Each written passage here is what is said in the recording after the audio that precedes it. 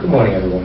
This is the video operator speaking, Robert Gibbs of Epic Global, 240 West 35th Street, New York City, New York, 10001. Today is March 23rd, 2018, and the time is 10:06 a.m.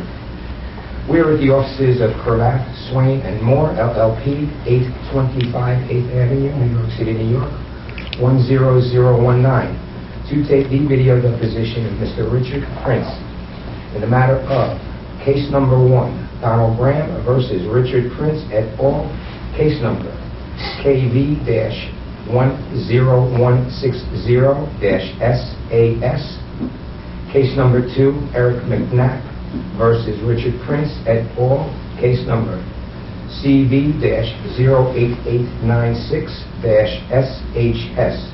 Both cases are in the United States District Court for the Southern District of New York. Will counsel please introduce themselves for the record? Charles Munn from Cravath, Swaine & Moore, representing Donald Graham and Eric McNabb. Catherine Armstrong from Cravath, Swaine & Moore. Adam Rich, Cravath, Swaine & Moore for the plaintiffs. Tracy Appleton from Boston Lodge and Flysig on behalf of the Virgin Gallery Inc. and Once Virgin. Helena Markley, Greenberg Traurig on behalf of Richard Prince. Brian Sexton, General Counsel of Richard Prince. Ian Ballin, Greenberg Traurig, Los Angeles, on behalf of Richard Prince. Thank you all. Will the court reporter Stephen Moore of Epic Global please swear to witness? Would you raise your right hand, please, sir? Do you swear the testimony you're about to give will be the truth, the whole truth, and nothing but the truth? Yes. You may proceed, counsel. Good morning, Mr. Prince. As I said before, my name is Charles Munn, and I represent Donald Graham and Eric McNabb. Thank you for being here today. I'm going to be asking you a series of questions about your career and artwork and the particular works at issue in this case. And first, I'd like to go over a few rules of the road. This deposition is being recorded and transcribed, so you will need to verbalize your answers, and nods and grunts won't do, okay? Yes. Okay. And if you don't understand a question, please don't hesitate to ask me for a clarification. Can we agree to that? Yes. All right. If you need a break, please let me know. I'm happy to break any time that you need to, okay? Yes.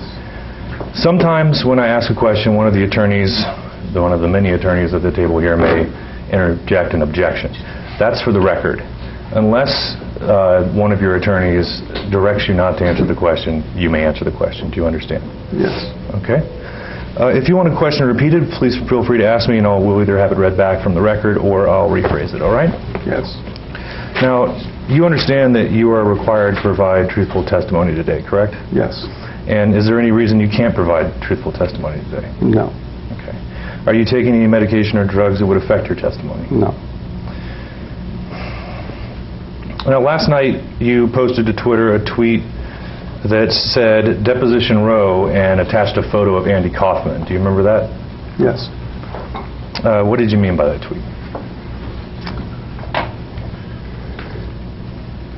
I was trying to remember the career of Andy Kaufman. And what did Andy Kaufman do? I believe he was a satirist, TV star. Was he a comedian? Yes. And what did you mean by the words Deposition Row? It's a variation on a Bob Dylan song.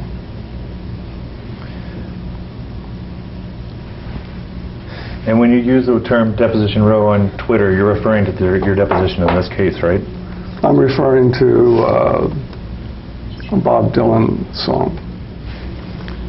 Is there any reason you chose the particular photo of Andy Kaufman that you chose for your tweet?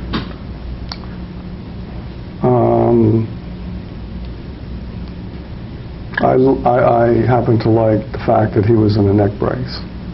I remembered an incident where I believe he was wrestling, and I was imagining that he was perhaps injured during his encounter with a real wrestler. I believe that Andy was playing the part of a wrestler.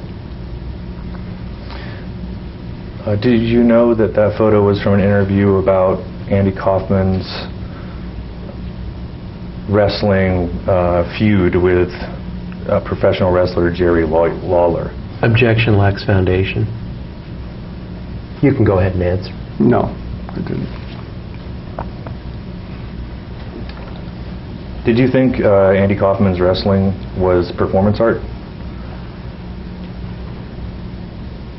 Define performance art. How do you define performance art? Objection, counsel, it's your turn. I'm asking the witness to define the term performance art for himself. Lacks foundation. You can go ahead and answer. I don't, I mean, performance art is something that artists do when there's an audience, perhaps on a stage. I'm not that familiar with, I have some performance artists, friends, who, it's a medium in which, it's just another medium in which an artist can be creative. I've done a couple of performances. I believe the first one I did was as early as 1976 at the Grommet Theater. I did a performance, as far as I can remember. I think it took place on Broadway between Prince and Spring. Do you consider Andy Kaufman to be a performance artist of sorts? Of sorts.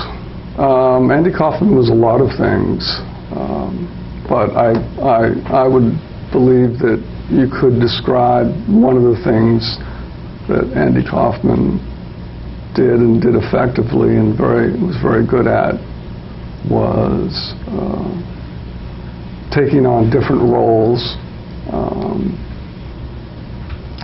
And I believe that performance artist would be one way to describe some of which what Andy Kaufman did in his life. And you said that the words Deposition Row referred to a Bob Dylan song. What Bob Dylan song were you referring to? It was a song on his album Desolation Row, on an album Bringing It All Back Home. I believe it was his first album that he went electric.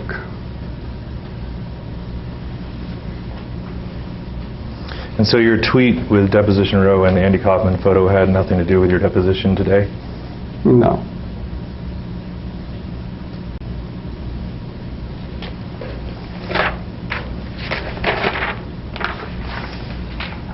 Have you ever been deposed before? Yes.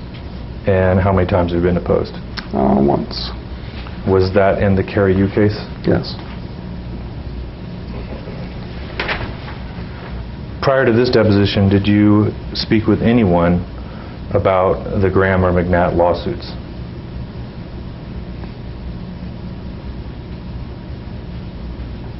I believe I've discussed these lawsuits with my counsel. Have you discussed the lawsuits by Mr. Graham and Mr. McNatt with anyone else besides your counsel? No. You haven't tweeted about the subject matter of the lawsuits? Not that I'm aware of. You haven't spoken to any of your friends or colleagues about the lawsuits that Mr. Graham and Mr. McNatt have brought? Not that I can remember.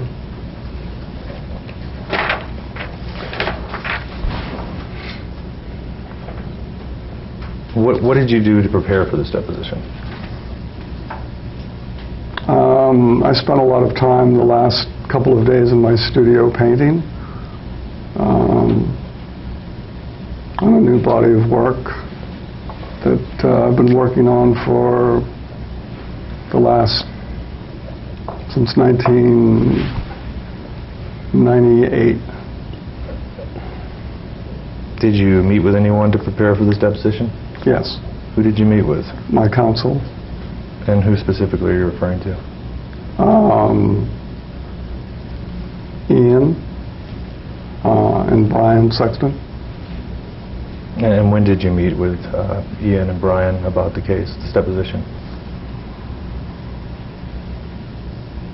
A week ago, I believe. How many times did you meet with Ian and Brian about this deposition?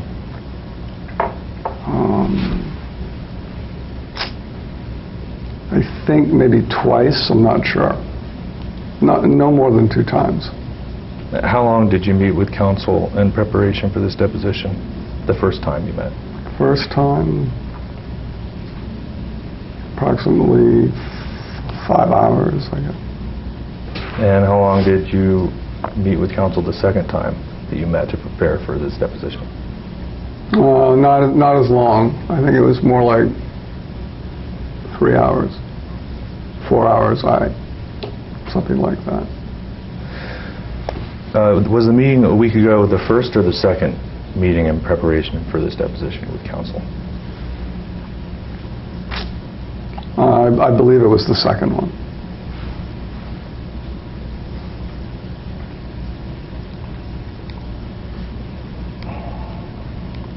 Did you meet with anyone else to discuss this deposition besides counsel? Not that I'm aware of. Do you know whether other depositions have occurred in this litigation prior to today? Yes. To your knowledge, who has been deposed? To my knowledge, let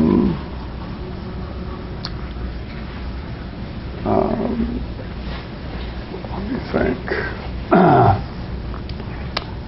Some of my assistants have been deposed, and I believe I was told that Larry Gagosian was deposed. Have you communicated with your assistants or Larry Gagosian about their depositions? No, I haven't. Did you have a meeting with potential witnesses in this case to discuss what would be testified about at the depositions? Objection vague and ambiguous with respect to potential witnesses. This is a lay witness, not a lawyer. You could answer. I don't understand the question. Did you meet with any of your colleagues or assistants to discuss the depositions that might be taken in this case?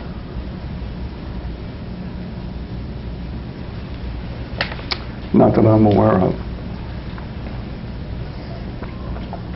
Prior to his deposition, did you ever meet with Larry Gagosian about what he would testify about at his deposition in this case? No. So it's your testimony today that you've not discussed the other depositions in this matter with anyone other than your attorneys? I don't know what you mean by other depositions. You testified earlier that you, to your knowledge, your assistants and Mr. Gagosian had been deposed in this case, right? Yes. Have you discussed those depositions with anyone other than your attorneys? No. Did you review any documents to prepare for this deposition? Define documents.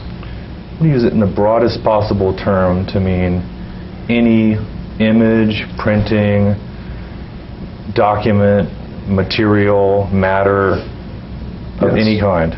Okay. What documents did you review in preparation for this deposition? My counsel showed me printouts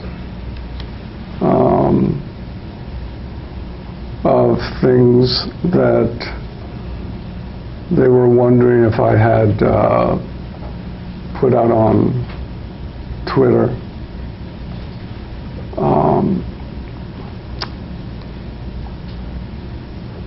think those were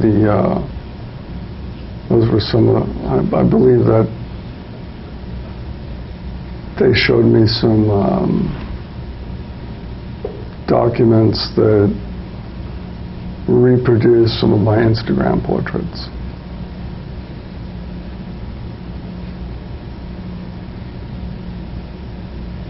Do you remember which printouts of Twitter posts they showed you?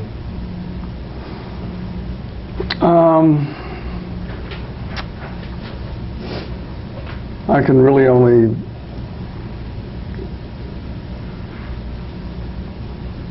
I would have to be shown those documents to actually answer that question. No, I don't remember the various Twitters that they showed me. I can't recall the specifics. It's a complicated medium.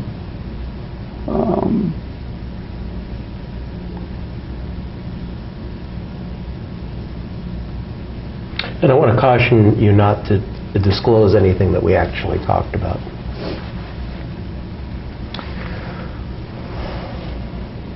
Do you know if the Twitter printouts they showed you have been produced in this case? I don't understand the question. What do you mean by produced? Do you know if your attorneys disclosed the Twitter printouts in discovery for this case?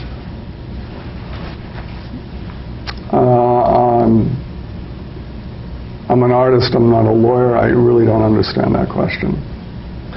Do you know what discovery is? Again, I'm an artist. I don't understand that kind of legalese, or I suppose I don't know how you would define that term, discovery. Are you aware that when you are sued, that the party that sues you can ask for documents in your possession? Yes. And you are required to produce those documents to the other side? That's what I'm told, yes.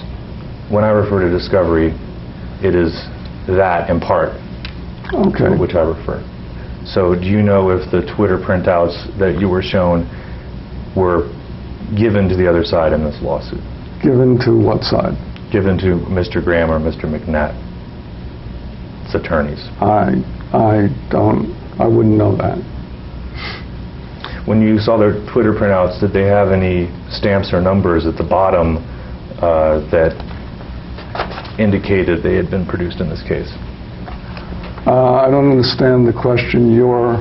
When you said your printouts, are you referring to my printouts, or? When you were shown the printouts of the Twitter posts at meetings to prepare for this deposition, did they have any numbers at the bottom that had been added by your attorneys? Not that I was aware of, no. So to the extent that those printouts have not been produced, we're going to call for their production. Did you prepare any documents to assist you in providing testimony today? Did I prepare documents? Yes. No. Can you summarize your educational background, please? I went to high school, I went to college. And where did you go to college? I went to college, it was called Nasson, N-A-S-S-O-N, college. And Nassau College is in Maine? It was in Maine. And when did you graduate from Nassau College? That's a good question.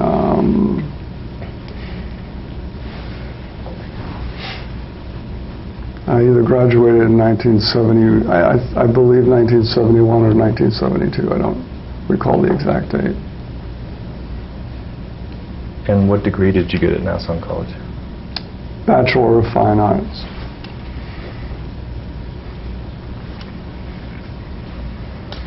Have you attended any other professional schools? No. Any other education? No. So starting with your first job after college, can you summarize your employment history?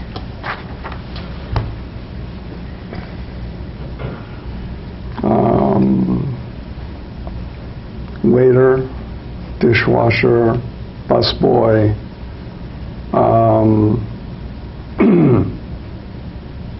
I worked at a nightclub.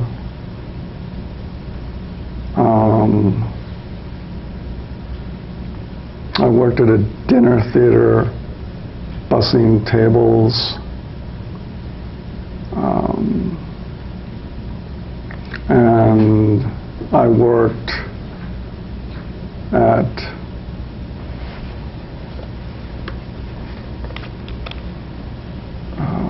various jobs at, I believe at the time it was called Time Life.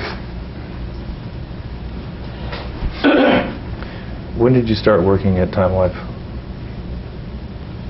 I believe it was 1975. And were your jobs as waiter, dishwasher, busboy, etc., but prior to 1975? Yes. And what were your various jobs at Time Life? I worked in a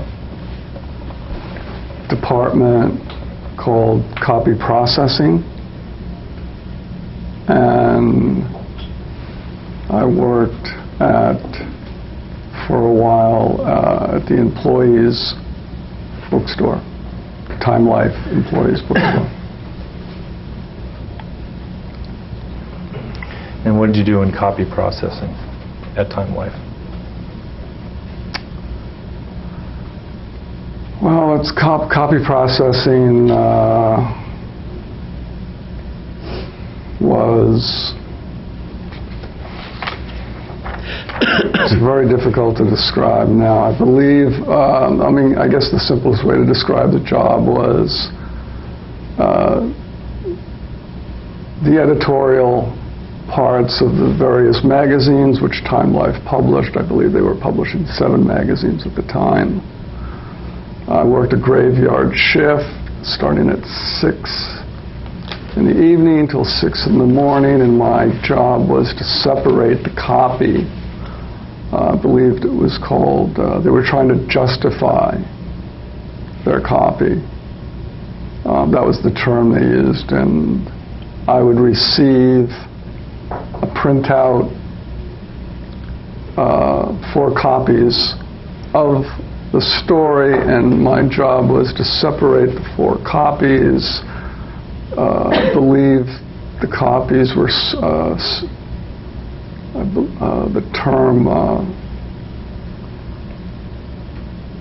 I would have to roll each copy and put it in a tube, a pneumatic tube, and send it to either, I believe, if the story was to go to People magazine or Time magazine, Sports Illustrated. The copy was, I believe, it was called Carbon back then. And my job was to separate the 4 copies. When did you start working at Time Life? 1975. I believe it was 1975. And when did you leave Time Life? I left Time Life. I worked there for 10 years, so I left latter part of 1985.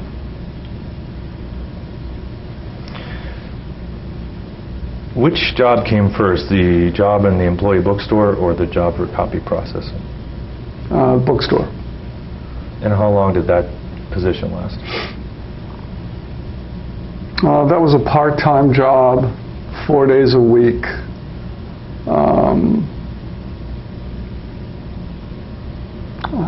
I believe it was,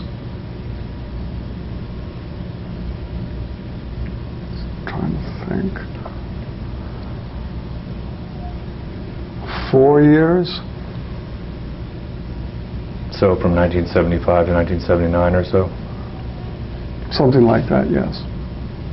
And so did the copy processing job last from 1979 or so to 1985? To the best of my recollection, the copy processing job lasted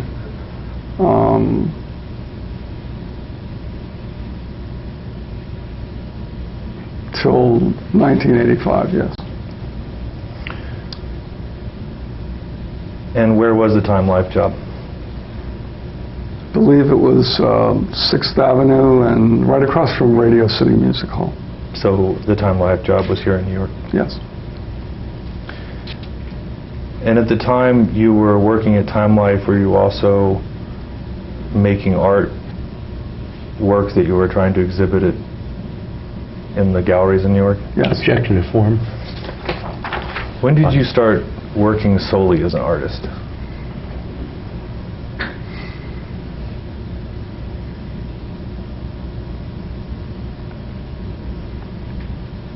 I wouldn't necessarily describe working solely as an artist.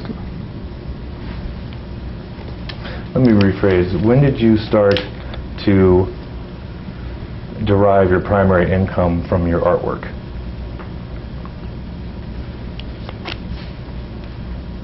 In 1987.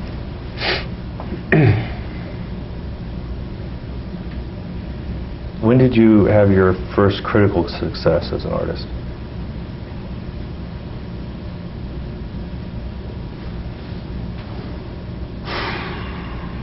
Objection to form, critical success. You can go ahead and answer. When did are you asking me when did I get a positive review? Is that how you define critical success? I believe that I've always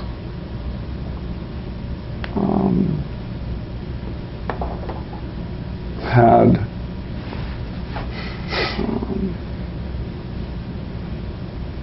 a bit of critical success simply because I'm the one who is making the decisions as to what I make, and as long as I am the one who's making those decisions, I believe that I'm successful. Do you believe that a value of an artist's work is determined by its commercial success? No, I don't. When did you have your first commercial success with your artwork? Objection to form, commercial success, vague and ambiguous. You can answer. I don't, I'm not in the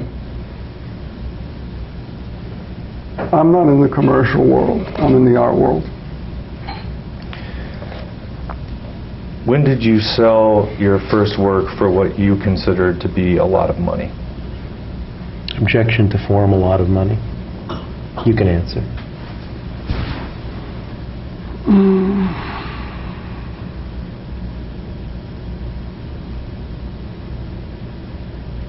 When I was 20. What year was that?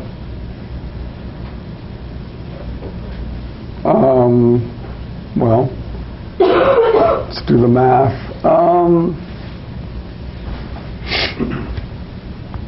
19. Well, let's just say, I believe it was my first show, 1973, as far as I can remember.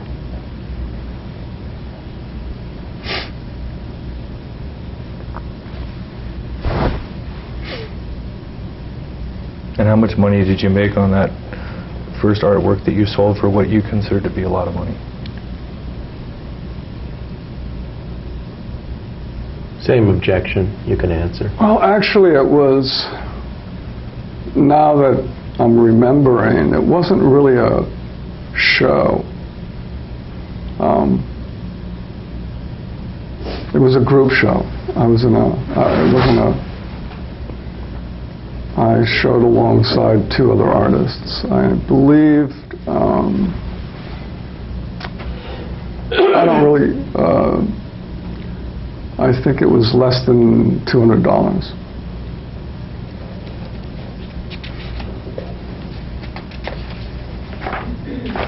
Do you think that commercial photographers are artists?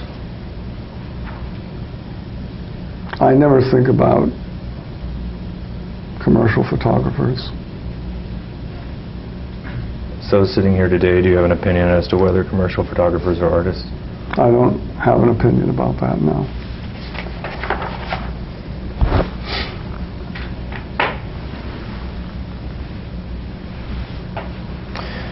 What is an appropriation artist? Objection lacks foundation. You can go ahead and answer. Well, there's a whole history to appropriation, starting with the Armory show in 1918. But to make a long story short, appropriation is essentially taking something that exists in the public consciousness, an everyday object, and taking that object and recontextualizing it, bringing it into the art world. Something like a soup can. And let's say you go to the supermarket and you say to yourself, you know, I eat a lot of, you know, Campbell's soup every day. So one day you realize, why don't I start painting the can of Campbell's soup? And you paint them in a very deadpan way. You make a decision about the scale of how you're going to paint that soup can, and you make a decision to show it not in the real world, but in another in the art world, which is another type of reality, a reality that's determined by creativity, imagination, and you decide to take those paintings and show them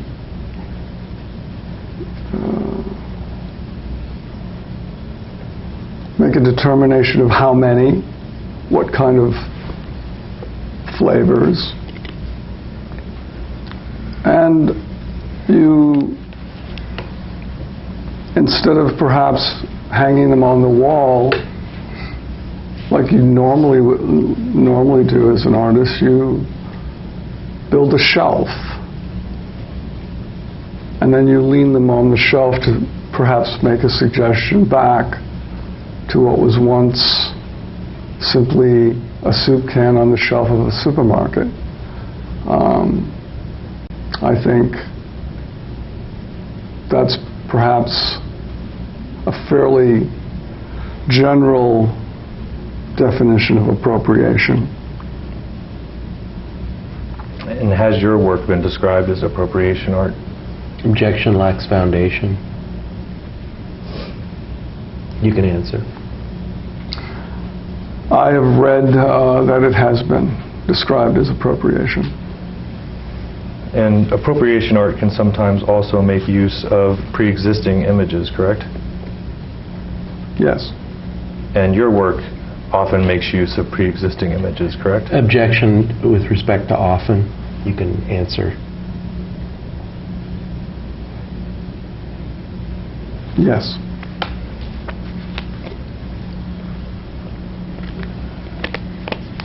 And in your cowboy photographs, you made use of pre-existing advertising images from the Marlboro cigarette campaigns, right? Yes. And in Spiritual America, you made use of a photograph of Brooke Shields that pre-existed your work, correct? Yes. And you took the title Spiritual America from a Stieglitz work, correct? Yes. And that Stieglitz works was a close-up photograph of horse genitalia, is that correct? It was a gelded horse. Gelded horse. And in your nurse paintings, you make use of images from old pulp magazine and paperback covers, correct? I wouldn't describe them as old. Let me rephrase the question. In your nurse paintings, you make use of images from pulp magazines and paperback, correct? Yes. And in your de Kooning paintings, you made use of the artwork of de Kooning, correct? Yes. And in your Canal Zone works, you made use from photos from a book called Yes, Rasta, correct? Yes. And in your New Portraits work, you make use of Instagram posts that contain photographs, right?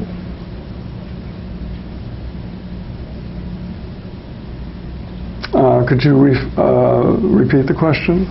In your New Portraits work, you make use of Instagram posts that contain photographs. Yes. Before you make use of an appropriated image in your artwork, do you seek permission to use it?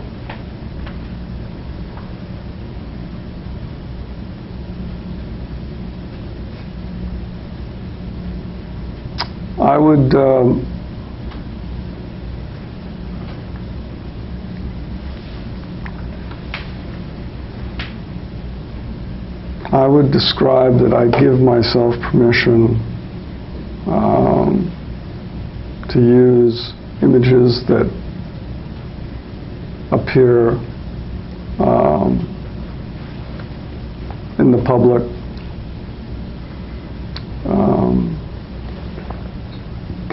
and appear in the public in various forms, whether it's from a book, magazine,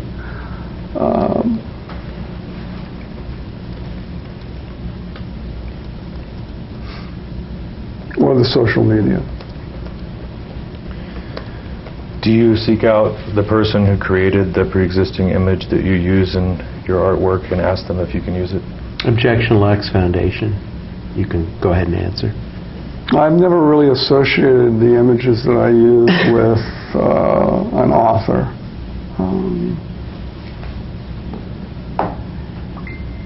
So when you find, strike that, did you associate the de Kooning images with de Kooning? Yes. So sometimes you do associate the images that you see with an author. Well, you're talking about another artist in that particular situation.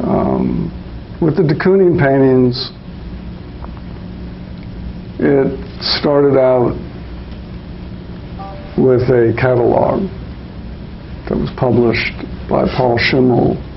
I believe he was working at MoCA. And I started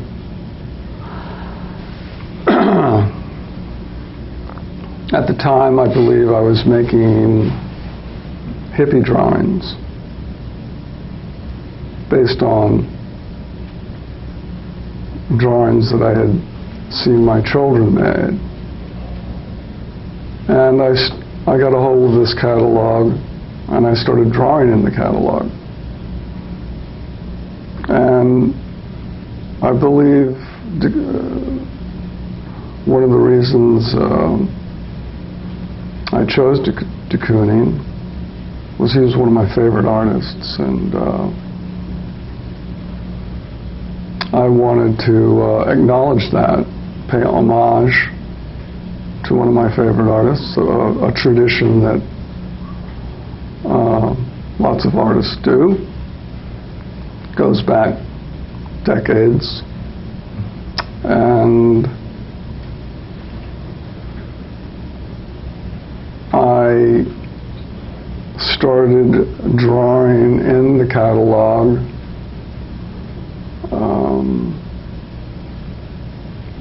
trying to continue or add on, contribute what he was struggling with, which was the figure. And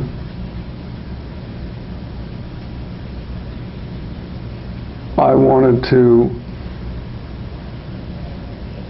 simply see if I could make some sort of contribution and add a certain kind of thread that would seamlessly go back from de Kooning to Picasso to Cézanne to El Greco.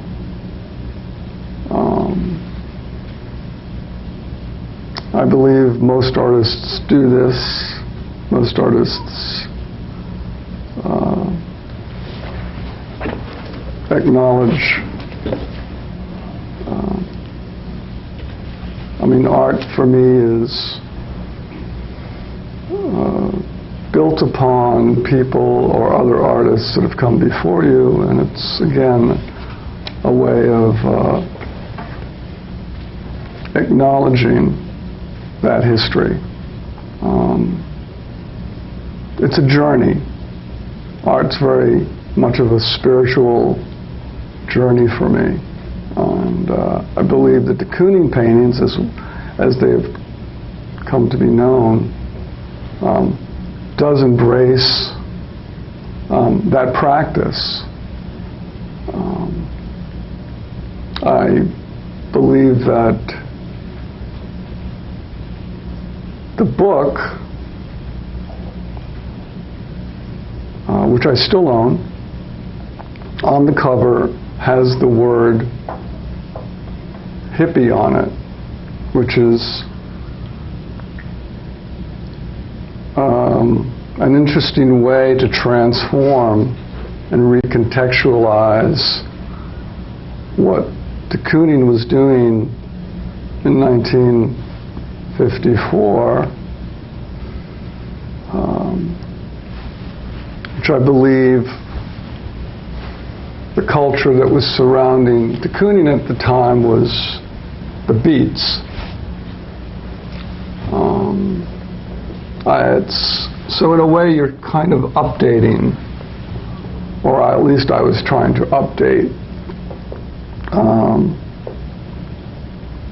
Mr. de Kooning.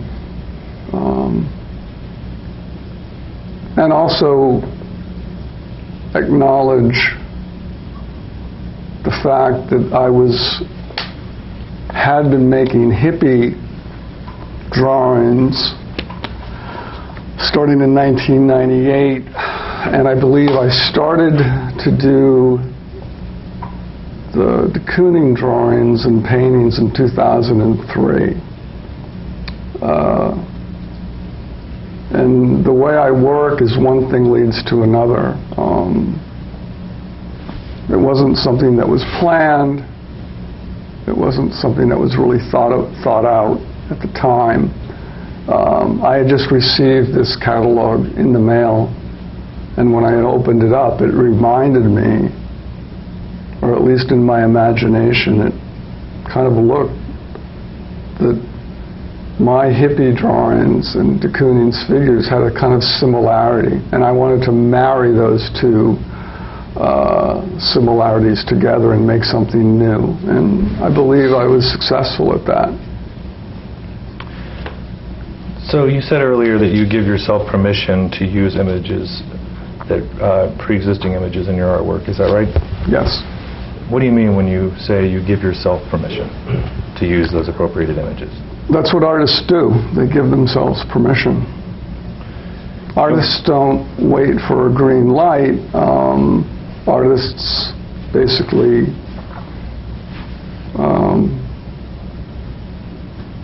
they don't actually even work. They're not on assignment. They do exactly, or they try to do what they feel they must do. And again, an artist like myself is alone. I'm the one who's making the decisions. I'm in my studio,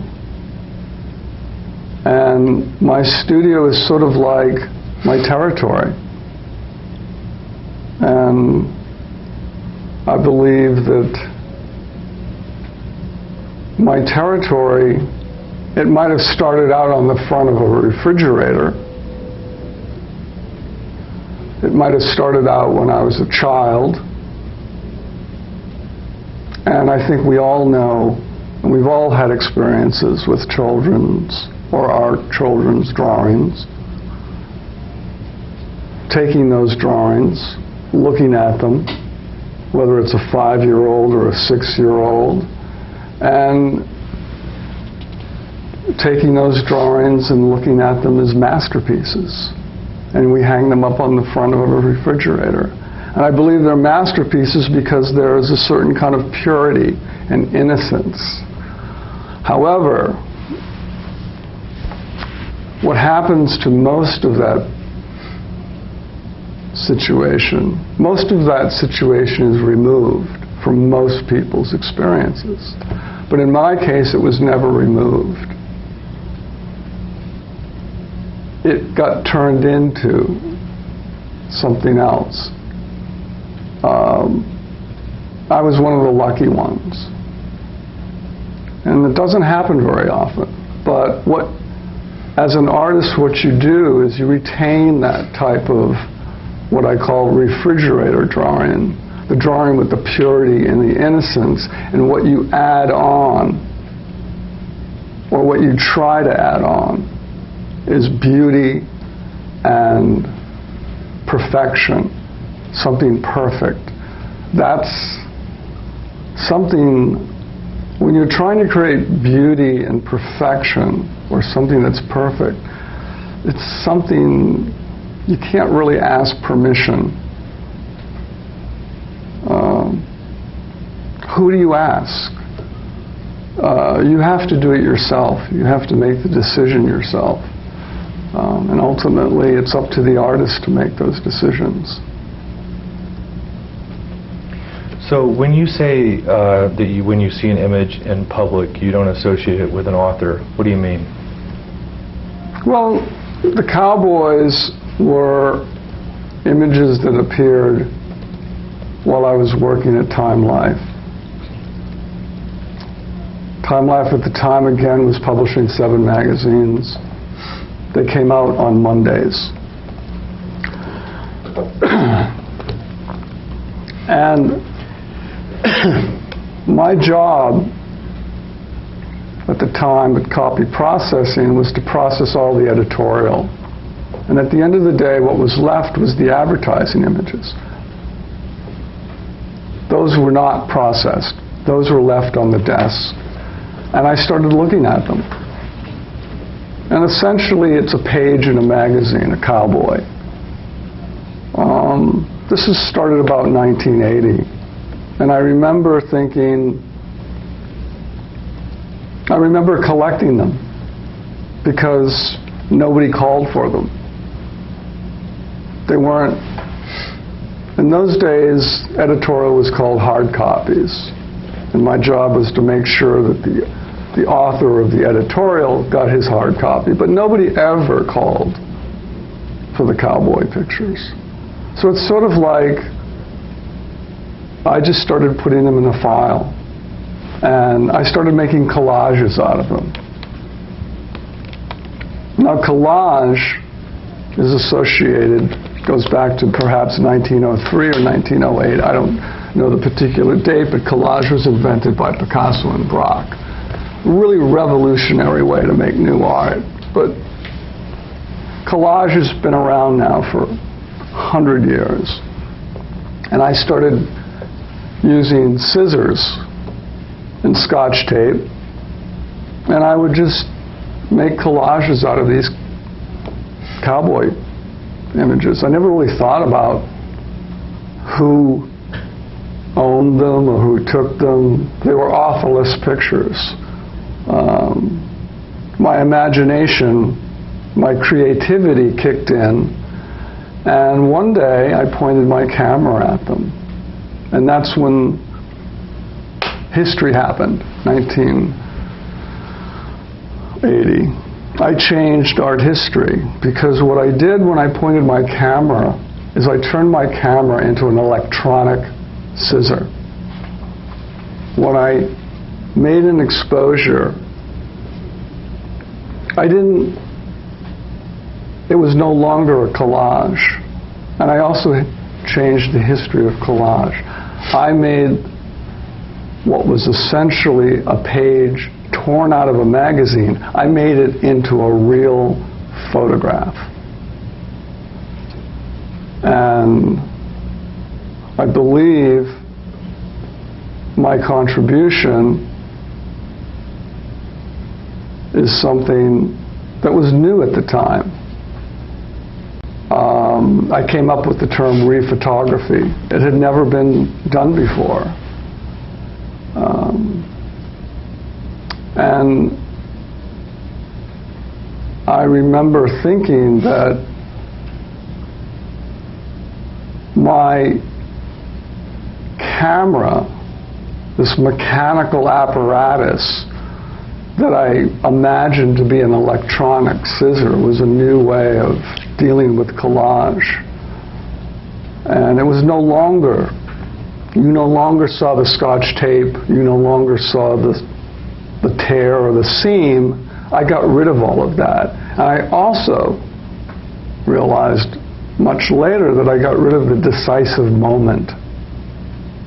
I changed the history of photography that day.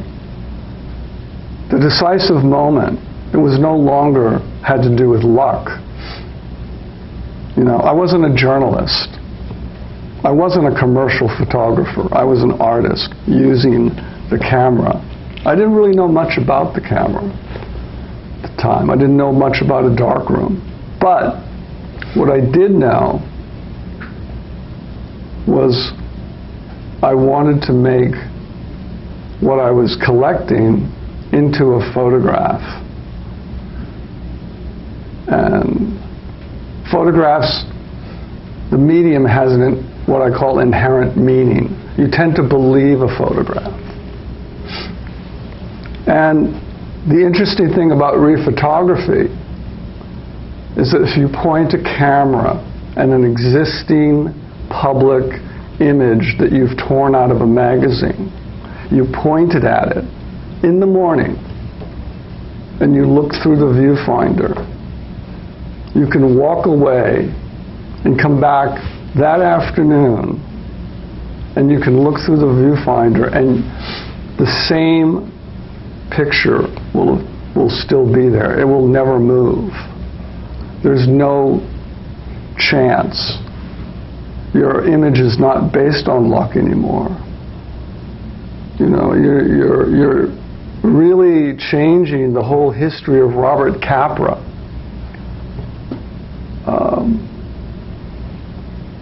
You're really changing the history of the medium.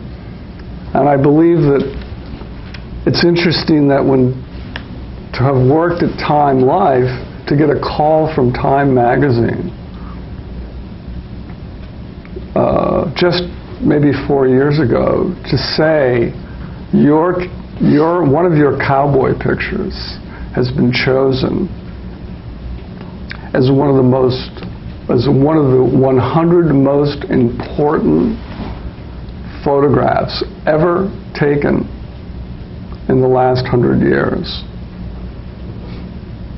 And it's also I mean, to make history for any artist, it's very difficult to be the first. And I believe that's what rephotography did. I was a kind of pioneer. No one had ever done it before. It was very difficult to even define at the time. And believe me, it's interesting to look back at the first cowboy show in 1984 when I hung those re-photographs of the Marlboro images up in a gallery. Not one of them sold. Not one. I didn't make a dime. And it was interesting to get a phone call in the middle of the night that I believe it was 2006 that I got a phone call and it simply said, "Richard, one of your cowboy photographs just went for over $1 million." I was the first artist to sell a photograph for more than $1 million. I received a phone call at 10 at night.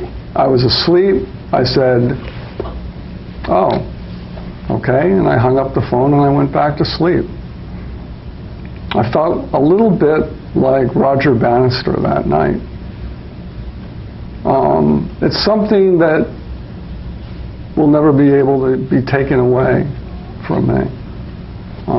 And I believe there was a bit of irony, and I wouldn't call it.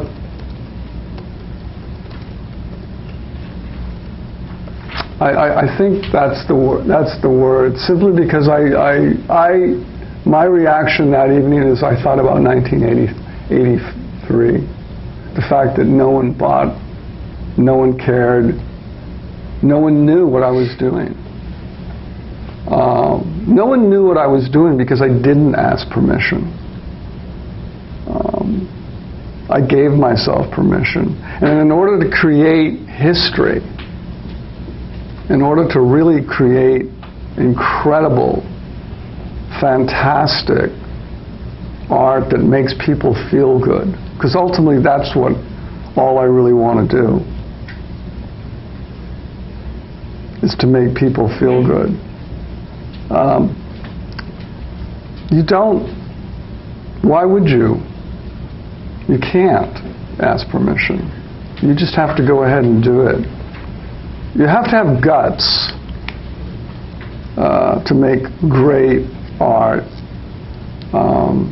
And my, for lack of a better word, mentors, the artists that I look to are the people who made history. Braque and Picasso, 1942 Pollock, Jackson Pollock. It's just indescribable what he did in 1942. And the same thing with Andy Warhol. I mean, imagine painting a Campbell's soup can in I believe it was 61. I mean, did he ask the Campbell's, did he call up? No, he was actually eating the Campbell's soup every day for lunch. That's why he painted. Artists oftentimes find the best subject matter in what's right next to them, what they do every day. And I believe that's what happened with the Cowboys. They were right next to me every day. And every Monday I looked forward to the magazines being published because I would quickly go through them and look, oh, is there going to be a new cowboy advertisement? It was exciting. It's hard to describe, but I was also working, and I turned that job at Time Life, which was this great dystopian building, open 24 hours a day, 7 days a week. Kind of a J.G. Ballard type of situation. I turned it into my studio. And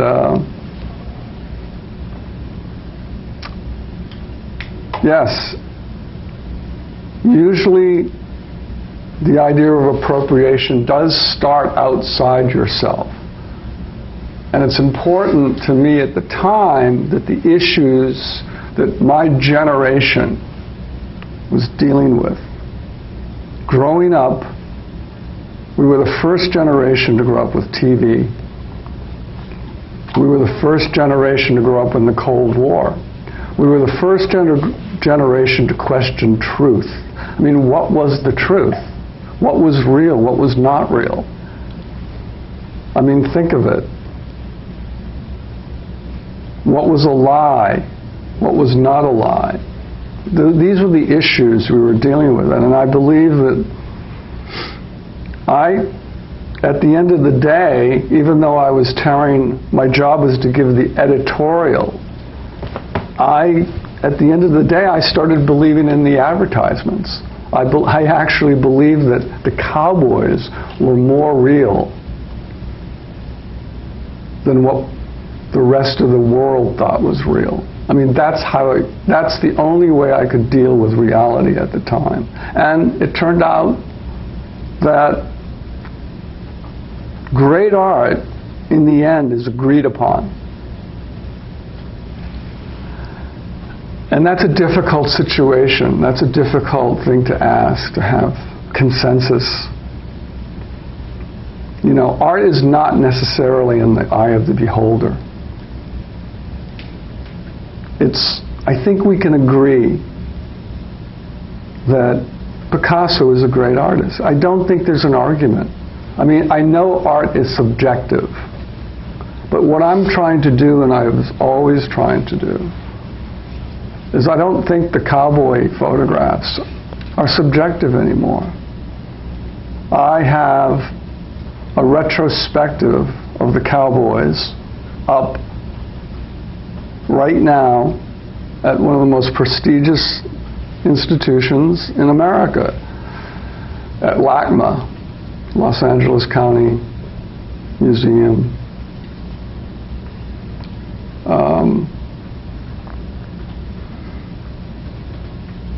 And there seems to be some sort of agreement, finally. And that's all, I mean, I think that's when you're talking about criticality or a critic. I'm not really, that's something I don't pay attention to.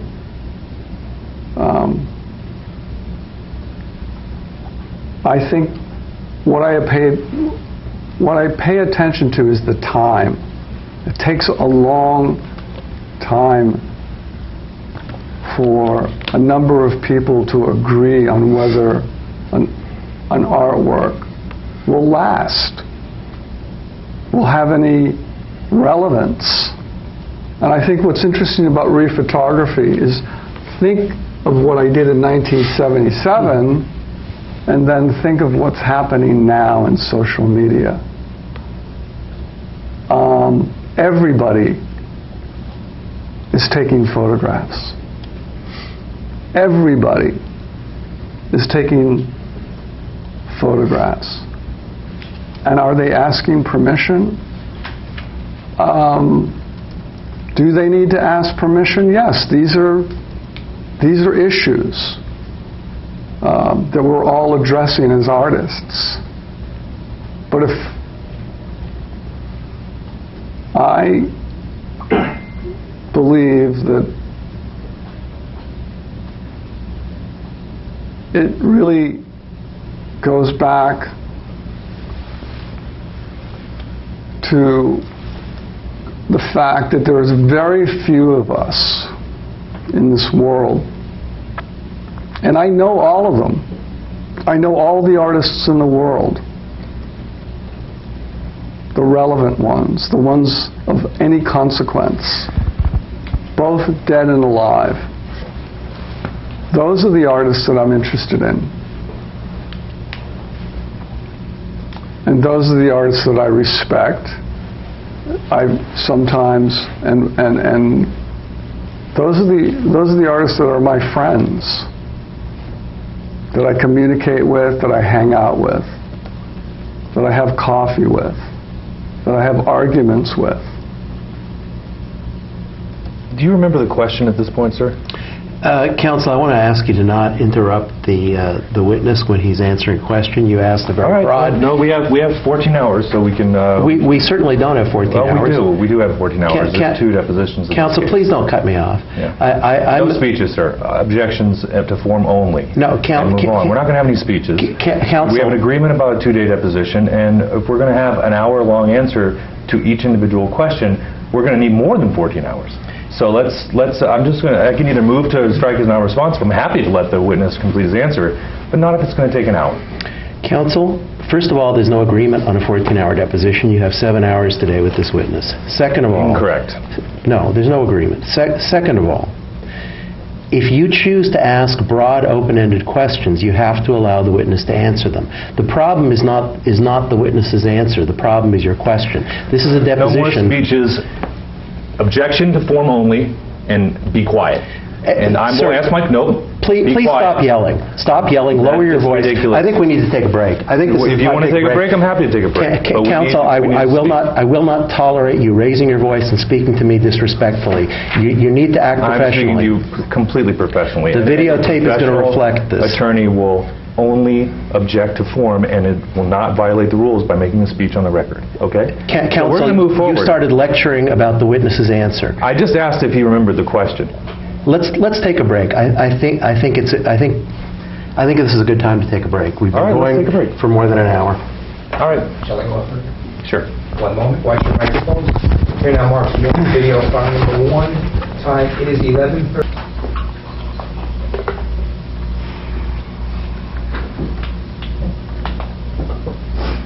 Here now marks the beginning of video file number 2. Time is 11:28 a.m. Mr. Prince, have you ever sought permission to make use of an appropriated image after you've incorporated it into your artwork?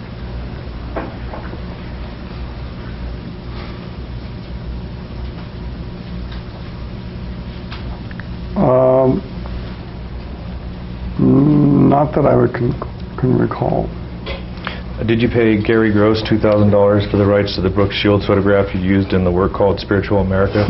Yes. And why did you do that?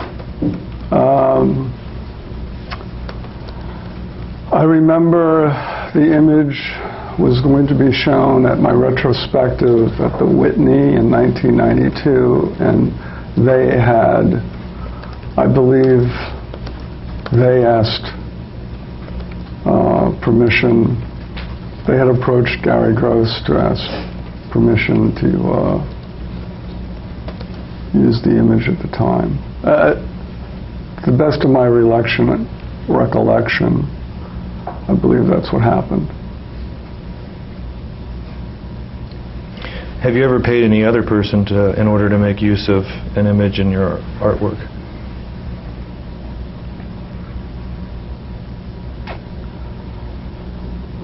I can't recall. When you make use of an image in your artwork, do you typically attribute it to the original artist in the description of your work?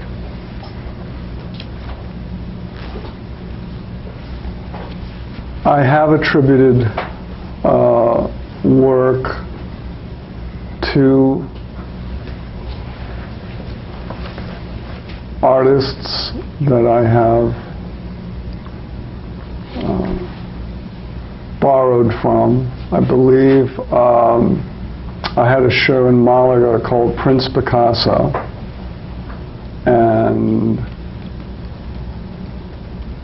I attributed My de Kooning paintings were, in fact, I don't think I called them the de Kooning paintings, but they ended up being called the de Kooning paintings. When you've taken pre-existing images that you don't associate with famous artists like Picasso or de Kooning, have you attributed them to their authors after incorporating them into your work? Objection to form, famous authors. You can answer. Famous artists. You can answer. Could you repeat the question? Do you attribute... sorry, let me withdraw. Let me restate that. When you make use of an image in your work by someone who is not as famous an artist as, say, de Kooning or Picasso, do you attribute the pre-existing image to them in the description of your work?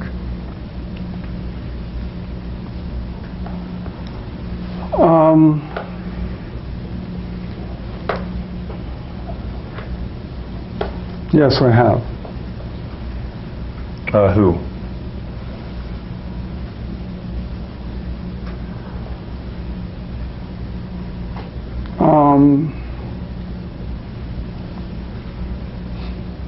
Betty Klein? No, I'm sorry. Betty Page. Betty Page. Okay. Do you allow copies of your work to be sold as prints?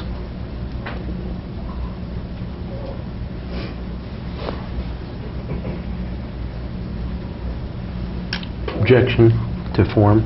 You can answer. I'm not sure what you mean by that question. Can you be a little bit more precise? Sure.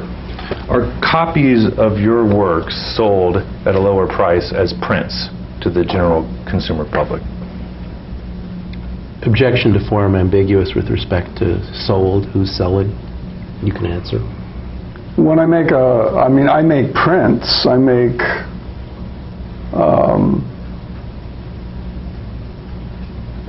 I'm not sure I understand the question, but I do make prints. I make etchings, I make lithographs, I make multiples.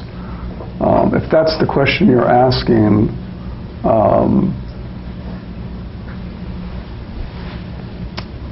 yes.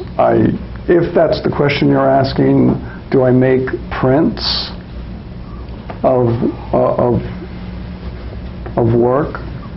I do work with a place that does, in fact, make silk screens and posters,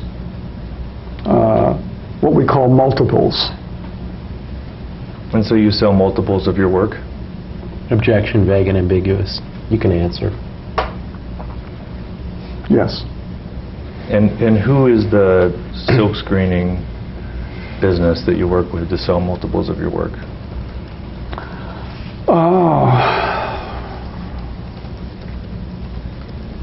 I worked with a woman, I believe her name is Susan Inglet. I made a portfolio of lithographs, and I don't recall the date. I believe it was in the 80s. That was my first significant portfolio. I believe it was an edition of 26, lettered. Well, it was an edition of 26.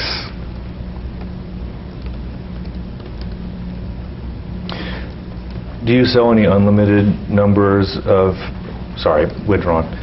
Do you license your work to third parties who sell copies to the public? Objection, vague and ambiguous with respect to work. You can answer.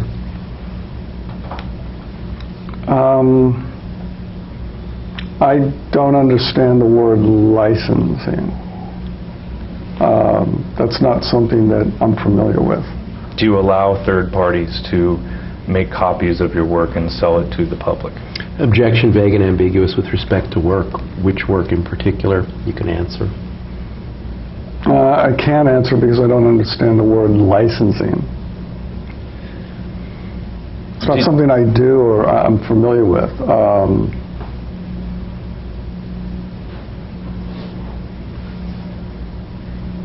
So when you sell a painting, afterwards, are copies of that painting sold to the public by a third party that represents you? As far as I know, I don't believe so. Did you previously have an Instagram account with the handle Richard Prince 4?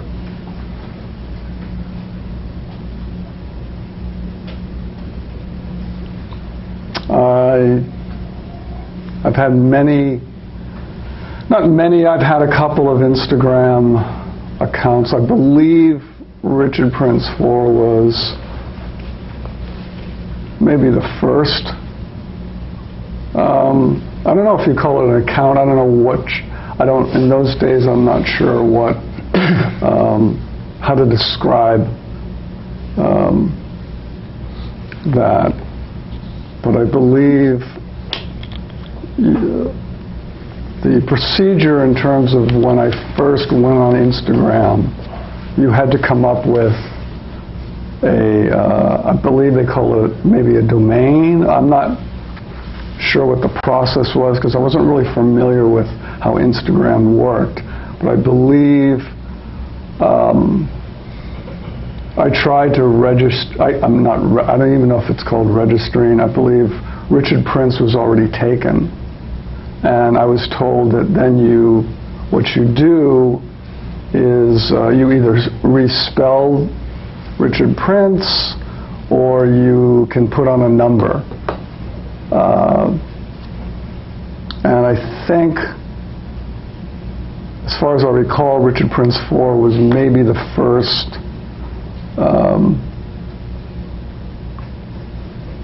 account that Instagram allowed me to enter into that social structure. So you posted images and messages to Instagram under the handle Richard Prince 4, right? I believe I did, yes. And was your Richard Prince 4 Instagram public? Yes. And did you eventually delete the Richard Prince 4 Instagram? Objection to forum Instagram? You can answer. No, I didn't delete it. So Richard Prince 4 Instagram account still exists on Instagram today? Objection lacks foundation.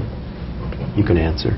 I don't know if it does exist. I know there are many Richard Prince accounts on Instagram as of today.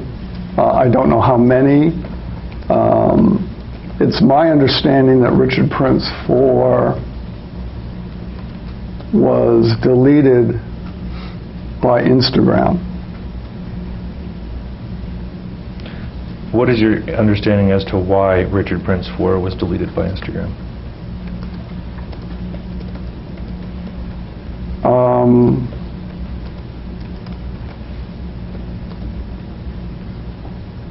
I don't know why they deleted it.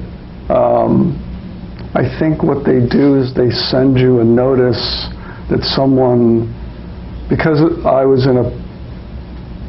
my account was public, I believe anybody can object to an image that you post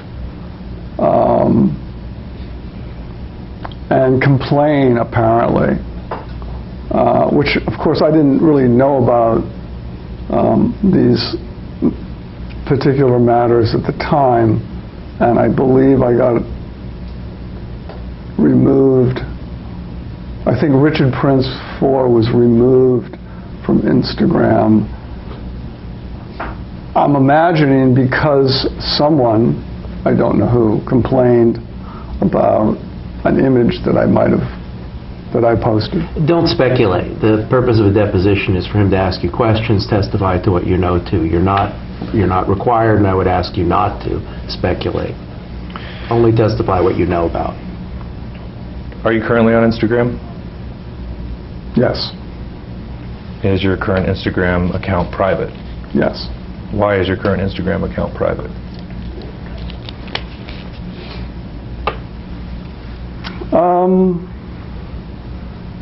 I want to be private.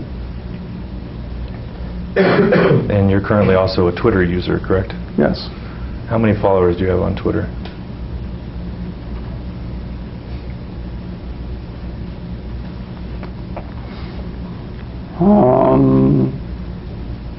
Last time I checked, which was last year, I believe it was around 24,000 people. And you're aware that when you retweet a post that all of your followers can see it, right?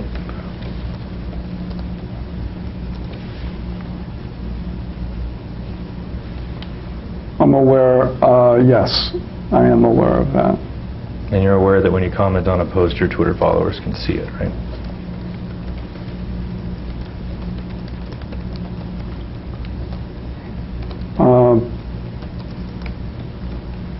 You're going to have to, I'm not sure what you're asking me. So when you comment on someone else's post on Twitter, your Twitter followers can see it, correct? Yes. I'd like to show you a document that I'm going to mark Exhibit 171.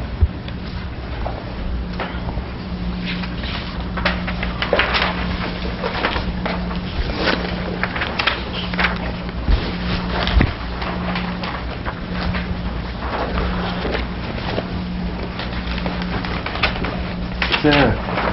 Oh, we just got one copy. Thank you.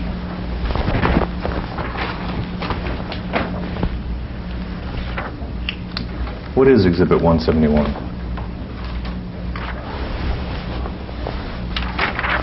It's a, 53 lines. It is a post of a work of art that I made in 1984. And is the name of that work of art The Velvet Beach? Yes. And can you walk me through how you created The Velvet Beach? Yes, I can. Please explain how you created The Velvet Beach.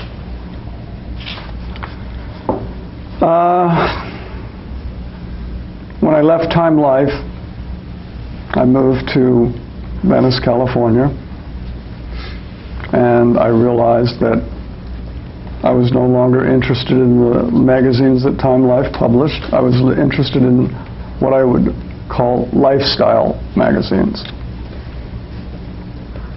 I realized that there were a number of surfing magazines. So I decided to rephotograph some of the images that I found in surf magazines. And I believe that in 1984, this was one of the first examples of switching from advertising images to images that appeared in a lifestyle magazine. So you look through lifestyle magazines for pictures of waves, is that correct? I looked through surfing. There were a number of surfing magazines, which I was not familiar with at the time, at the newsstand.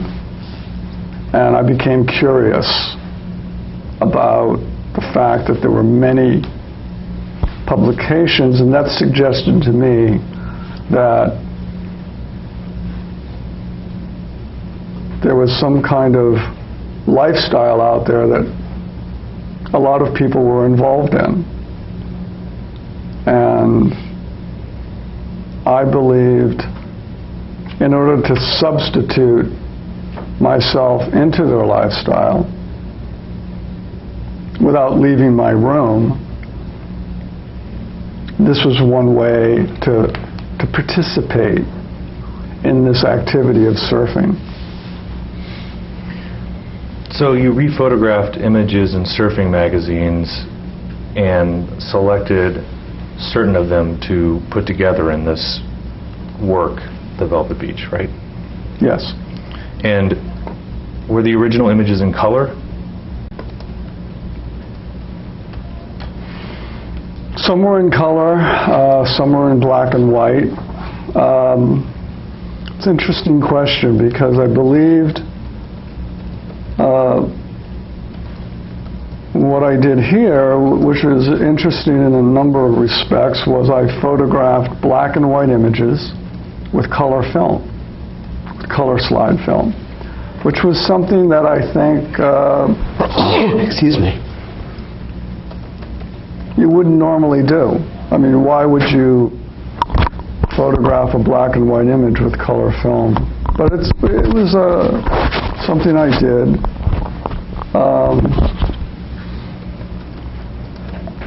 And the other thing that I did here was I invented a way of having an entire show in one frame. Rather than hang 12 individual images on a wall, I developed a process along with the lab that I was using. They had a term at the lab called ganging together. I was using color slide film, and there was a term where you would gang your slides together.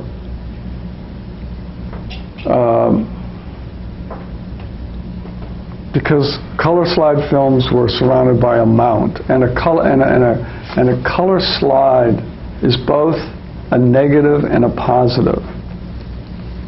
So I was taking advantage of all these givens, all the naturalness, the natural abilities that come with photography. And I got the idea that why not,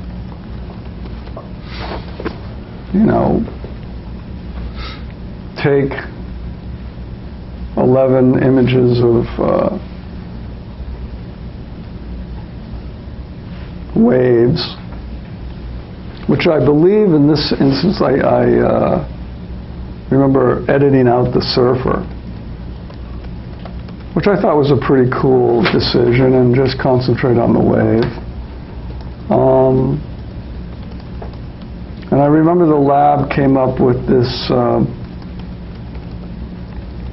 that I was working with, came up with this format. And I looked at the format, and I realized that I could put an entire lifestyle in one frame. And I called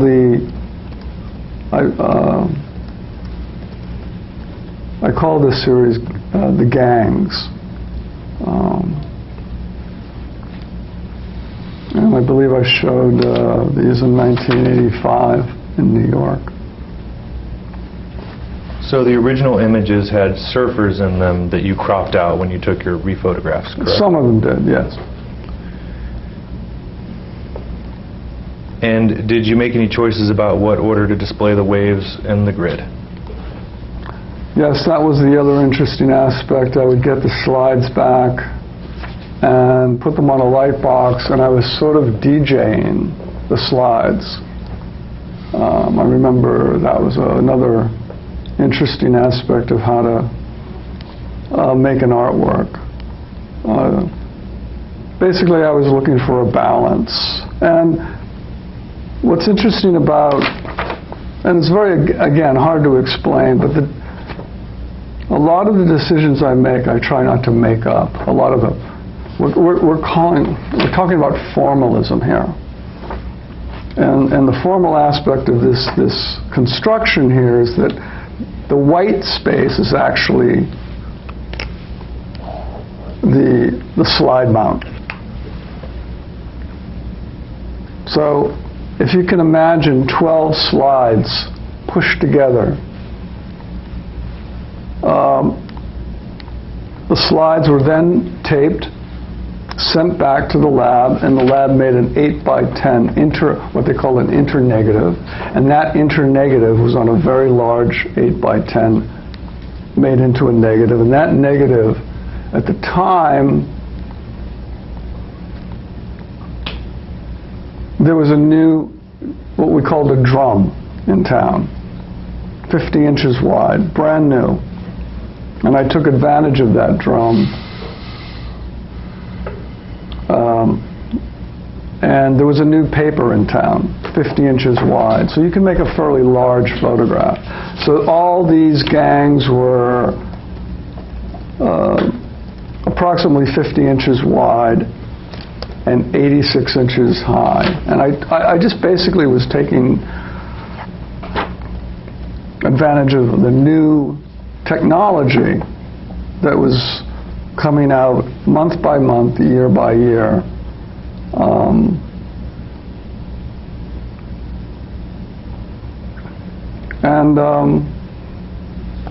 This was one of the first examples of trying to participate in activities which I really didn't have much to do with, which was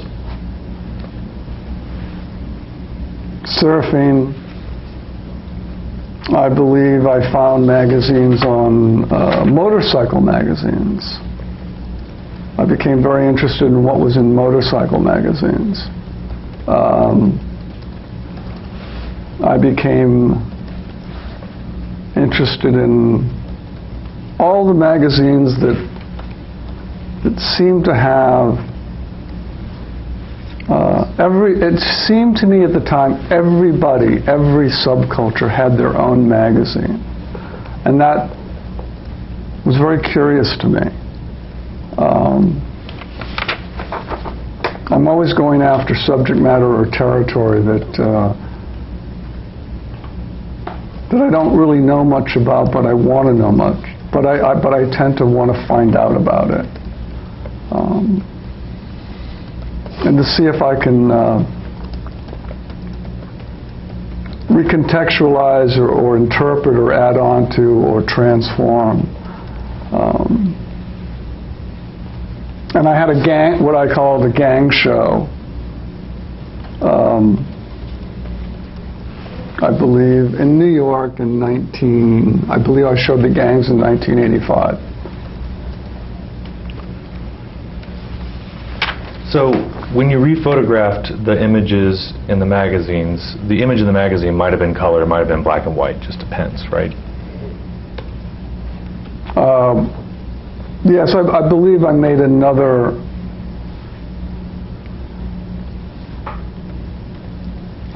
gang of waves in color. I believe I made, but this particular one was photographed. I specifically looked for black and white images of waves to photograph with color film. And then you arranged those color photos of black and white images of waves in a particular order on this grid and had it photographed as one photograph, right? Yes, this is actually a very seamless one photograph, yes. And what did you mean by your tweet attached to the Vulva Beach photo? Well, it's interesting because I've been getting a lot of inquiries lately. The gangs were never really embraced by the art world. A lot of people just didn't understand them at the time they were shown.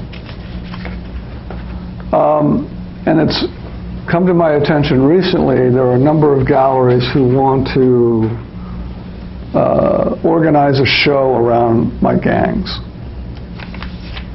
And this has been happening for the last couple of years, and I'm not ready to do that. And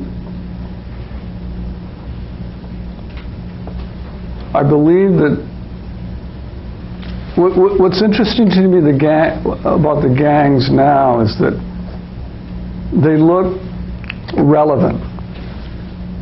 You know, what I did in 1984 has really come true in the last couple of years on social media. When you look at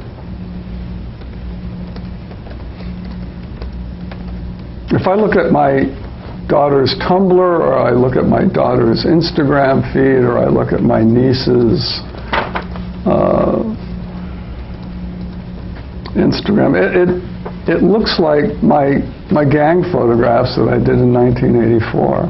There's really very little difference, and I think that's why now I'm getting inquiries into. I believe galleries are now trying to purchase the gang photographs in order to perhaps comment on the fact that I perhaps participated, or let's just say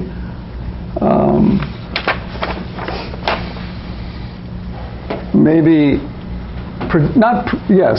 I would say predict almost the idea of the way Instagram, and in a sense the way the phone saves your photographs.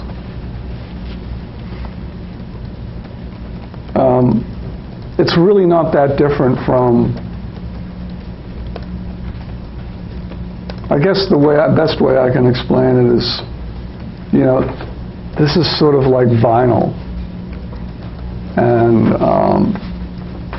or analog, and I believe people are interested in showing these gangs now. And I believe when I say, how do I explain this type of photograph, I can't. It's very, as I say, it's very hard to describe.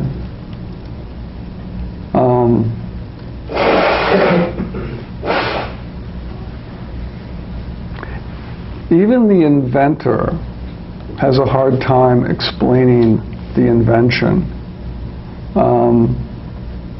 I don't do many lectures anymore, but I remember doing a lecture on the gangs at the International Center of Photography in 1986. And I think what's difficult, what's important to me is the white. Again, it's not really the image that's important to me here. It's the frame that's important. It's what's around the photograph. That's the most important part. The wave is actually kind of inconsequential. It's the white that's the most important part, because that's the border of the slide. And nobody got that at first. But it didn't matter. I think eventually people will begin to, again, art takes time. We're just beginning to understand what Man Ray did.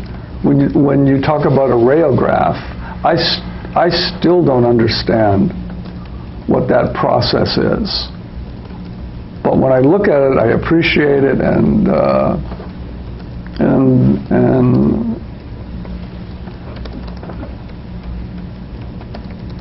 it's just a question of, I like the idea that it's taken, 1984, 2018. It's interesting to have people ask me now, there's a demand for something I did in 1984. I don't think that happens to very many artists. I believe most artists who created work in 1984, there is no demand for their work. It's long forgotten. Maybe I was doing something right. But certainly social media has embraced my gangs. So you say the negative space is very important in the Velvet Beach work, right? Yes. And the negative space was created by you turning the various slides different ways. Yes. And I noticed that in the middle row and the third row, some of the slides are turned horizontally. Yes, And you made that choice to turn them horizontally. yes, And that changed the negative space between the photos for those pictures, correct? yes. Okay. I'd like to show you, well, actually, one more question about this exhibit. When, at the end of your tweet, you put deposition row again. What does that mean? Deposition row is a nod to one of my heroes, who I consider, again, for lack of a better term, a mentor, Bob Dylan. So when you made this tweet, you weren't referring to your deposition today in any way? No, I was referring to Mr. Dylan, a friend of mine. All right, let's take a look at two exhibits, which will mark 172 and 173.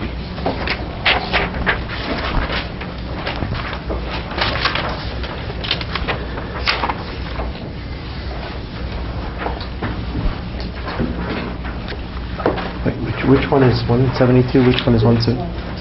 This is 173?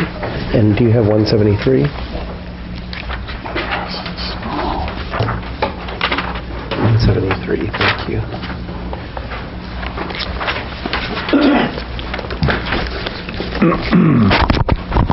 Do you recognize exhibit 172? What did we do with it? Oh, sorry. I recognize 173.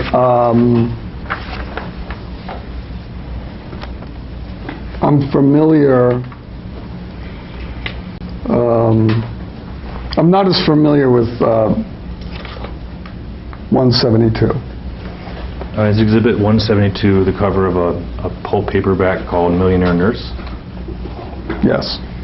And exhibit 173 is your work, Millionaire Nurse, correct? This looks like my work, yes. Can you explain the process by which you created Millionaire Nurse in exhibit 173? If you'd like me to. Please do.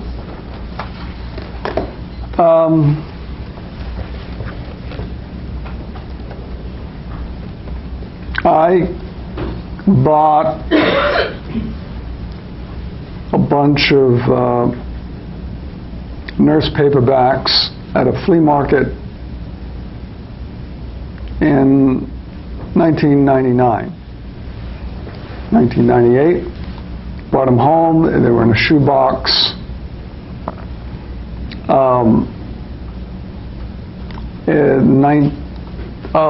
About 2 years later, I brought them back out. I looked at them, and at the time, what I was reading in the news was very disturbing, and the idea came into my head that everybody needed a nurse. And I remembered collecting these nurse paperbacks. I believe they were called romance books. And I tore the cover off of the book. And at the time, I was very familiar with this process called inkjet, which I had been using since 1985.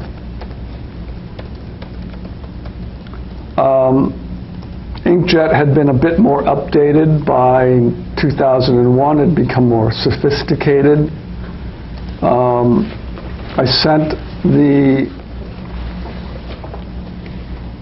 I sent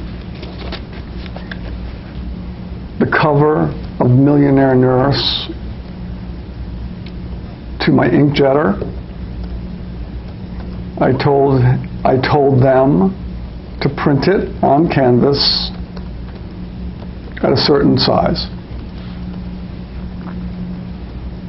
I got back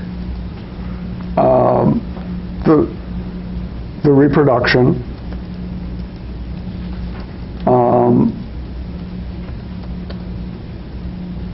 And I decided to start painting At first, the paintings were done, the first nurse paintings were done all in white.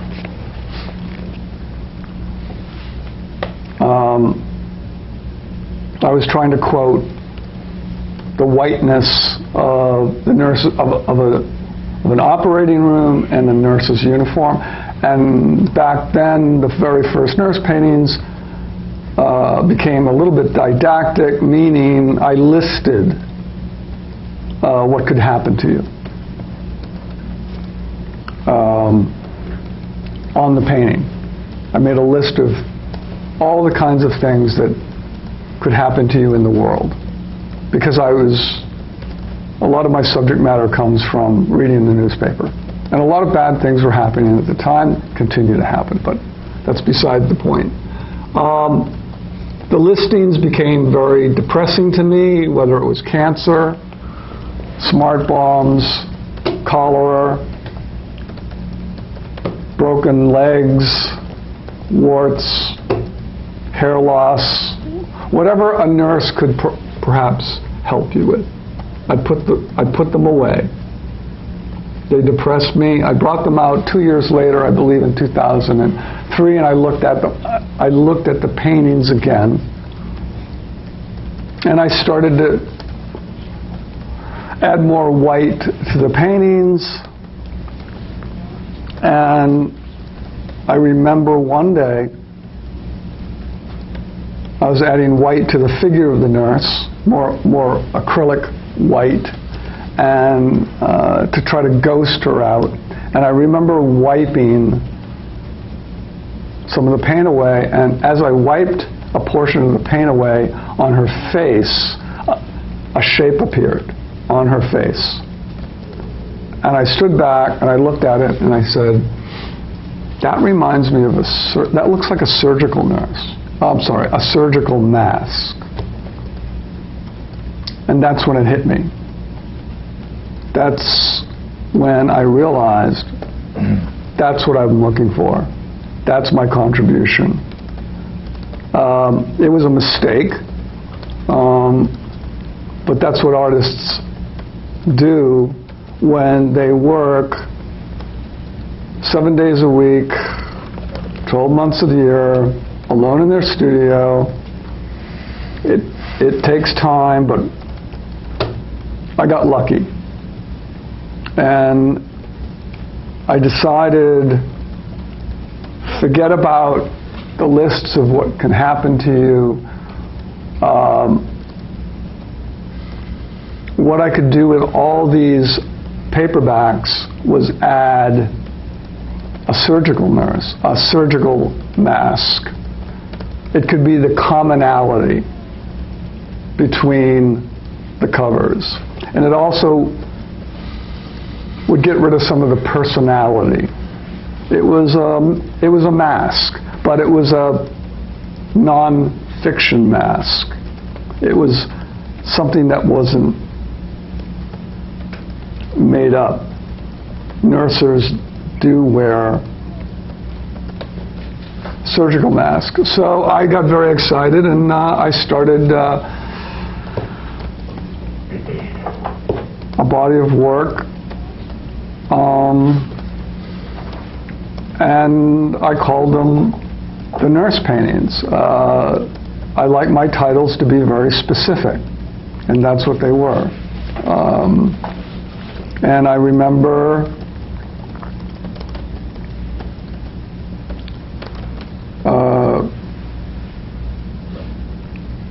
showing them to a gallerist. They passed. I showed them to another gallerist. They wanted to show them, and I believe they were first shown in London. And the day the show opened, on the front page of the New York Times was a couple that were being married in China, and the bride and the groom were wearing surgical masks because of SARS. And it occurred to me that I had hit a zeitgeist. that I had predicted something again. And what happened was the nurses became extremely relevant. And I could point to them, and even though they were made up, even though there was a lot of imagination and creativity involved in the making of the nurses, there was a lot of nonfiction involved. Again, removing some of the speculation that accompanies most artworks. Most artists ask questions. I try to answer questions. I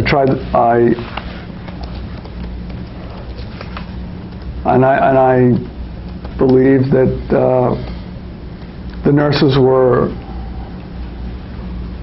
in some ways very playful, and I had a lot of fun painting them. They were a real joy to paint. The colors. And I kept the title. I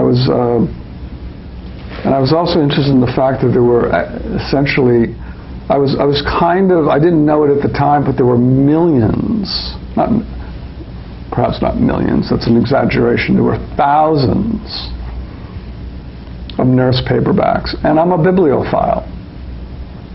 Everybody knows that I collect books, and this was in my wheelhouse. This was part of what, a lot of my work is about collecting. And so the whole experience of going into a bookstore changed.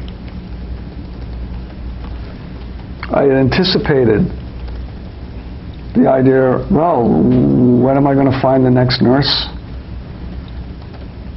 It became exciting to go into a paperback.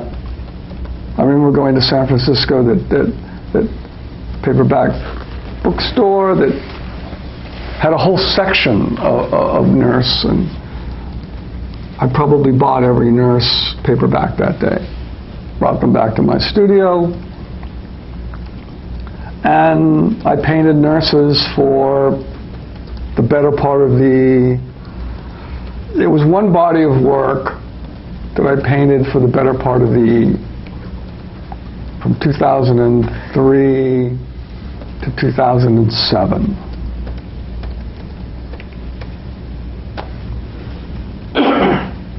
So comparing Exhibit 172 with 173, in Exhibit 173, you had the cover of the paperback Millionaire Nurse blown up and ink-jetted to a canvas, right? Yes. And then you repainted the background with the colors of your choice. Yes.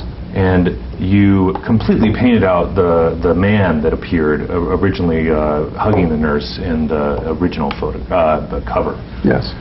And why did you decide to take out the man? I was just interested in the nurse.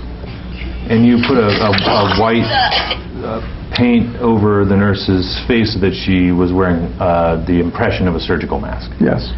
And that changed her expression to a degree from what was in the original paperback to what was depicted in your Millionaire Nurse. It transformed. Yes, I believe it transformed the.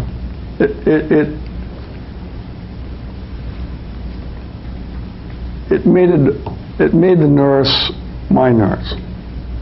And you had to repaint part of her uniform in order to get rid of the male figure that was in the original photo, correct? Yeah, yes. And you painted over all the text that was in the original paperback cover except for the title Millionaire Nurse. Yes. Okay. Thank you. Put those aside. Let's take a look at two more exhibits, which will mark You can give it to him. 174. Thank you.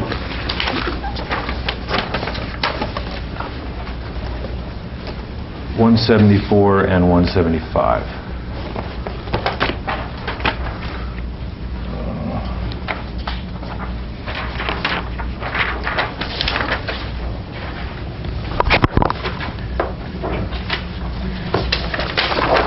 Which one is that? 175. And do you have 175? Is Exhibit 1... Hold on, before you ask, counsel, I want to make sure I get copies of the exhibits. Sure. Thanks. So this one's 175. Okay.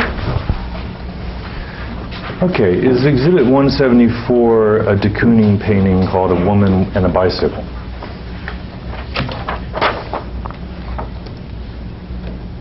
I don't know if it's called A Woman and a Bicycle, but it is a de Kooning painting. And Exhibit 175 is a work of yours called Untitled parentheses de Kooning, right? Objection with respect to what this paper is? You can answer. I can only describe it as one of my de Kooning paintings. If that's the title, I don't remember what I titled it. And your de Kooning painting in Exhibit 175 uses part of the image from A Woman with a Bicycle in Exhibit 174, correct? Yes. And you doubled that image of the face and breast from the de Kooning painting in your image, correct?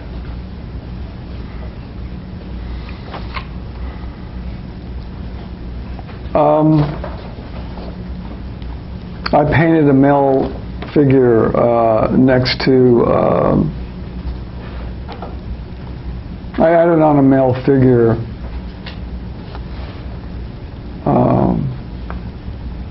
to de Kooning's woman, yes. And you used the same face and chest from the de Kooning painting to form the head and chest of your male and female figures in your painting, correct? I repainted the anatomy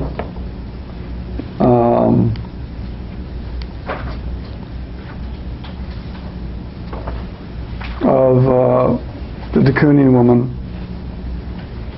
And you added, sorry, go ahead. I repainted the anatomy of the de Kooning woman. I see. And you added multiple appendages coming from the de Kooning piece that you appropriated, correct? Yes. And you added some photographic elements, like the man's legs on the right side of the pony. Yes. And you completely repainted the background to this piece, correct, for de Kooning? Yes. And the aspect, as far as withdrawn, and your painting is a different size and shape than the de Kooning painting, correct? I believe it is, yes. And would you say that your painting uses a slightly different color palette than the de Kooning painting? Yes. All right, you put those aside. Let's take a look at Exhibit 170. Exhibit I will mark 176.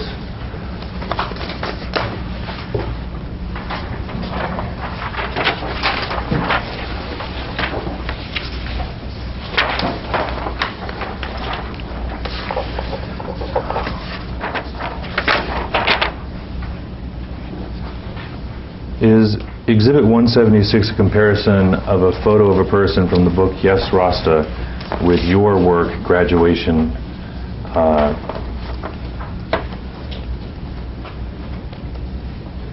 Let me restate. Is Exhibit 176 a comparison with a photo from the book Yes, Rasta with your work, Graduation? Objection form. You can go ahead and answer. You. It looks like it, yes. And your work, Graduation, is at the top of the page, correct? Yes. And your work, Graduation, took the photo from Yes, Rasta and added additional elements, correct? Objection to form.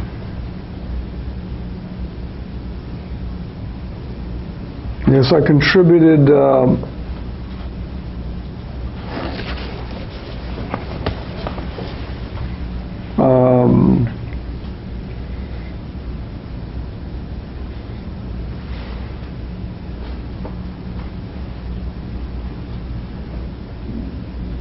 introduce some new elements into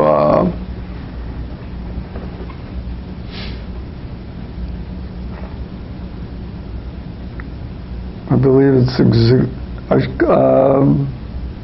what do you have here? I contributed different things to the original Rasta that was in a book called, I believe it was called Yes, I think it was called Yes Rasta. Did you paste blue ovals over the eyes, nose, and mouth of the figure from Yes Rasta? No. Is that painted ovals? Yes. So you painted ovals over the eyes, nose, and mouth of the figure from Yes Rasta? Yes. And you pasted a image of a guitar and hands playing a guitar over the image from Yes Rasta, correct? I scotch taped a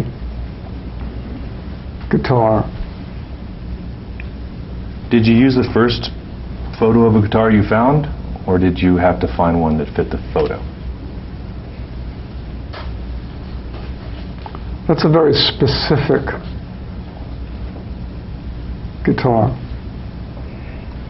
And did you pick it because it fit nicely with the way that the photograph in Yes Rasta, the man's arms were spaced? Objection lacks foundation. You can answer. Well, there's a couple of reasons why I picked that particular form. One is it doesn't really fit.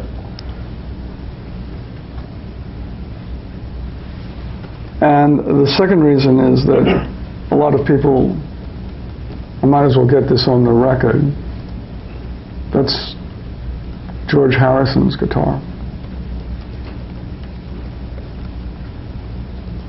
And it was important to you that it would be George Harrison's guitar in this the work Graduation. I'm not sure I would categorize or use the word important. But that was a specific choice by you to include specifically George Harrison's guitar in the photographic element you added to Yes Rasta, the Yes Rasta photo. It was part of the creative process.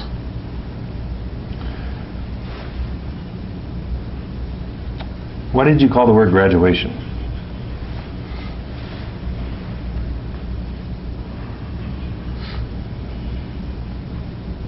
It went from one place to another. Did you strike that. Did you add the photographic element of the guitar before or after you painted the eyes, nose, and mouth of the face of the figure? Objection to form photographic element. You can answer. Let me restate it. Did you paste the picture of the guitar before you painted the blue ovals over the eyes, nose, and mouth of the head of the Rasta in this picture? Objection. Picture lacks foundation. You can answer.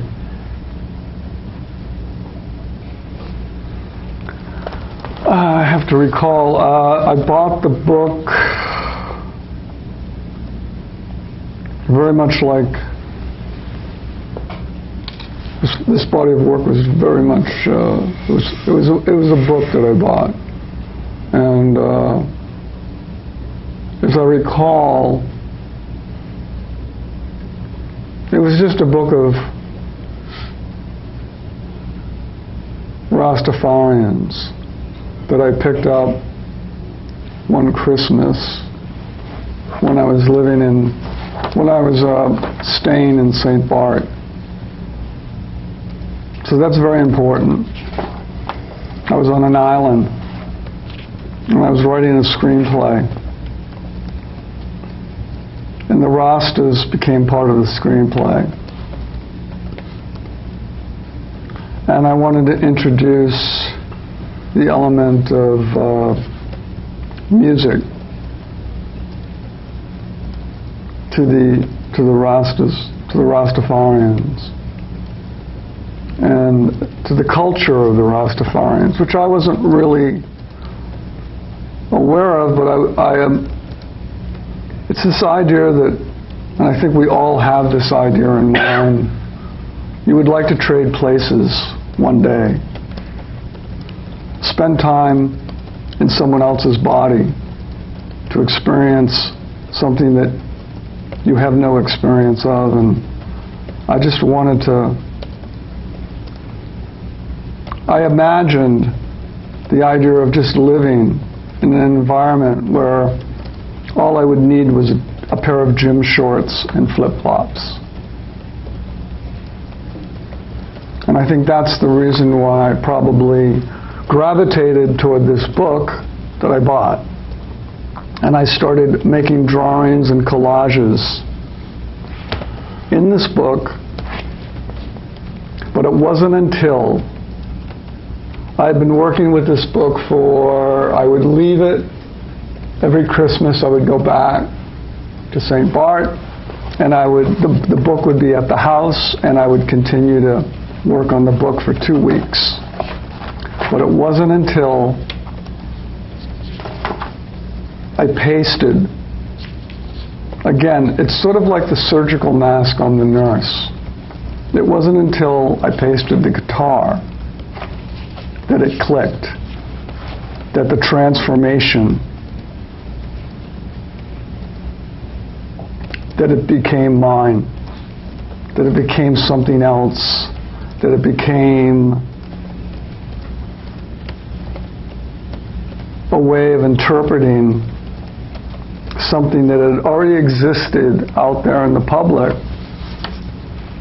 and I brought it into my art world. And by pasting the guitar,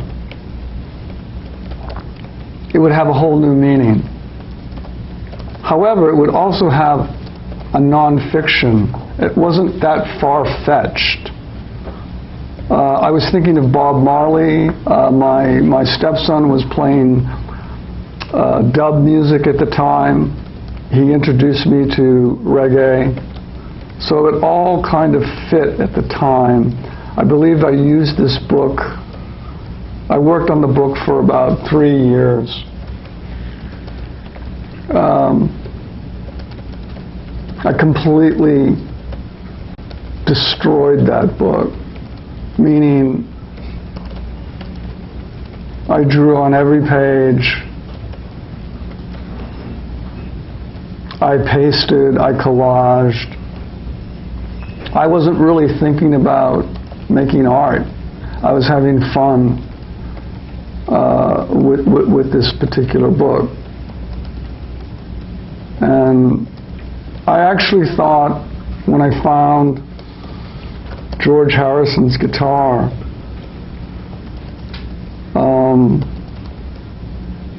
some people call it inspiration. I don't know if I would call it inspiration. I just call it luck. I was just lucky again. And it really made me seriously think that this could become a body of work, that I could really work with these images.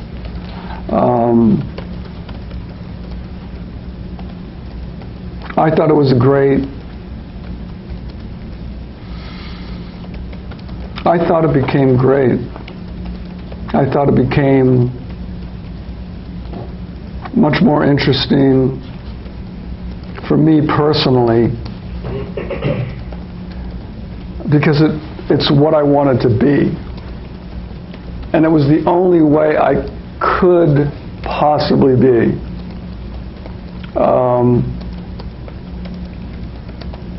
I always wanted dreads, but I knew I couldn't grow them.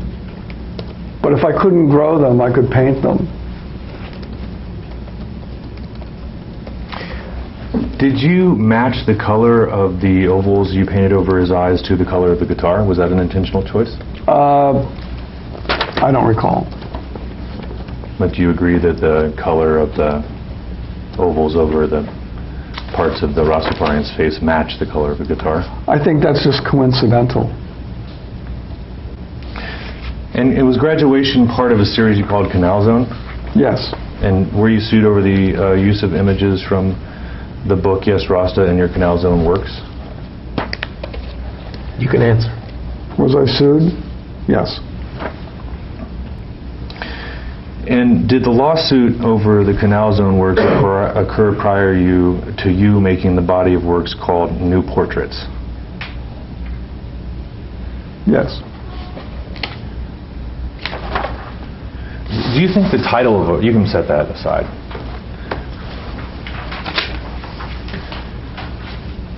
Do you think the title of a work is important? Yes. Do you think the title of a work can change how a viewer perceives it? Yes. Some of your past works are untitled within a generic description in parentheses. Is that a choice of yours? Yes. And can you explain that choice? No, I can't. Do you consider those works that you call untitled with a generic description in parentheses to be untitled? Objection. No, I don't. So the title of the work is untitled, parentheses, whatever. I've never used, as far as I know, I've never used untitled parentheses, whatever, as a title for one of my works. Right, but you've used, for example, untitled, parentheses, de Kooning, close parentheses, correct?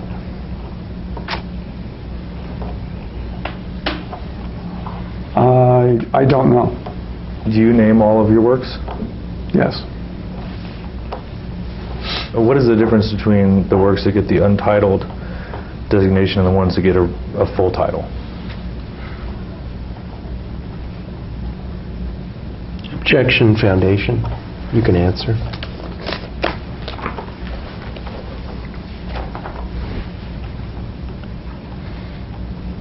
Depends upon how I feel the day I made them.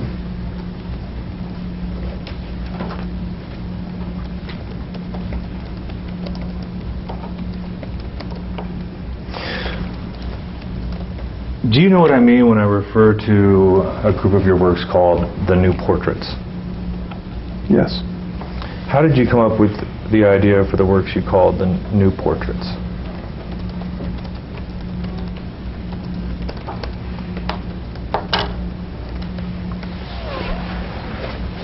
I went on Instagram.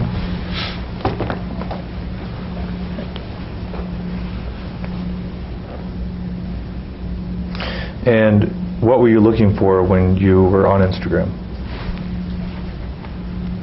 I wasn't looking for anything. And why did you call this body of work New Portraits? Because they were new. So is it fair to say you went on Instagram and looked for posts that had posted interesting photographs? You could put it that way. And when you found a photograph that you liked, did it matter whether the person depicted in the photograph was the person who posted it? Objection.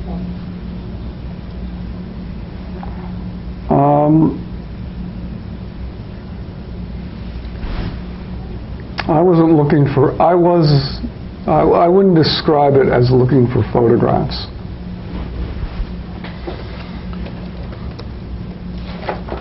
Let me show you an exhibit which will mark Exhibit 177.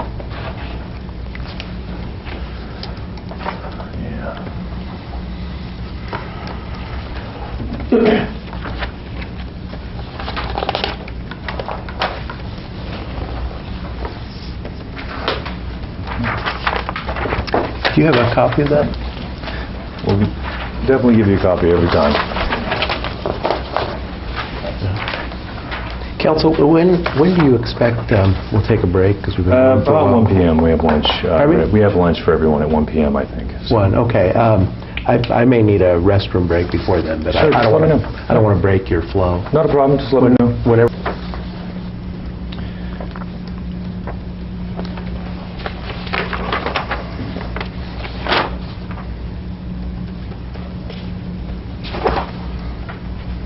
Let me know when you get a good break. Yeah, I think this is a good time to take a break. I mean, we don't have much time before lunch as well, but if we can take a 5 or 10 minute break to do the restroom and come back to a few Yeah, minutes that's before fine. lunch. Does that work with you, a 5 or 10 minute break and then come back? And then we'll do a short period before lunch. Sure. Whatever makes... One moment, please. Watch Okay, your microphones. great. Here now, once again, the video file number 3. Time is 12:46 p.m. We know what's the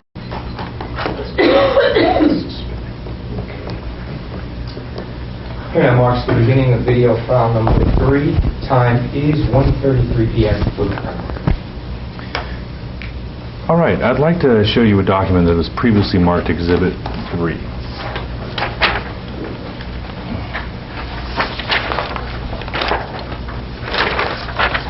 Thanks. Do you recognize Exhibit 3? Yes. What is Exhibit 3?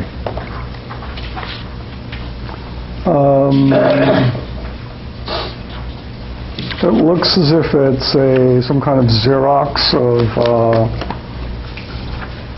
Rasta J's portrait.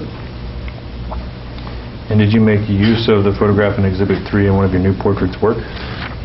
Yes. Okay, you leave that in front of you for right now. I'd like to show you an exhibit that was previously marked Exhibit 5. There you go.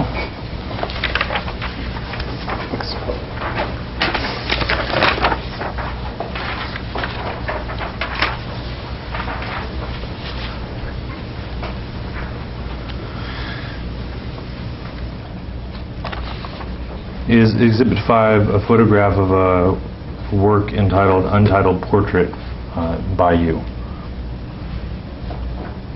No. It is not. No. What is Exhibit 5?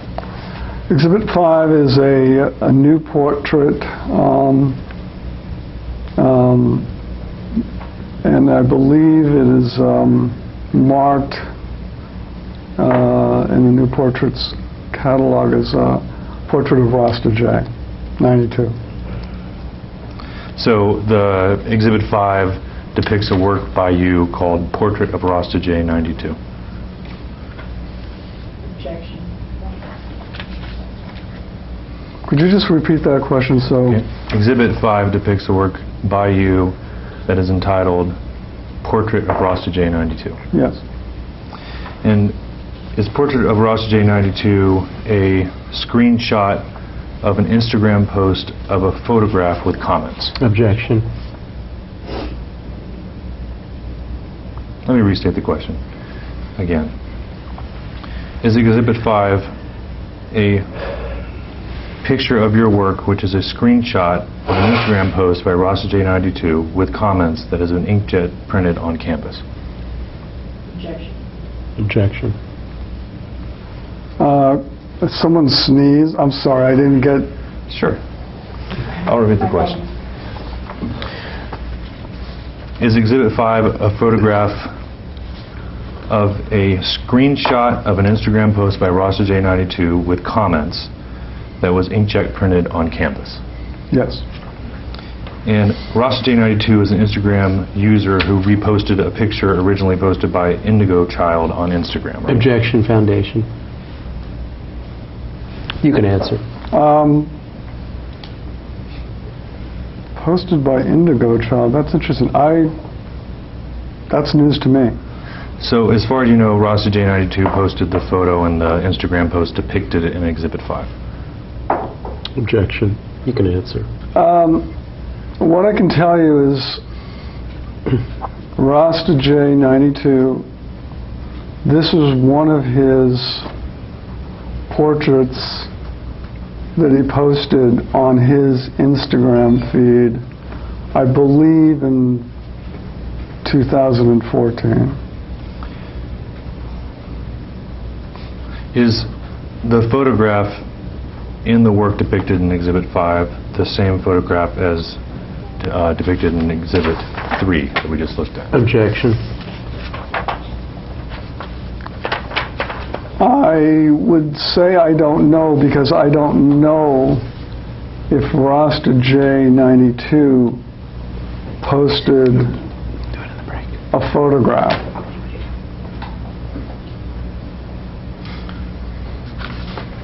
I would have no knowledge of that. So, in creating the work depicted in Exhibit 5, you found Rasta J92's post on Instagram, right? Yes. And then you made a comment on Rasta J's post on Instagram, correct? Yes. And then you took a screenshot of Rasta J92's post and his comment and your comment on your iPhone, correct? Objection, Foundation. You can answer. Yes. And then you had that screenshot of Rasta J92's post printed on campus. Objection, printed.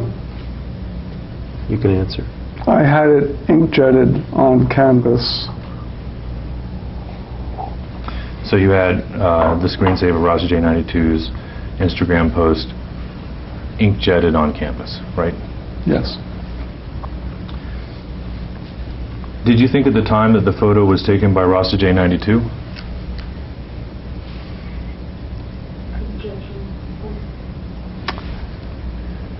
Again,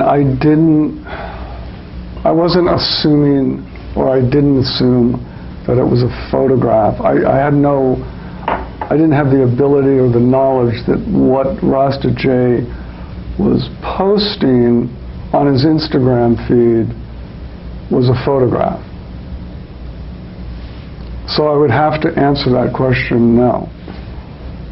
Did you understand that what Rasta J might be posting on his Instagram feed was a digital copy of a photograph? Objection, improper hypothetical. I can't answer that. Do you recognize Instagram as a place where people post photographs? Objection, Foundation.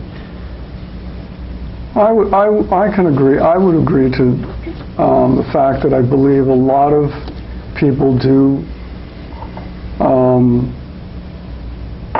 post photographs on Instagram.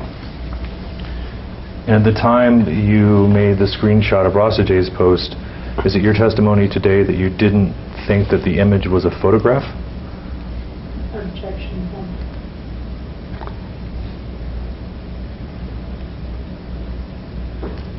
It didn't concern me.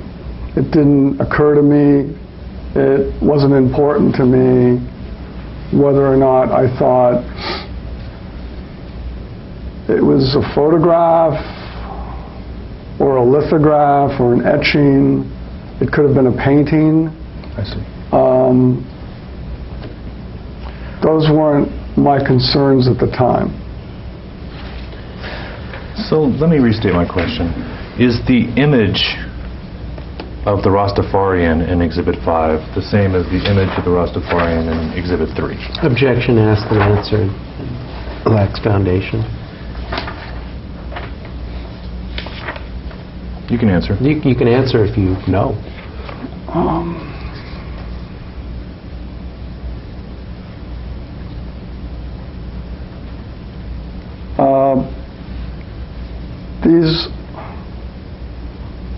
I would have to say that these two images have nothing to do with each other. So you don't recognize the image in Exhibit 5 as a post by Rasta J92 of the image in Exhibit 3? Objection, asked and answered. This is the third time you asked the witness this. Also lacks foundation. You can answer. No. So it's your testimony today that Rasta J92 did not post the image from Exhibit 3? Objection, mischaracterizes the witness's testimony. Lacks foundation. Asked and answered. I think you would have to ask Rasta J that. So looking at these two images, you can't tell if what Rasta J92 posted was the image from Exhibit 3? Objection, asked and answered. Lacks foundation. I would imagine that Rasta J92 did not take this image that I'm holding in front of me. I'm just guessing that he didn't... Sir, don't guess. The deposition only asks what you know. Don't speculate. He's allowed to ask you questions. No. You answer what you know. I don't know. Did you ask Rasta J92 to post the picture on his Instagram? No. Did you do anything to determine who took the photo in the Rasta J92 post? No. Are you aware today who took the original photo in the Rasta J92 post? Yes. Who took that photo? Objection with respect to original photo. Just slow down Withdrawn. enough to let me put my objections on the record before you answer. So, looking at the Exhibit 5, was the layout of the work in Exhibit 5 dictated by the standard graphic interface of Instagram? The objection lacks foundation. You can answer if you know. In 2014,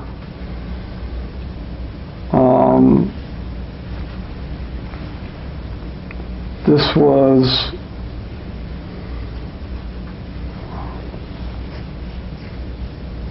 I believe this was the way Instagram, this was one of the ways in which you could post an Instagram image. Did you alter the Instagram layout after screen saving it? Objection with respect to Instagram layout. Yes. How did you alter the Instagram layout after screen saving it?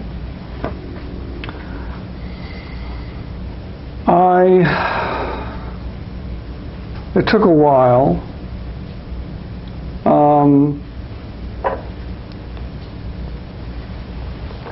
I thought about I spent a great deal of time considering the presentation.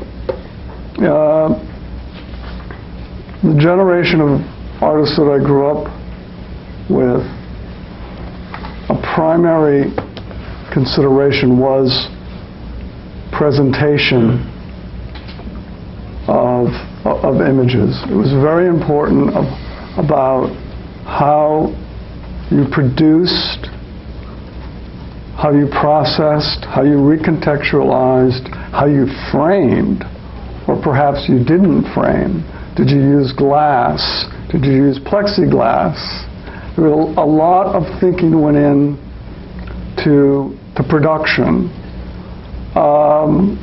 In 2014, I was working with a particular lab that had, at the time, the most advanced inkjet machine in the United States. I experimented with many surfaces that they had available, all of which I rejected. This process went on for some time.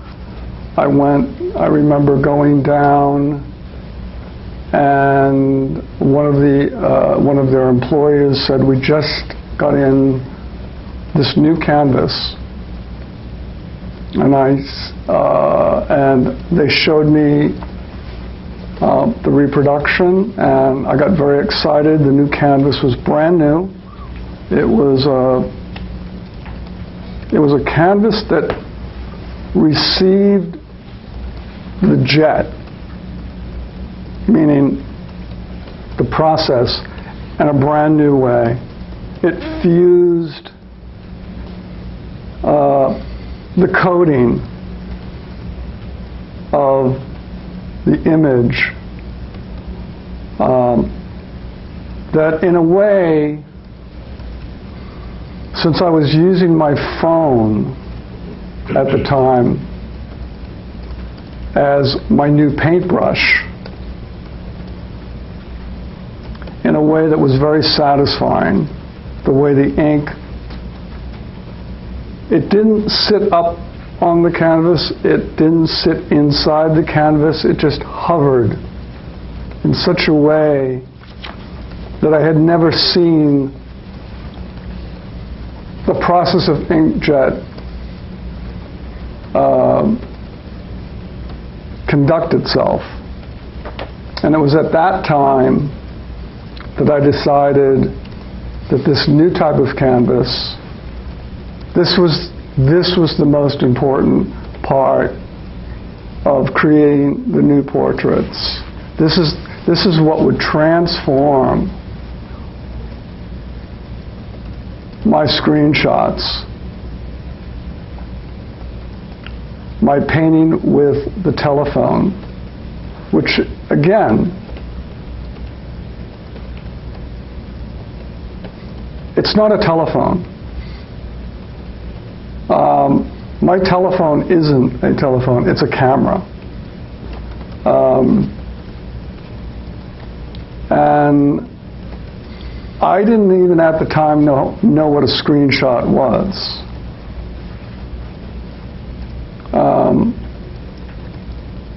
But I was shown how to screen save, which was, for me at the time, was a remarkable, incredible discovery. Up until then, I had stopped taking photographs because they had got rid of color slide film. There was no more. And I couldn't make the transformation to digital photography. It was uncomfortable. But when the phone turned into a camera and I was shown how to screen save, it was a very exciting new process for me. And I had already known about inkjet. As I said before, I've been using inkjet since 1985. I already knew, I could anticipate the look, and I knew it was making advances on a weekly, monthly, yearly basis. And inkjet is the new way. All my artist friends were using inkjet at the time, and the price of an inkjet machine was coming down. So you could actually buy one yourself and have it in your studio, and you could program. So in a sense, you were typing your painting. And my concern at the time, when I was making the new portraits, was I wasn't making photographs. I wanted to make the new portraits into a unique painting.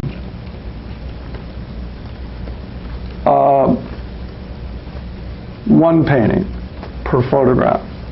And that was my main concern. That was my goal when I was introduced to this new way of the colors were transformed, the size, the scale, and the thickness. Even the stretcher bars were important. Again, I know this might sound formal, but formalism is very important in the final, for what I finally put out there. I need to solve all these problems. And I think when I look back at 2014, since I didn't know much about Instagram or even how it worked, I was just very new to it.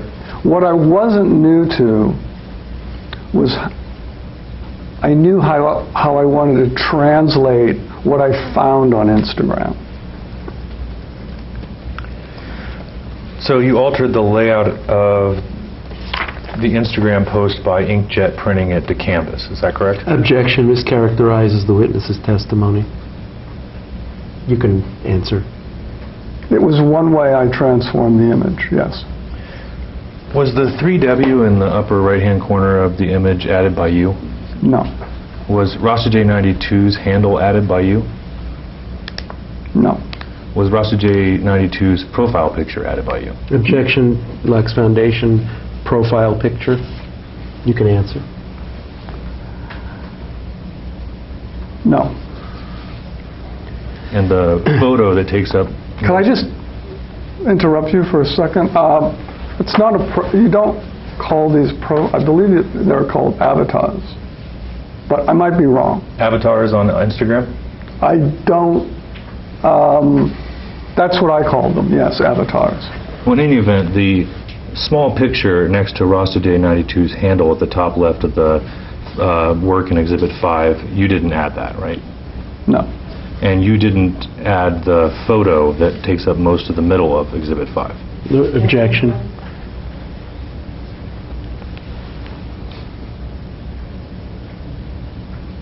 No. And was the heart and the number of likes added by Instagram or you? Objection lacks foundation. The heart and 128 likes was already there. And Rasta J 92's comment was already there, correct? Yes. And Rasta J 92 commented, "Real bongo nia man, a real Congo nia," with a emoticon of a fist. Do you see that? Yes. Did you know what that meant at the time? I wasn't really. Those are called emojis, and I believe at the time there were a new way. I think Instagram had just added a few emojis. For some reason, I don't know why, but they added them, which you could add to your comment.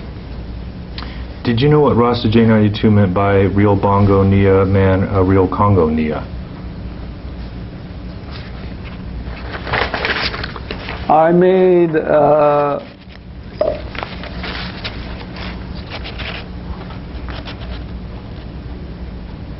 assumption that he knew about inside information.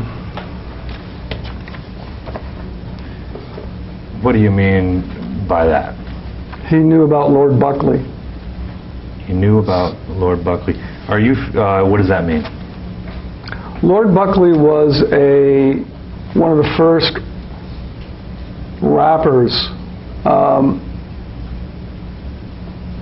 1953, he published a book called The Nas, where he used language like real bongo, Naya man, a real Congo Naya. He was one of the first pioneers to use a type of rap, a type of almost what is now referred to as forensic linguistics. And in a strange way, when I read Rasta J's 92, I felt communication. I felt that we had something in common. Are you familiar with the music of Stephen Marley? Stephen Marley? No. Are you familiar with Jamaican patois, also known as Jamaican Creole? No. Now, do you agree that the image of the Rastafarian in Exhibit 5 is the dominant image in this work? Objection. No. So your testimony today is that the image of the Rastafarian in Exhibit 5 is not the dominant issue in this work? Objection asked and answered. Image in this work? Asked and answered. No. What percentage of the area of the canvas would you say that the picture takes up? I'm sorry, Rudon. What percentage of the area of the canvas would you estimate the image takes up of the Rastafarian in Exhibit 5? Objection. This isn't a math test.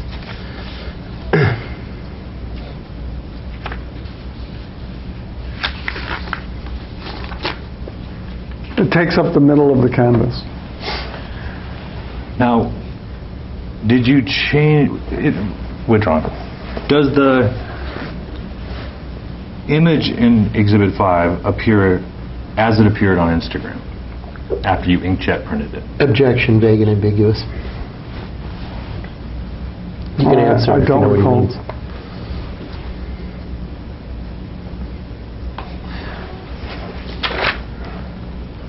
Now, you posted a comment on Rasta J92's Instagram, correct?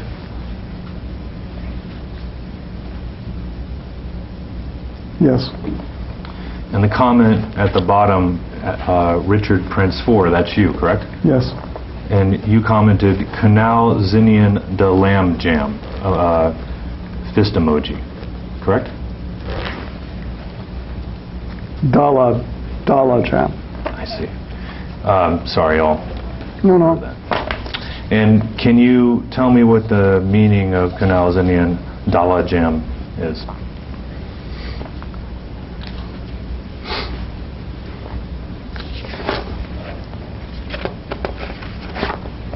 It's self-referential, autobiographical.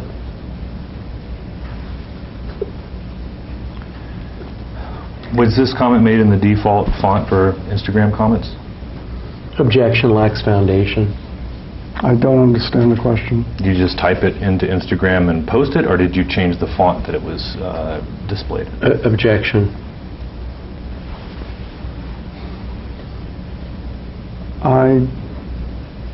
I still don't understand the question. Are you aware of any options on Instagram to change the default font that your comments appear in?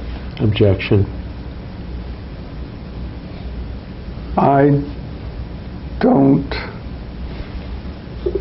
believe that I know of that process on Instagram.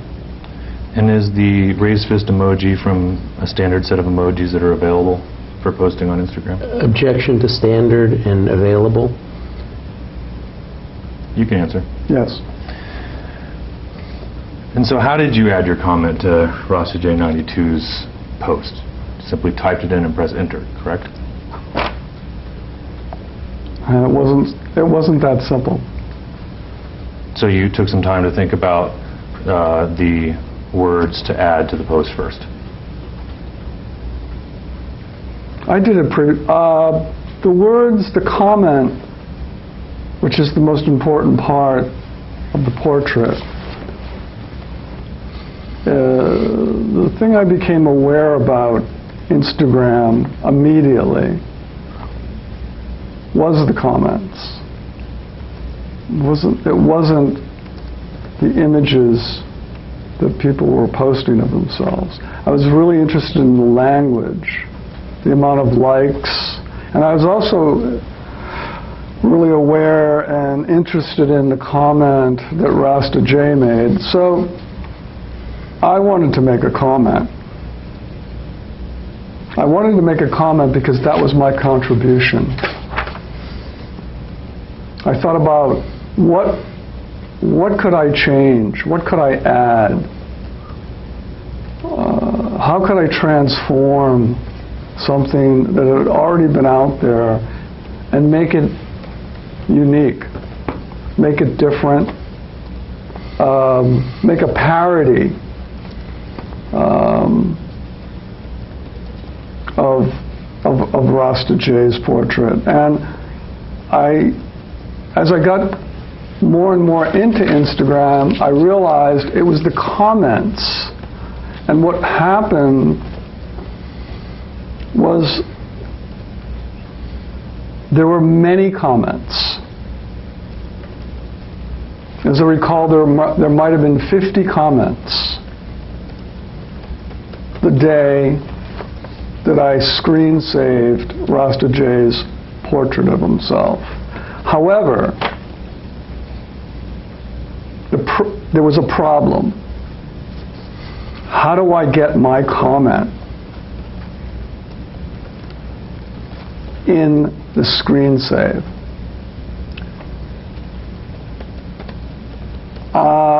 I wouldn't describe myself as a computer geek. However, I figured out how to get rid of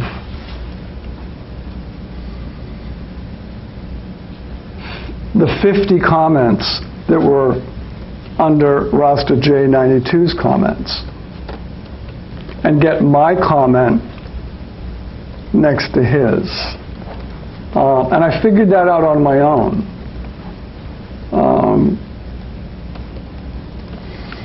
And that, once I figured that out,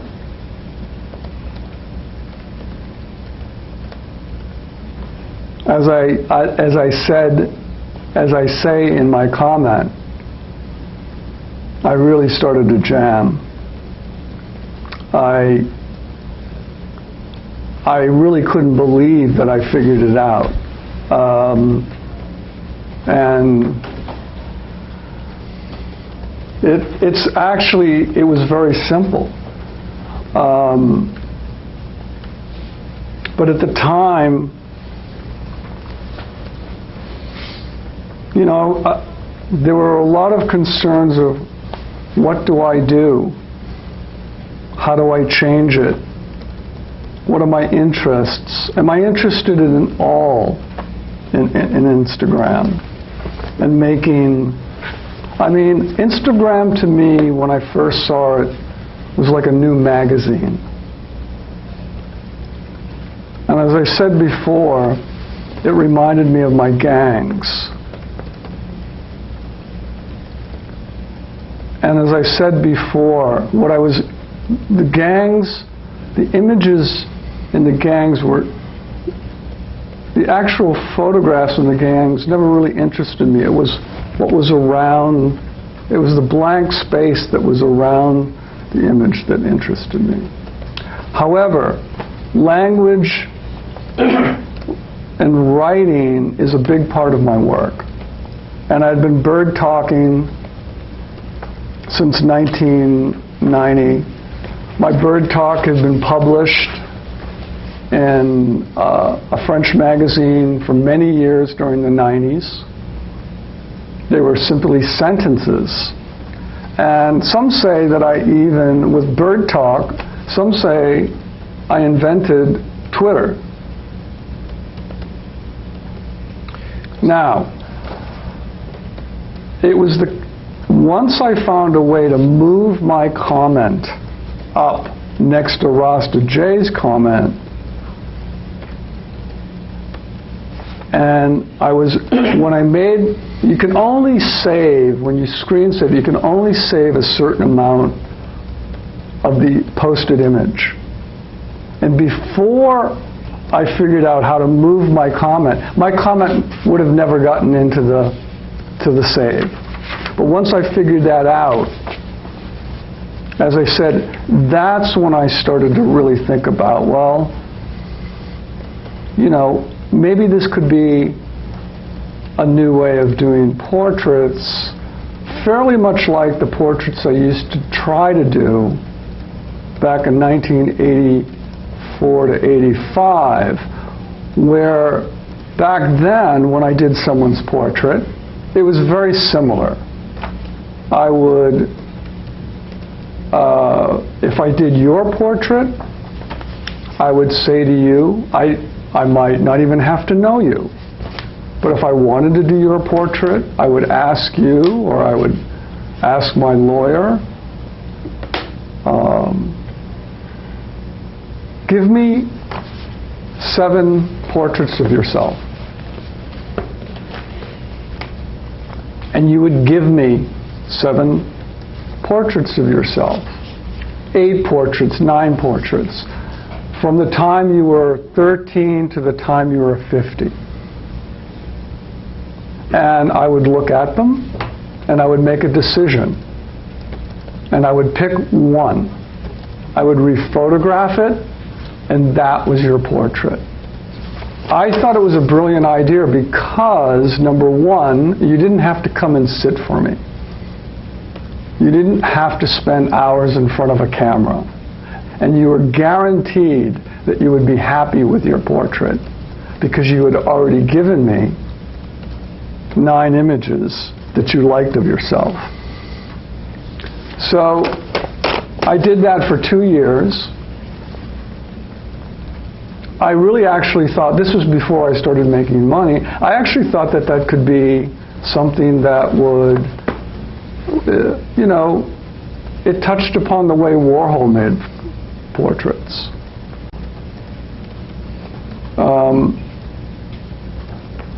But as again, I'd like to emphasize the fact that I'm always trying to do something that no one else in the art world hasn't done before. And I thought that in 84 to 85, this way of taking people's portraits was going to be revolutionary. It was going to be new. I could take a portrait of an 89-year-old woman when she was 19. I thought that was brilliant. She'd be happy with it. Why wouldn't she be? She gave it to me in the first place. So I applied the same reasoning when I discovered Instagram. And I remember going on Instagram, and I remember one of the first feeds that I went on was Pamela Anderson. And I knew Pam. I had actually taken photographs of Pam. And I went on her feed, and she had literally hundreds of images of herself posted. And I said, wow, this is really great. I have more than 9 photographs to pick from. She's posted them, so she must like them. And it never really occurred to me to find out. I wasn't even thinking about making art at that point, or making portraits. And what quickly happened was I went down a rabbit hole. And I went on another person's feed, Jessica Hart. And I was on the phone with her, and I was saying to her, Jessica, I'm looking at your Instagram feed. There's this one image of you that's absolutely fantastic. You know, someone should make a portrait of it. And she said to me, why don't you? So I said to her, well, I'll try. And when I say I try, it took a while. And all the things that I've explained to you now, it took a while. I have to dot my I's and cross my T's before I sign off on it. And I think what the difference between the 84 portraits and the Instagram portraits was the language. The language adds so much. I'm not really paying much attention to the actual. I wasn't really. I just, Rasta J 92 had many images of Rastafarians.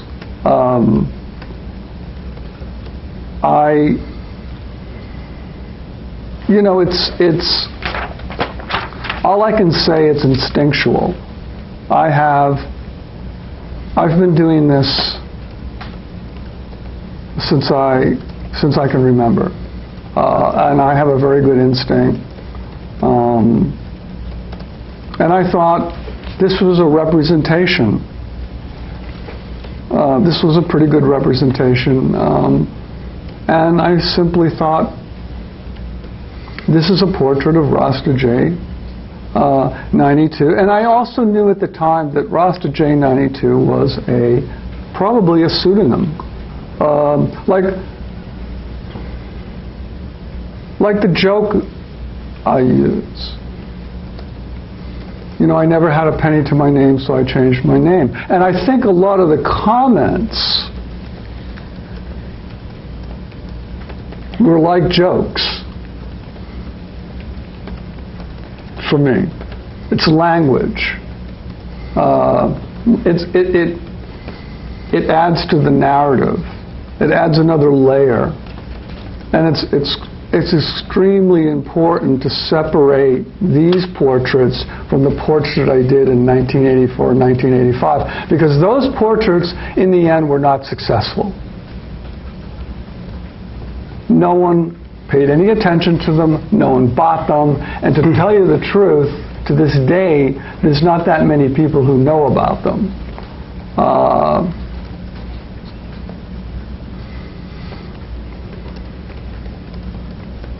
So, again, this is the portraits that I did in 2004. It's uncharted territory. It's like Lewis and Clark here. No one's telling me what to do. It wasn't an assignment. I'm an artist, and what I'm trying to do ultimately is make art. And I can tell you, making art it's difficult, it's hard, but that's part of the pleasure. And I had so much fun. That's the one thing I remember about making the new portraits. I had a blast. So after you had the Rasta J92 Instagram post screen printed onto the canvas, did you paint over the image in any way? Objection to screen printed. All right, let me withdraw, because you're right. After you had Rasta J92 Instagram inkjet printed on canvas, did you paint the image in the middle of Exhibit 5 in any way? Objection. You can answer. With respect to Rasta J92 printed, you can answer. Oh, absolutely not. That wasn't even the inkjet. You don't. The way you paint with your phone is you paint. You let the inkjet do the painting. You don't. The hand would be an interference. You don't want to paint primarily because that would have been like, that's something Warhol would have done. I didn't want to. I wanted to make my own new portrait. So, for example, with your nurse works, you did paint on top of inkjet printed canvases, correct? Yes. And with this, you didn't do any painting or marking to the image once it had been inkjet printed on the canvas. Is that right? That's true.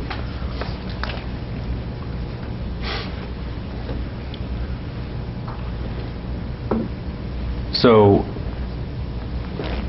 the two contributions that you added to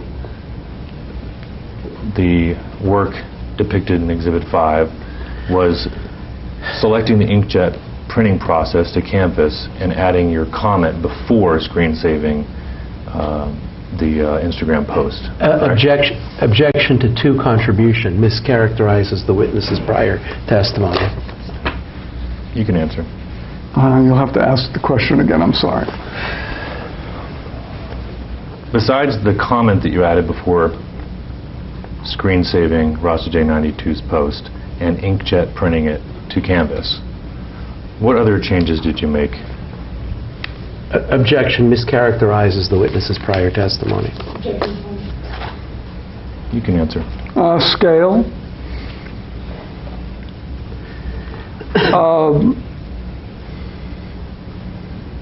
Width.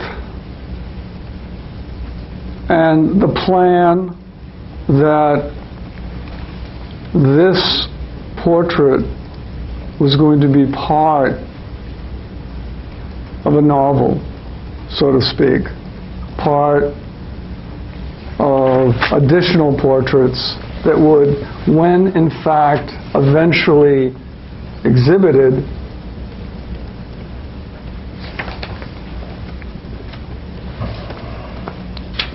it would become a democracy.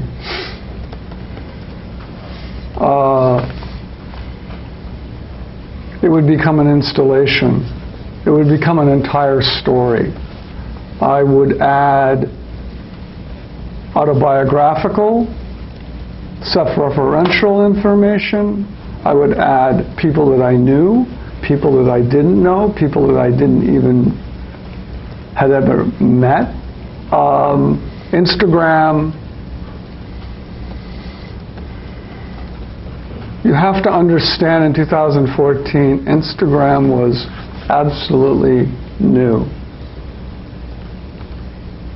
And sometimes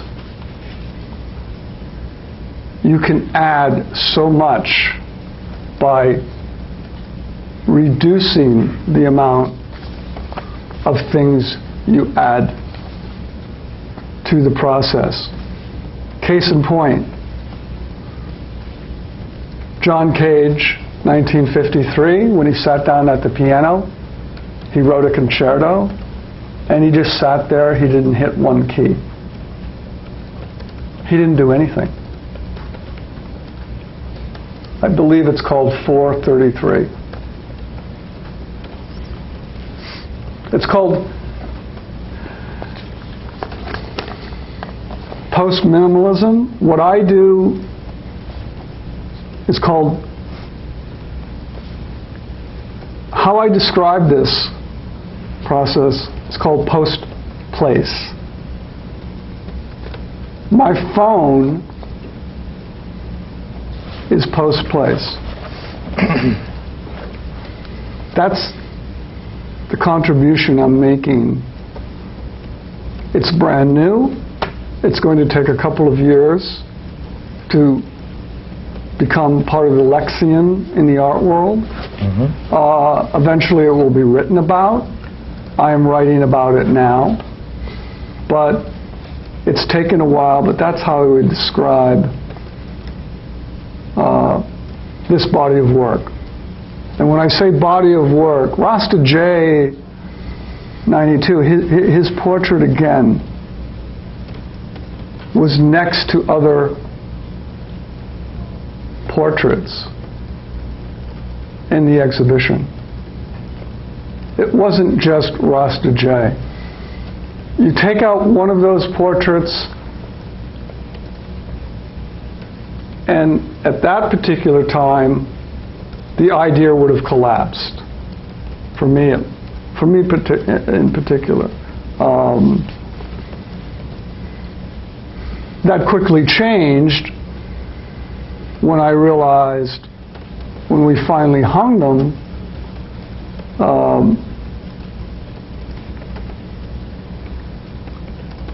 but I believe there was, I don't know, 22 to 24 portraits.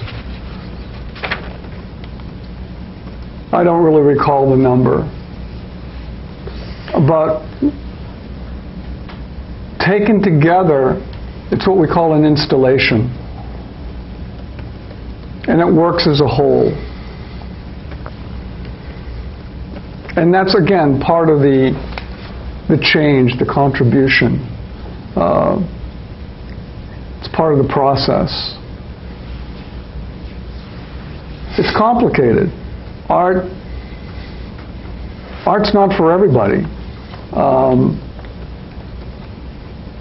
And sometimes it takes years to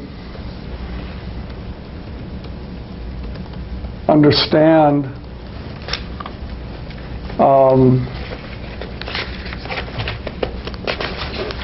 in 1962, Warhol soup can sold for $100. One was bought. Just one. And it's interesting that the dealer bought that soup can back from the collector because he realized that in the end it was the entire body of soup cans that was important. And now that entire body of work is at the Museum of Modern Art. next to one of my joke paintings. Now, you said that the comment Canalzinian de Lamb Jam was autobiographical and self-referential. What did you mean by that?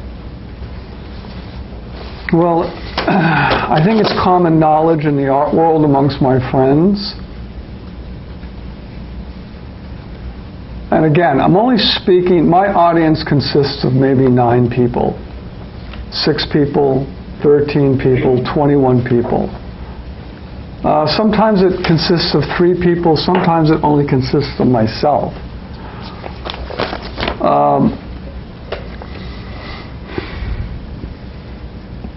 It's a kind of joke, a one-liner, Canal Zone. Everybody knows that I was born in the Canal Zone. Everybody knows that was he born in the Canal Zone? Where is the Canal Zone? What is the Canal Zone?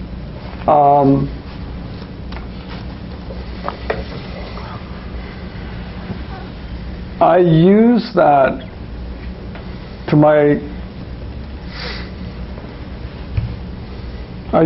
reference, I use that autobiographical situation.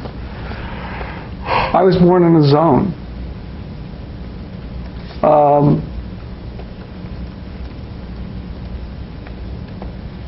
And I believe that in the end, it adds to my difference.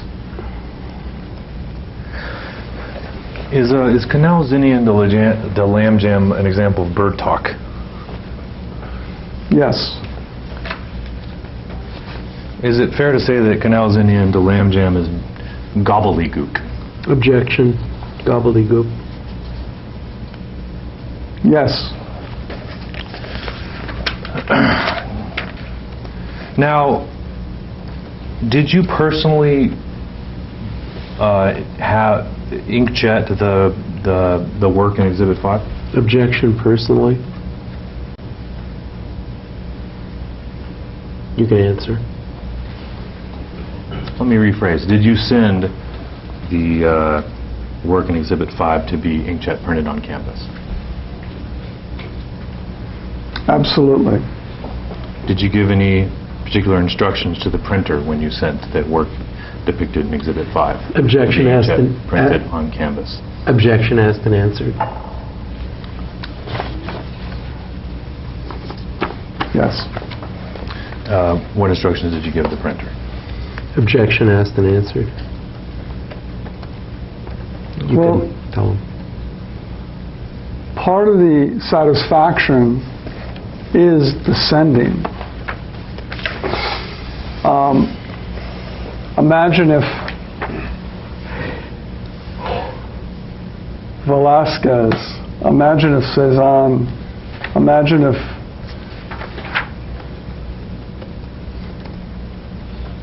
Romaine Brooks, Walt Kuhn.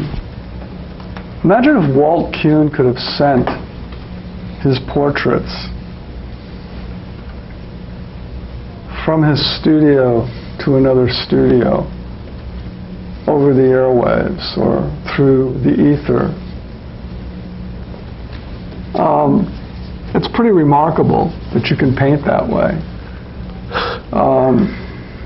And when I'm sending, I'm essentially coding. I'm typing. And again, all I can say is this whole process is post-place. You can do it anywhere, under any circumstances, at any time. And that's a huge advantage. And what, as an artist,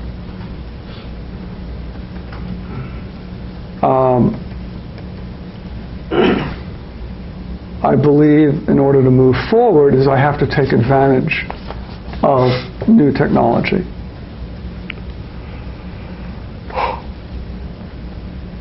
So you emailed a screenshot of the Rasta J92 post to a printer, correct? Objection mischaracterizes the witness's prior testimony.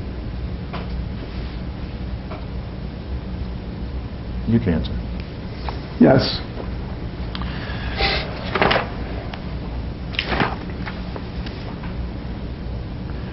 Were you making any comment on the image of the Rastafarian in creating the work in Exhibit 5? No. Were you criticizing the composition of the image of the Rastafarian in Exhibit 5 in your work, Rasta J92? No. Objection false.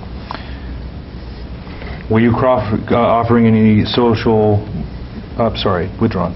Were you offering any criticism of social media by your work in Exhibit 5? No. What is your view of the meaning of the work depicted in Exhibit 5? I wouldn't use that word depicted. Okay. Did you have a particular message you were trying to convey in the work depicted in Exhibit 5? Yes. And what was that message? I wanted to have fun. I wanted to make people feel good. Anything else?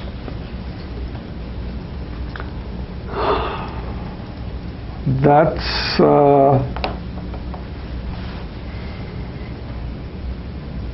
I wanted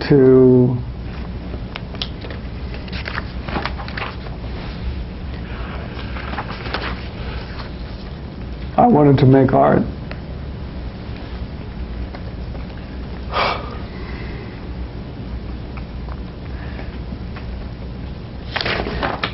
I mean, Who is... You want... I was just going to say, let me know when you get to a good break point. Let's take a quick break now. One moment, please. Watch your microphone. And I'm on the end of the video, followed with 3. Time is 2:29 p.m. When I walk the record, one moment.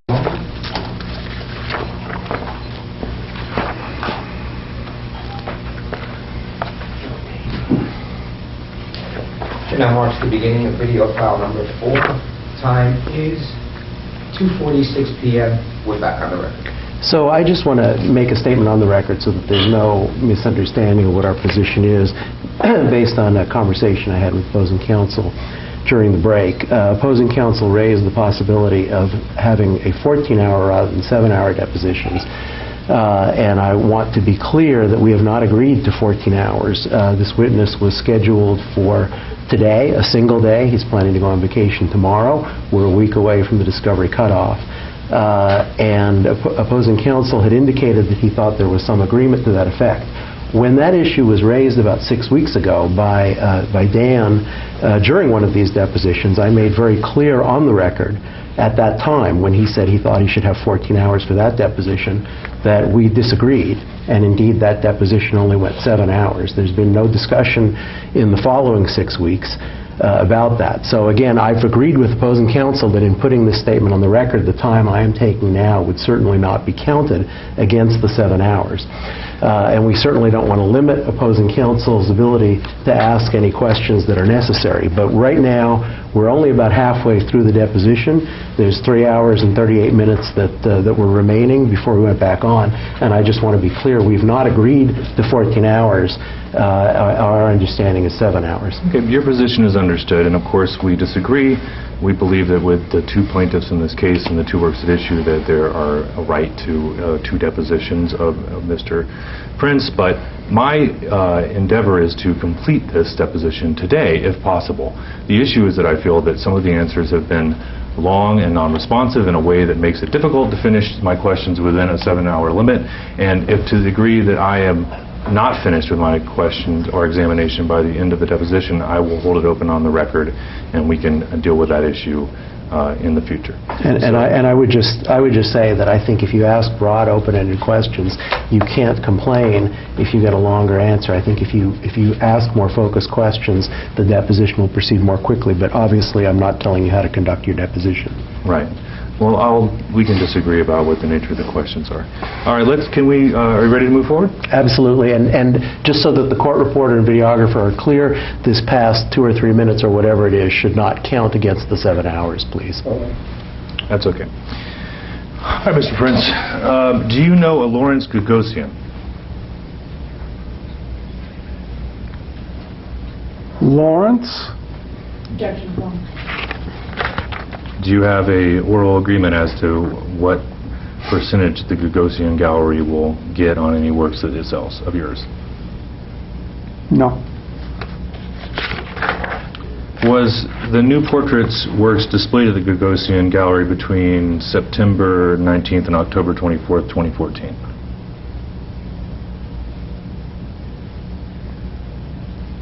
I believe so. And did Gagosian Gallery exhibition of the new portraits work include the work depicted in Exhibit 5? Once the new portraits were being exhibited at the Gagosian Gallery, was there any negative reaction from the internet community? Objection, vague and ambiguous with respect to internet community negative reaction.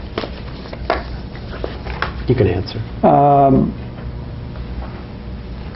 I don't... Could you define, what did you say, internet community? Well, for example, did you get any negative reaction? I don't recall. Before the new portraits exhibition at the Gagosian Gallery, did Mr. Gagosian or anyone else at the Gagosian Gallery express concern that the new portraits could be considered copyright infringement? Objection. Not that I recall. Did you discuss with anyone the possibility that you or Gagosian Gallery could face another copyright lawsuit if the new portraits were exhibited? Objection to form. No. Did Mr. Gagosian or Gagosian Gallery ever ask you to seek permission from the owners of the artwork depicted, withdrawn?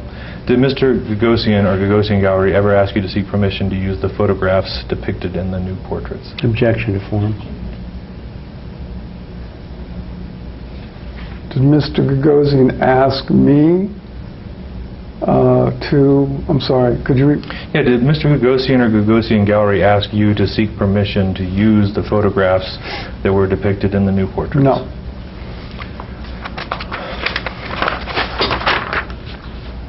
Before Gagosian Gallery exhibited the new portraits, did you ask an assistant to find the names of the people in the Instagram posts? Objection to form with respect, an objection with respect to assistant.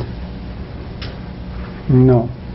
I'd like to show you a document which will mark Exhibit 178. Thank you. May I also stipulate on the record of the objection by one? At the Gagosian Gallery. Objection. Please describe the document. No, I don't.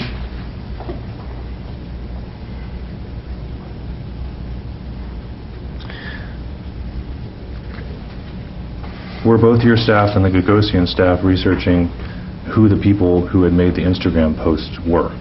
I don't know. Okay. I'd like to show you a document that's base stamped DG 00001045, which I will mark Exhibit 180.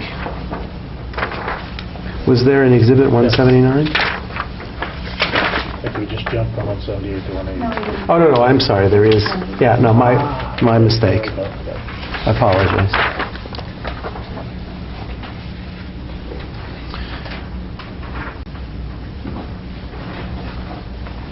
Do you recognize Exhibit 180? Again, lack of foundation. This is a document produced by I just Donald asked Green. him for the foundation. Do you recognize Exhibit 180? No. Do you see at the top of Exhibit 80 where it says, "From Richard Prince via Twitter"? Yes. Do you know if this is an auto notification from your Twitter account? I do not know that. looking at the very bottom of this document, there is a post by Richard Prince 4 at a Twitter account. Is that you? Yes. And is your Twitter post in response to a post by Ingrid Graham?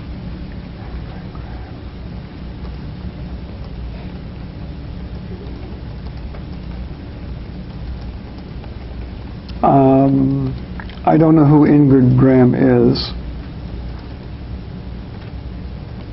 Okay. And in your post you say, you can have your photo back. I don't want it. You can have all the credit in the world. Do you see that? Yes. What did you mean by that? I meant, you can have your photo back. I don't want it. You can have all the credit in the world. And what did you mean by your photo?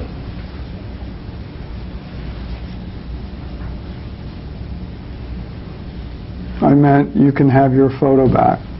I don't want it. You can have all the credit in the world. And what photo were you referencing by your photo? I believed at this time that I was aware that Donald Graham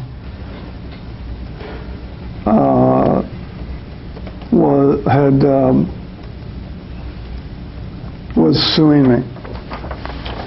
And the date of this tweet by you is October 25th, 2014, right? I don't see where that appears. If you look below your tweet, do you see very lightly printed here, 9:11 p.m., 25 October 14? Saturday, October 25, 2014. Is that what you're referring to? Yes. Yes, I see that. And so do you know if you made this tweet on Saturday, October 25th, 2014? I don't know that. Do you have any reason to doubt that you made this tweet on Saturday, October 25th, 2014? Objection lacks foundation. I don't have any doubt.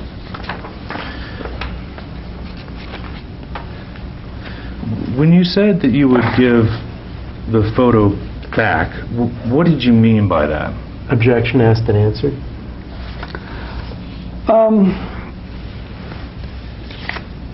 I think what happens when I hear from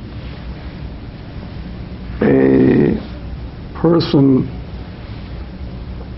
out there in the real world who is unhappy with something I've done,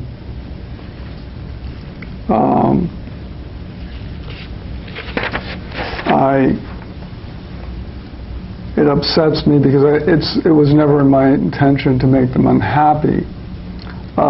Therefore, my way to resolve that unhappiness is to simply, if it's possible, to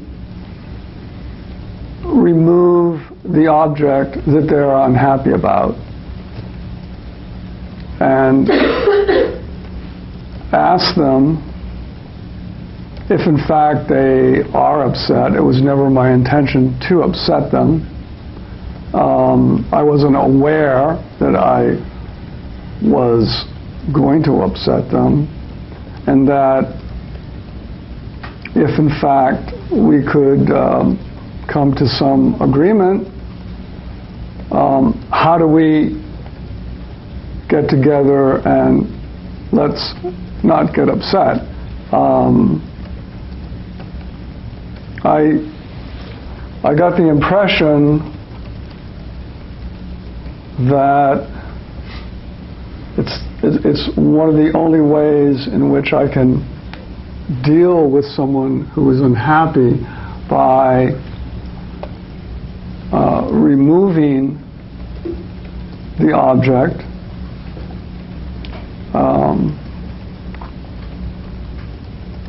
But I also realize when I received the fact that I was being sued, I believe my position is that artists don't sue other artists. Artists usually get together, have a cup of coffee, argue, work it out, end up spending the day talking about Barnett Newman. They end up the day talking about aesthetics, and aesthetics for an artist is like if you would talk to a bird about ornithology. It's just what artists do. Artists don't sue other artists.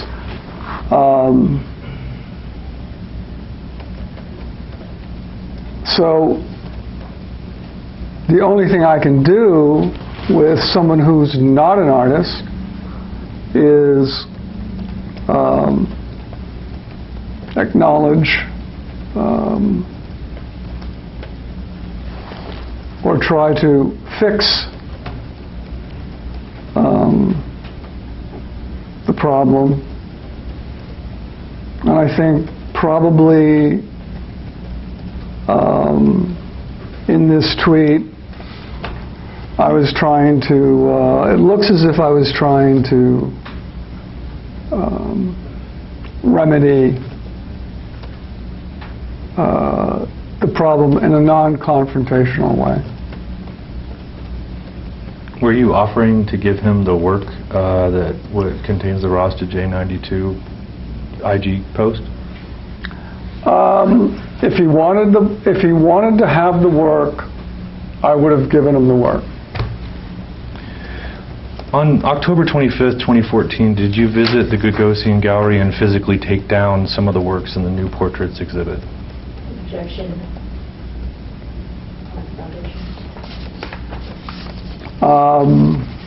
I don't recall that, if it was that specific date.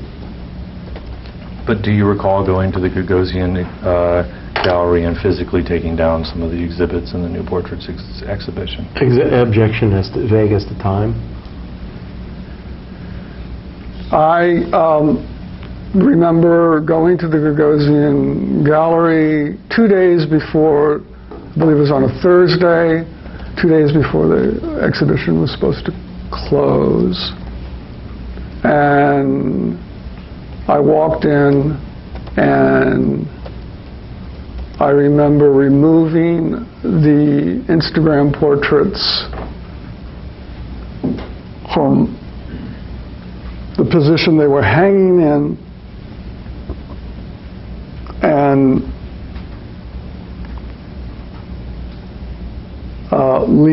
leaning them up against the floor and telling the woman who, I believe she's the receptionist, that the show was over. Did your assistant Jane Harmon video you taking down the new portraits at Gagosian Gallery? Yes. And did she post that video to YouTube? I don't know. Did you ask Ms. Harmon to take the video of you taking down the works at the new portraits exhibit at the Gagosian? Yes. Why did you ask her to do that? I think the plan was that for 48 hours or for the rest of the show that we were going to attempt to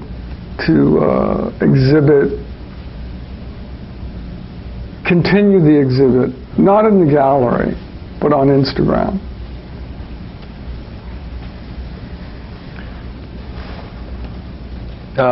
Did Ms. Harmon take the video of you taking down the new portraits at Gagosian on her phone or your phone? I don't remember. Do you know if the videos of you taking down the exhibits at the Gagosian were produced in this litigation? Objection. No. And do you recall that one of the works you took down in the video was the Rasta J92 post? I took all the new portraits down. Do you remember what the first new portrait was that you took down when you walked into the Gagosian? No, I don't. Would it surprise you if the first work that you took down was the Rossi J92 post? Objection lacks foundation. I don't know. Also, counsel for the... Oh, never mind. I'd like to show you a document which has previously been marked Exhibit 7. Thank you. Do you recognize Exhibit 7? Yes. What is Exhibit 7? It's a billboard, And where is the billboard that's pictured in Exhibit 7? West Side Highway. And what is on the billboard that was depicted in Exhibit 7? Seven new portraits. And is one of the new portraits displayed on the billboard in Exhibit 7 the Rossi J92 post? Yes.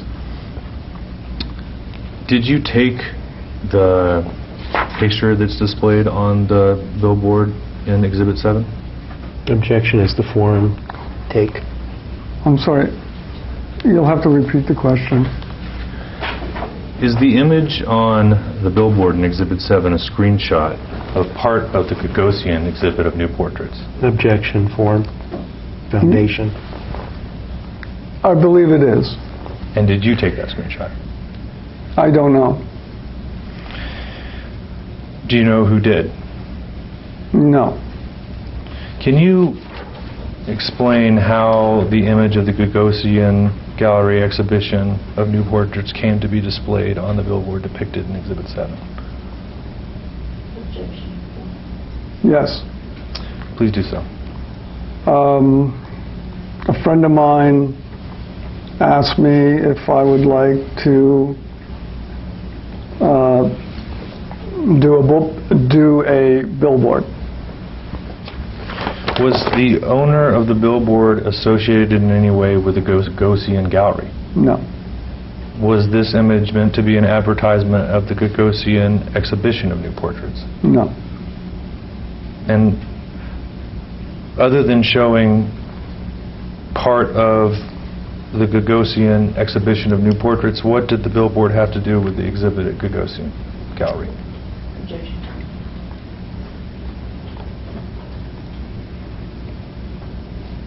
Didn't have too much to do.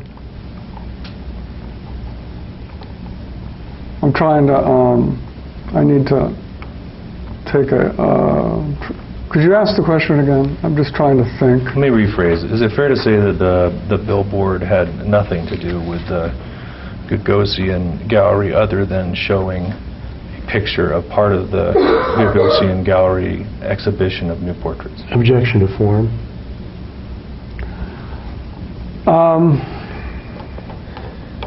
It's a hard question to answer because I had never done a billboard before. So I believe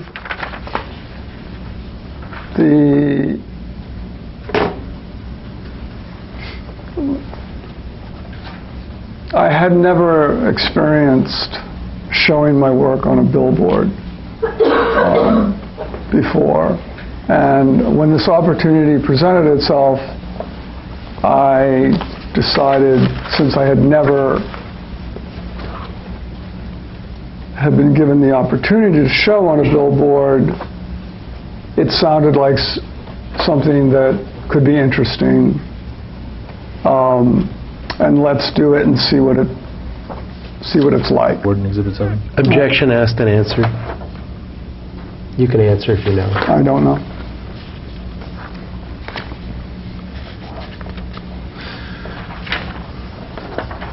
All right, you can put that to the side. I'm going to show you a document now that was previously marked Exhibit 8.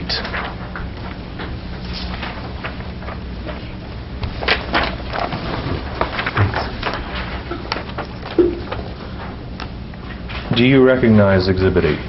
Yes. What is Exhibit 8? It's a Twitter. And did you... I'm sorry, it's a tweet. The tweet. Or Is this a tweet that you posted to Twitter?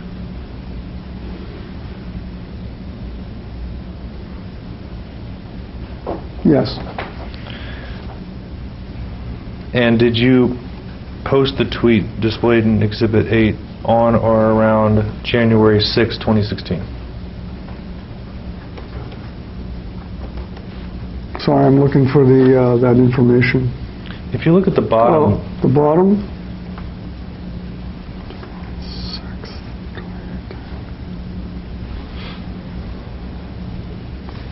Yes. and you comment, booze, pot, sex, I guess I was wrong. Memo to Turner, I did not take, make, create this montage. Do you see that? Yes. What did you mean by that? The images in the tweet, I did not make it. I did not create it. Where did the image in the tweet come from? I don't know. But you posted the image in the tweet to Twitter. I was making a comment on the fact that I didn't make that montage. But you did post the montage to Twitter on January 6, 2016. Objection, correct? Lex Foundation. I posted a montage that I did not make so that I could comment on it, that I did not make it on Twitter. And where did you find it to post it to Twitter? I have no idea. At the time you made the tweet that's in Exhibit 8, you were aware that Mr. Graham contested your use of his photograph as copyright infringement, right?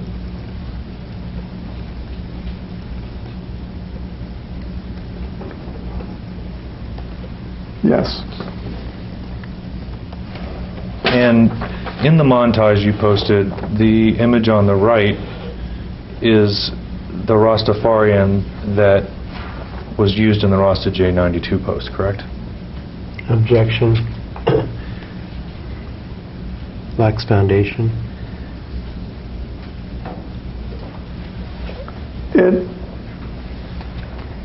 It had a similarity to the Rasta J portrait.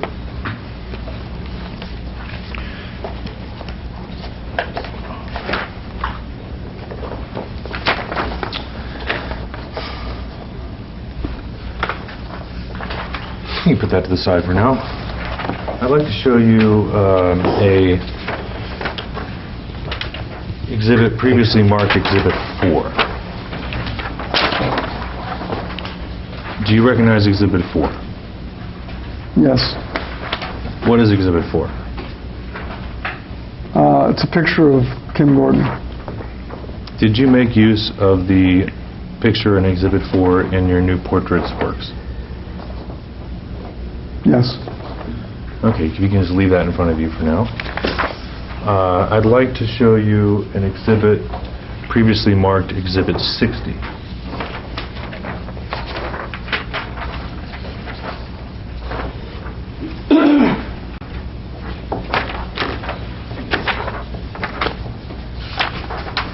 There you go.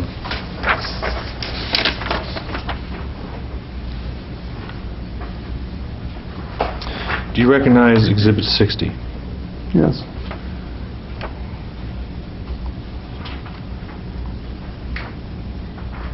What is Exhibit 60? It's a new portrait of Kim Gordon.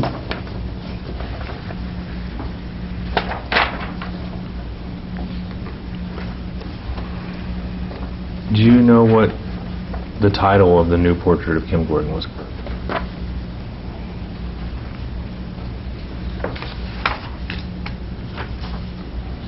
Portrait of Kim Gordon.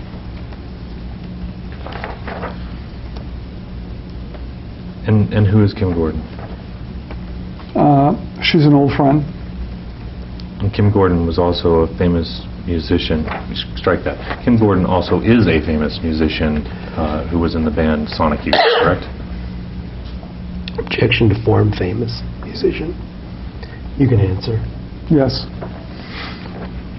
And Kim Gordon's band, Sonic Youth, authored a song called Cool Thing with a K, correct? I believe so.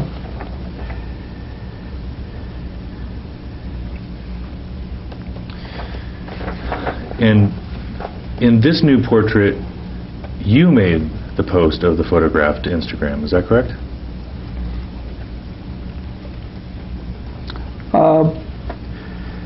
I made Kim's portrait when I went on Kim's feed. I discovered that she was on Instagram. And I went through her feed and I wanted to make her portrait. So you took a photo of Kim Gordon from her feed and posted it to your Instagram account. Objection.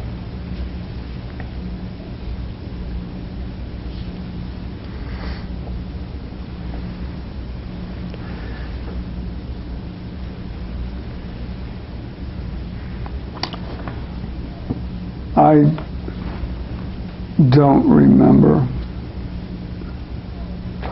In the picture up top, that is a photograph of a screenshot that was inkjetted on canvas of your post to Instagram of Kim Gordon's portrait, right? Objection.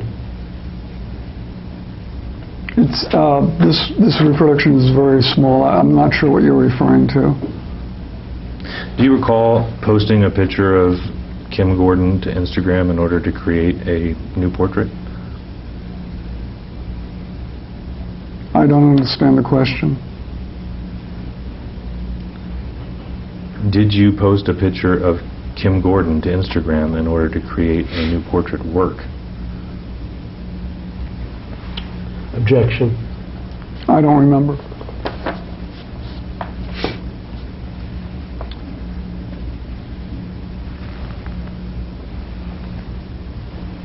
So sitting here today, it's your testimony that you do not recall making a new portrait work using a photo of Kim Gordon that you posted to Instagram. Objection mischaracterizes the witness's testimony. I posted, I see what you're asking. Sometimes at this point,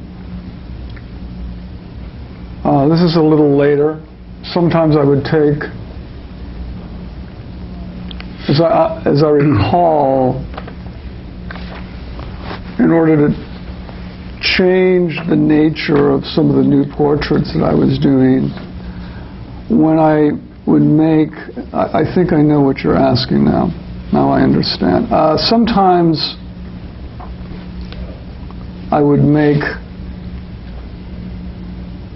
new portraits of people that I knew, and post them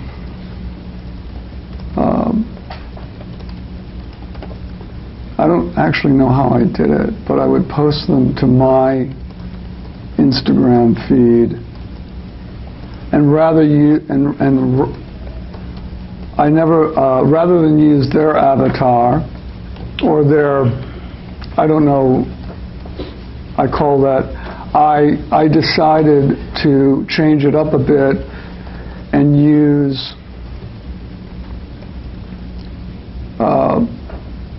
my avatar, because I learned, or I realized that you could change your avatar as many times as you wanted to.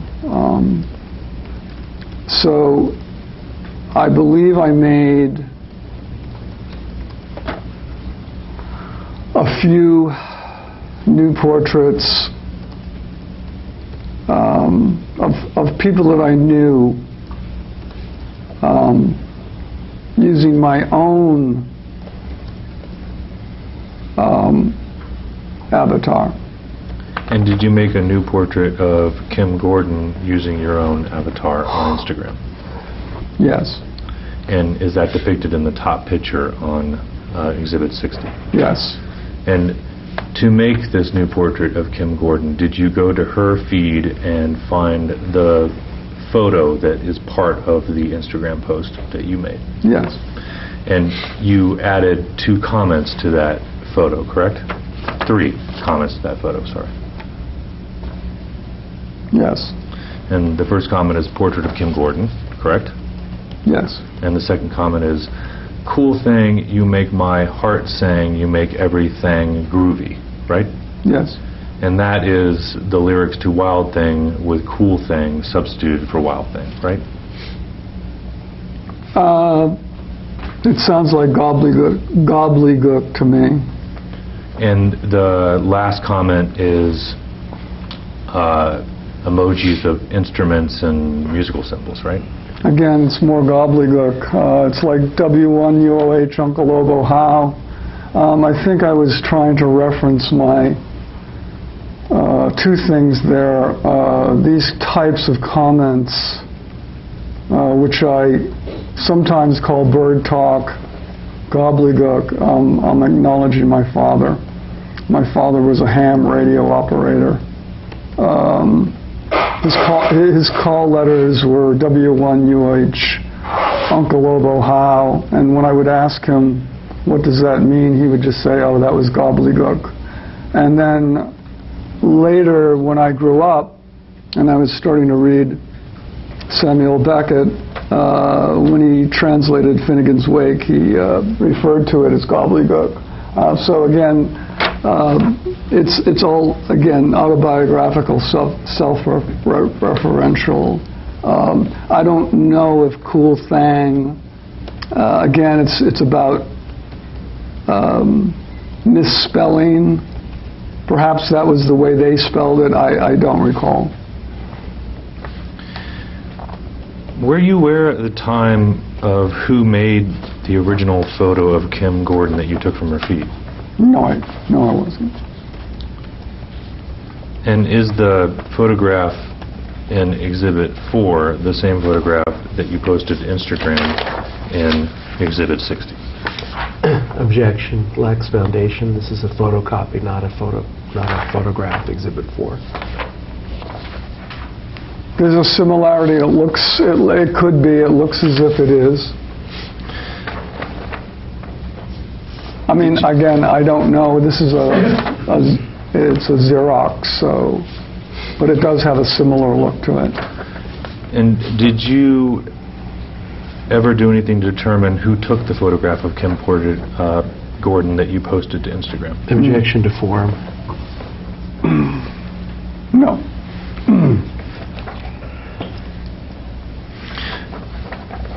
So the new portrait that's depicted in the top photo at Exhibit 60, that's a physical canvas, right? I don't know. It's very difficult to tell from this reproduction. Do you recall when you made the work that's depicted in Exhibit 60? I don't recall. Would it have been fairly close in time to the Instagram post in Exhibit 60? Objection. Hypothetical. Again, I don't recall. Now, you made the portrait of Kim Gordon at least in 2014, right? I don't see where that information is on this. If you look at your Instagram on the top, you say, Richard Prince 4, portrait of Kim Gordon, inkjet on canvas 2014. Do you see that? Yes, I see that now. And was the inkjet on canvas made here in New York? Yes.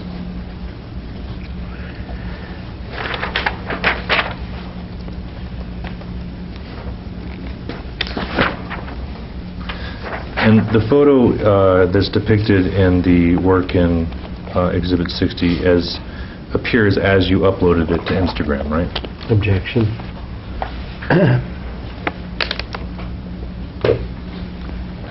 I'm sorry, which photograph?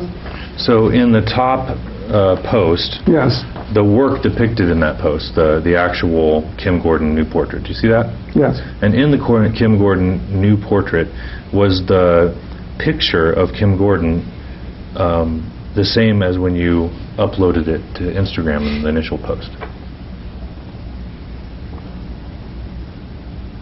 I'm not sure what you're talking about again. Oh, after you printed your Instagram post of Kim Gordon's photo, did you paint on top of the inkjetted canvas? Objection. No. Did you make any changes other than to print it to canvas using inkjet? Objection. Ambiguous as to time. I had, when I made Kim's portrait, I had already determined a formula of how I wanted to make the new portraits. And did that formula entail screenshotting an Instagram post and inkjet printing it to canvas and then making no physical alterations thereafter? Objection mischaracterizes the witness's prior testimony. I wouldn't describe it in that way. What physical alterations would you make to a new portrait that was inkjetted on canvas after it was printed? I wouldn't make any. Did you take the photo of Kim Gordon that was posted by you to Instagram? Objection. Yes.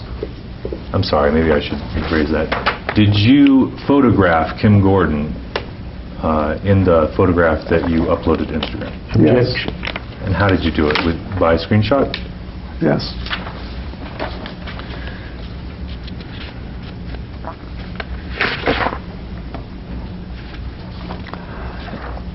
When you made the Instagram post of Kim Gordon's picture, how did you take the screenshot? On your phone? Yes. And where did you take the screenshot? On my phone. Were you in your studio in New York when you took that screenshot? I was Post Place.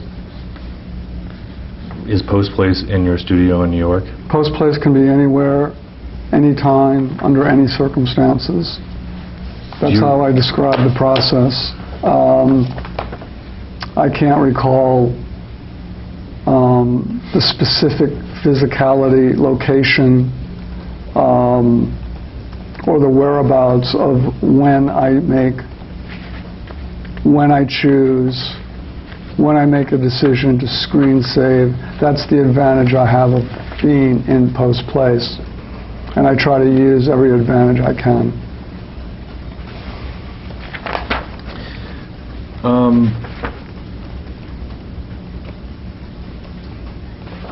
How long did it take you to make the Instagram post of Kim Graham's photo, add the comments, and take the screenshot?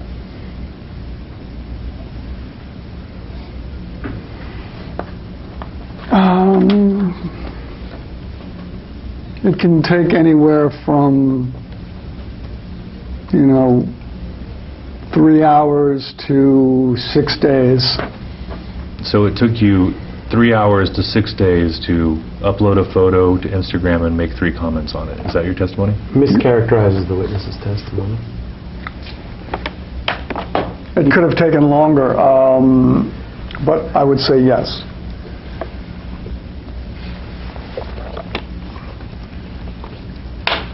When you say it would take 3 hours to 6 days, is that because you did some kind of planning beforehand as to what the actual post would be?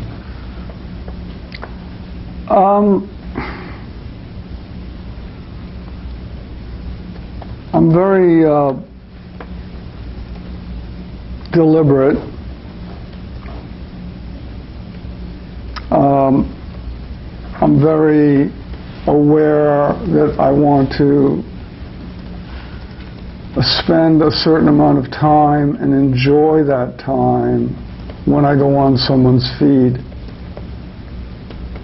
So I don't really set any kind of time limit. Kim is an old friend, and as you have already stated, she is a well-known personality. As I recall, she had many pictures of herself on her feed. I can't recall how many.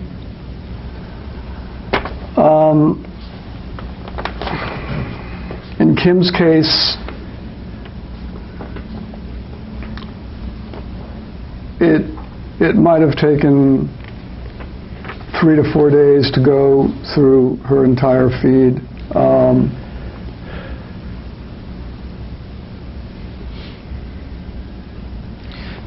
During those 3 or 4 days you were going through her feed, you were looking for the right picture of Kim Gordon to use to make your new portrait. Is that right? In Kim's case, I was looking for many portraits to possibly make. And when you found the photo that ultimately became your new portrait, how long did it take from the time that you found the photo to the time that you screenshotted your post with comments? Well, the comments add an additional amount of time, and that additional amount of time can take anywhere from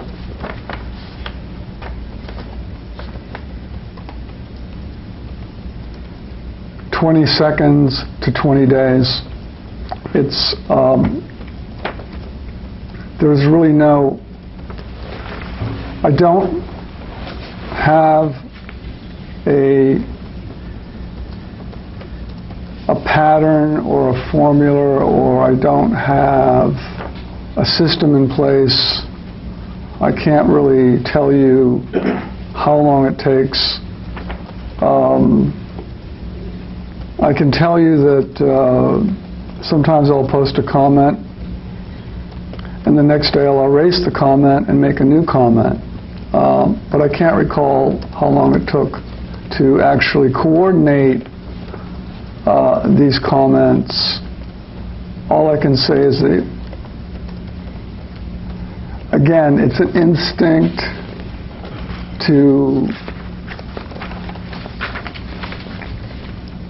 as to how many comments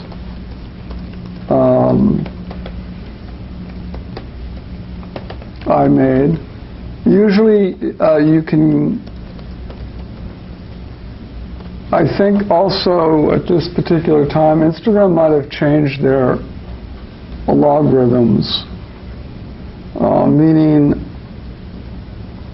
you only could have so many lines underneath the picture that you posted. And they've changed that over the years many times. So I have to adapt to their programs. And I never know when they're going to change their program. And I think that as I recall, when I took Kim's portrait, or I was trying to take her portrait, they had changed the amount of room, the amount of comments you could make. And I believe they also provided more emojis at the time. So it actually gave me more flexibility. And if I remember correctly, I made this portrait over I was thinking about, with Kim, to make more than one portrait of her, which was something that I was really seriously considering, since the fact that she was an old friend. I thought I had recalled that Warhol had made a portrait of a friend of mine. Or no, actually, she wasn't really a friend of mine, but I recall her Warhol had made a portrait of Debbie Harry. And he had made several different portraits that were very similar looking. So the idea occurred to me to perhaps borrow that idea of how Warhol approached his subject with someone like Kim, since I knew her very well. And after you made the Instagram post posting the Kim Gordon photo in your comments, you took a screenshot and then sent it to a printer to have it inkjet printed on canvas, right? Objection.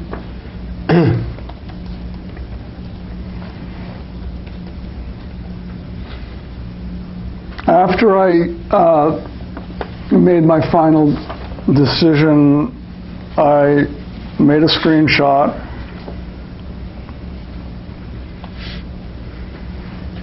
I sent it to my studio.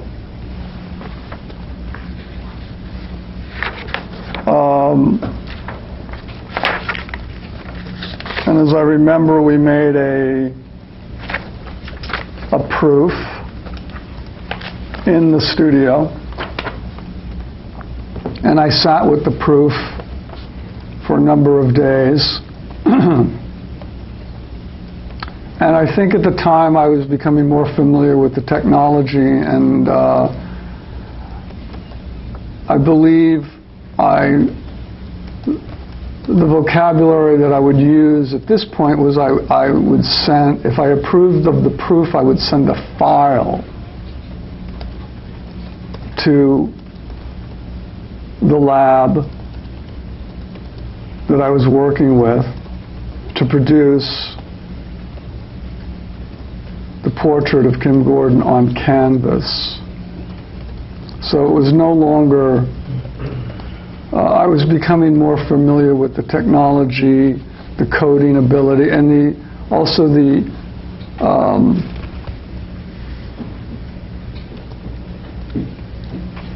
ability to manipulate, change the way the portrait was translated and recontextualized on the canvas itself. As I said, inkjet keeps changing, keeps improving week by week, day by day, month by month. And they also are always introducing new surfaces, new types of canvas. You're always, you can go there and select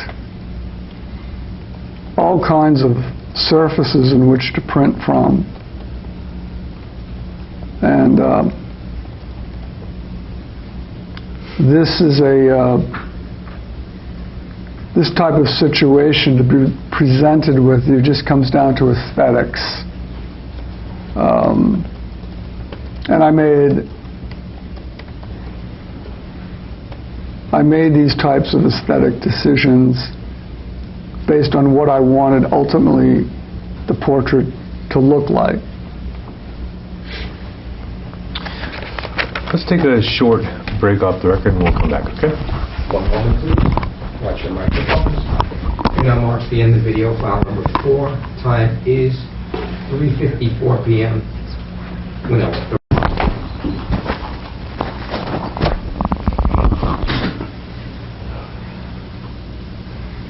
Here now marks the beginning of video file number 5.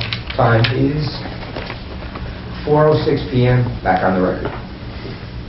Let's go back to the new portrait that depicted Rasta J92's Instagram post for a moment, okay? Now you testified earlier that you had done some computer magic to remove some comments that were below the post. Do you recall Yes. that? And do you, sitting here today, remember how many comments were on the Rasta J92 post at the time that you made your comment? Asked and answered. Ballpark 50 comments. And you didn't actually delete those comments, you just reported them as spam, and so they would be hidden for the screenshot that you took of your comment. At the time, I didn't realize what I was doing.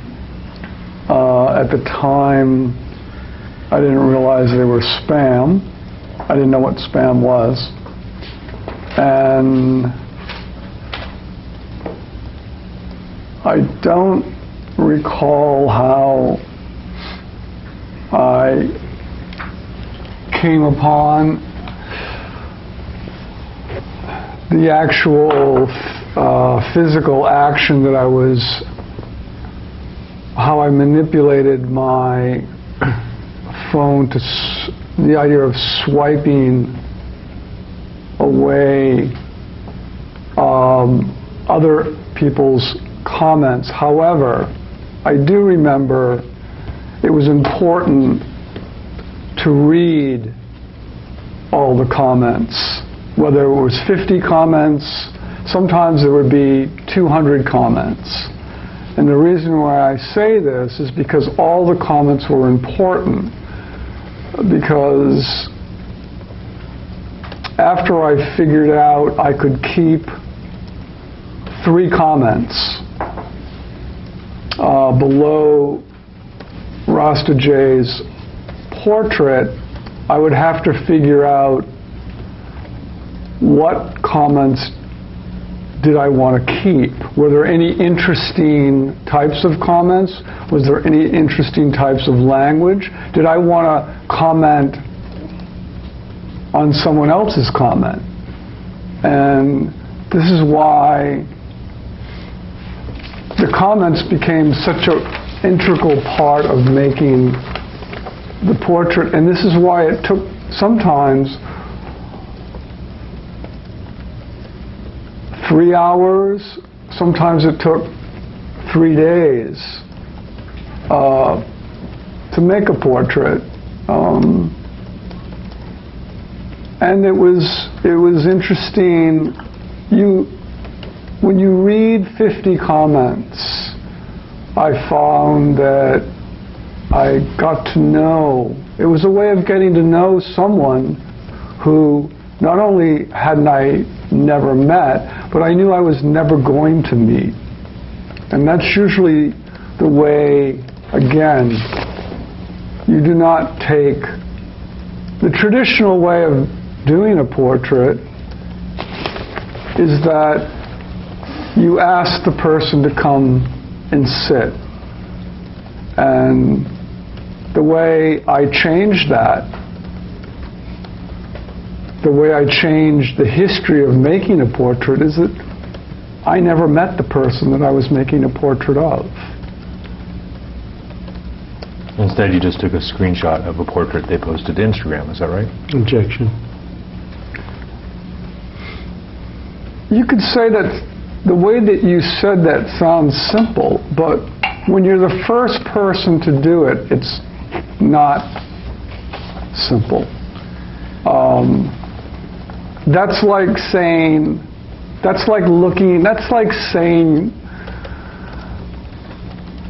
oh, you know, looking at a Pollock and saying, oh, my kid could do that.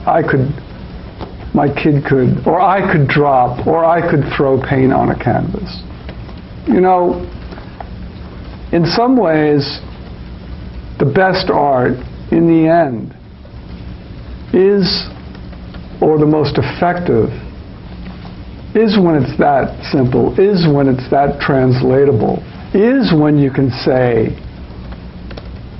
wow, I could do that. I think that's one of the reasons why Basquiat is one of the most popular artists of our time, because I think people love the work because they can picture themselves doing it.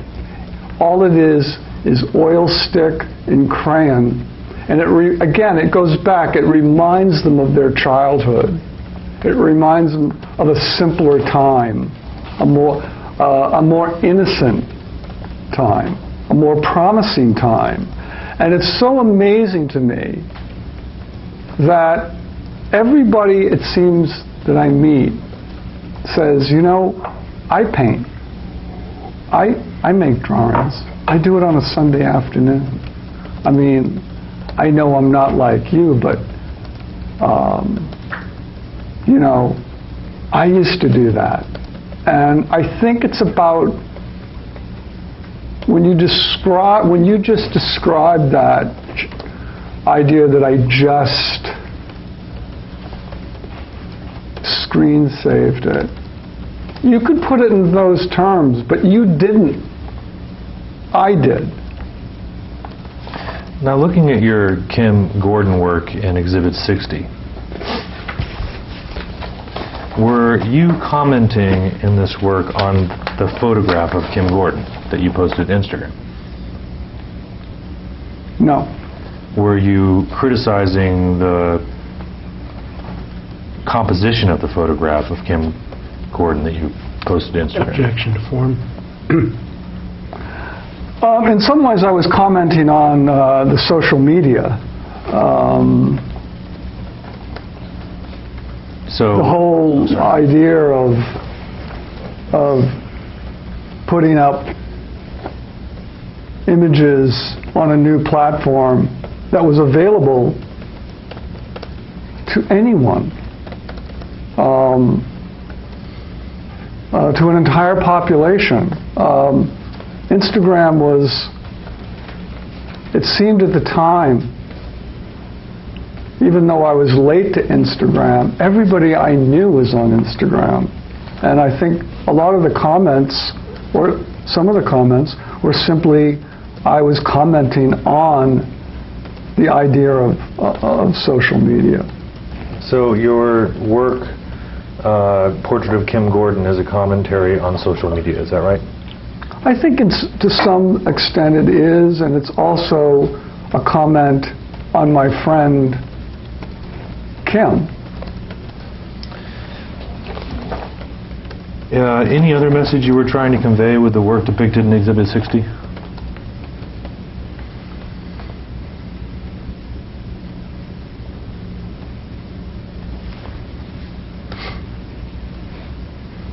I think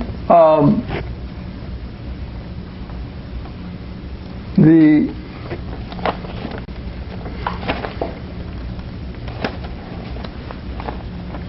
idea of communicating by comments, by emoji comment, about the emoji comments,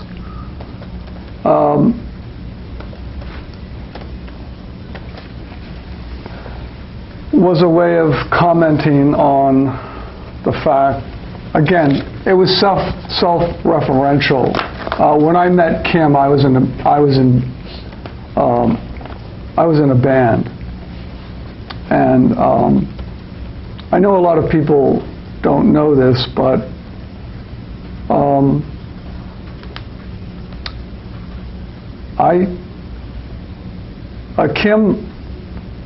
I taught Kim a little bit of her. I gave Kim some of her first guitar lessons, and Kim also designed my first advertisement, or what we used to call a flyer, for my band back in I believe it was 79. My band was called Him, and she changed the spelling from H-Y-M-N, Him, to H-I-M. So I think it's, again, inside information.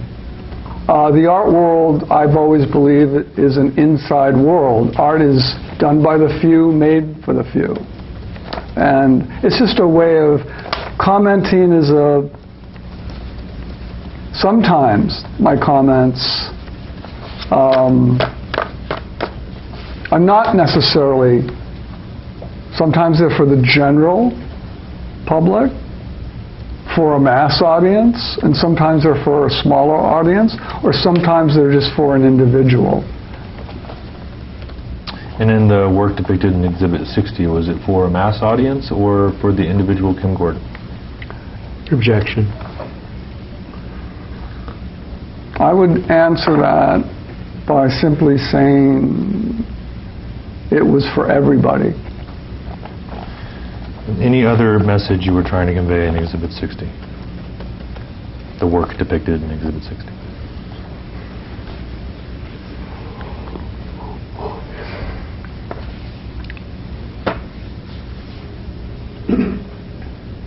I was hoping that Kim would like her portrait. Was the work depicted in Exhibit 60 exhibited in Tokyo at the Blum & Poe Gallery in April and May of 2015? I believe it was. Did all of the new portraits that were exhibited at the Blum & Poe Gallery in Tokyo sell? I don't know. Do you know how much the work depicted in Exhibit 60 sold for? No, I don't. Do you know if the work depicted in Exhibit 60 sold at the Blum & Poe exhibition in Tokyo? I believe it did. Do you recall how much money you made on the sale of the work depicted in Exhibit 60? No, I don't. Did Blum & Poe also publish a book of the new portraits that were in the exhibition in Tokyo? Yes, they did. And did the Blum & Poe book include the work depicted in Exhibit 60? Yes. And do you know when Blum & Poe published that book? No, I don't. Do you know where Blum & Poe published that book?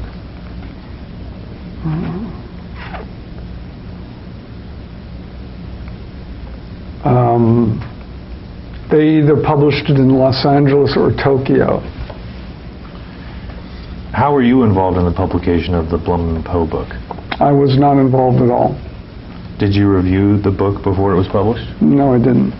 Did you notice that the new portraits book that Blum & Poe published included a colophon that attributes the copyright in the book to you and Blum & Poe? No, I didn't. Did you notice that the colophon of the new portraits book by Blum & Poe says all work and images, copyright, and circle on a C, the artist? No.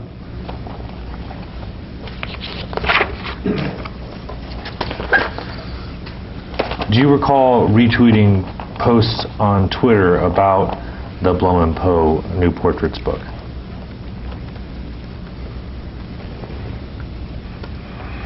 I can't say for sure if I did. Do you recall retweeting a post by Harper Brooks that displayed photos of the Blum & Poe new portraits book? I don't know who Harper Brooks is. Are you aware that the Blum & Poe new portraits book was offered for sale at the New York Art Book Fair from September 15th to 18th, 2016? No, I don't.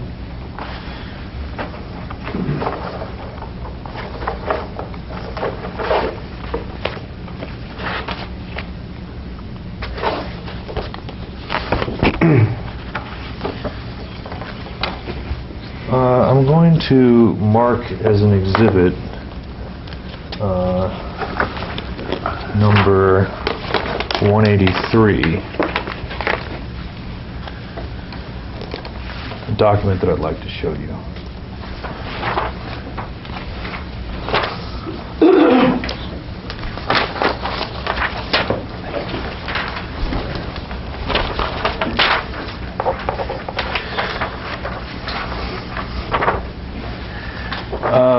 Do you recognize Exhibit 183? Yes, I do. What is Exhibit 183?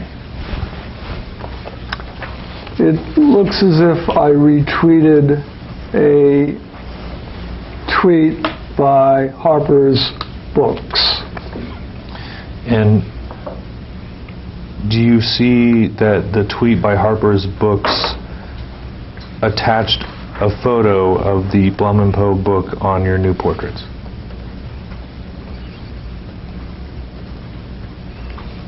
If you're referring to this image, yes. And on the left-hand side of that image is the Kim Gordon work that's depicted in Exhibit 60, correct? Yes. And you retweeted this on April 14th. 2016. Objection. You can answer if you know. Well, is that 12,000, 12.4? I'm sorry, the question was again? Do you recall 11/16/16? No, those are markings from the court. Yeah, that's a different. He's not asking you about the I'm information sorry. at the top. I'm asking you, do you know when you made this retweet of the Harper's Books post? I do recall that Harper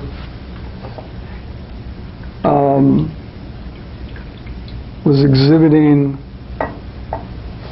as an alternative to APAD at a hotel near the Armory on Park Avenue South. I don't recall what year. Does it say here somewhere in what year? Was it after the exhibition in Tokyo? It would have had to have been, yes.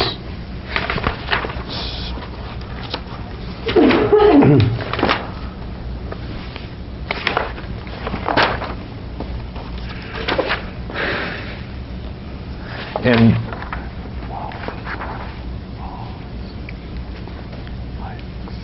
can you tell us what AIPAD is? APAD? APAD is a photography organization, I believe, that exhibits photographs once a year in New York City. Okay, you can set that to the side for a moment.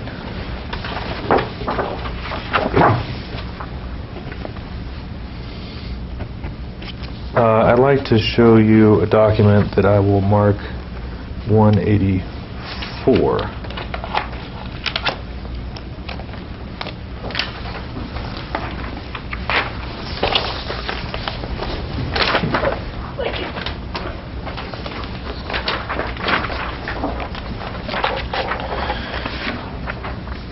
Do you recognize Exhibit 184? No, I don't. And I just want to note for the record, this appears to be an incomplete copy. Do you see in Exhibit 184 a list of retweets of a half-gallery exhibit tweet? Objection. I'm not familiar with this particular format, so I don't really know what I'm looking at. I'll represent for the record that this is a list, at least in part, of the people who retweeted a tweet by Half Gallery that we accessed on Twitter. Do you see that? See what? Lacks Sorry. foundation. I'm representing to you that this is a list of retweets of a Half Gallery tweet on Twitter, okay? But to be clear, the half gallery tweet from Twitter is not here, right? It's at the top, yes, it's right No, there. it's obscured by the... No, the Half Gallery tweet is at the top. It says, New Portraits, Richard Prince, 2016, published by Blow and Poe, signed on the cover. I mean, the copy I have shows that some text has been deleted. All right, well, let's put that to the side for just a minute. And let's mark as Exhibit 185 the full tweet by Half Gallery.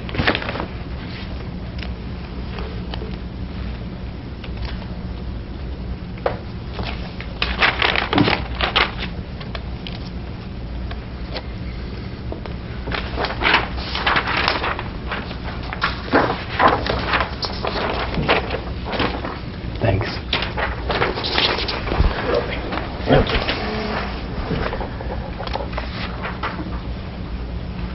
First off, do you know who Half Gallery is? Yes. Who is Half Gallery?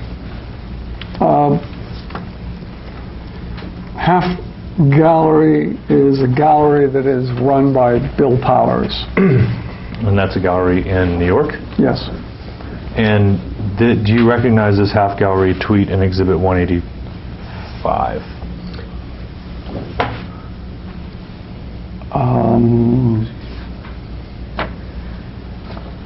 I don't understand the question, recognize. Do you recall retweeting the half gallery tweet that's in Exhibit 185? No, I don't. I don't recall retweeting this. In 2016, I can safely say I do not recall. I might have, but I do not recall retweeting this tweet. Now, looking back at Exhibit 184, I'll represent that this is a list of in part, the retweets of the half gallery tweet that we looked at in Exhibit 185, okay? And the same objection with respect to lack of completeness. Do you mean if you put it together like this? What I'm saying is that I accessed on Twitter the half gallery tweet, and I got a list of the people who retweeted it, and that's what is in Exhibit 184, okay? Yes. And I scrolled down the list, and I found that one of the people that retweeted this was Richard Prince 4. Is that you? Yes. So you retweeted the half gallery tweet that we looked at in Exhibit 185, right? Objection asked and answered. I can't answer that because the format here is confusing to me.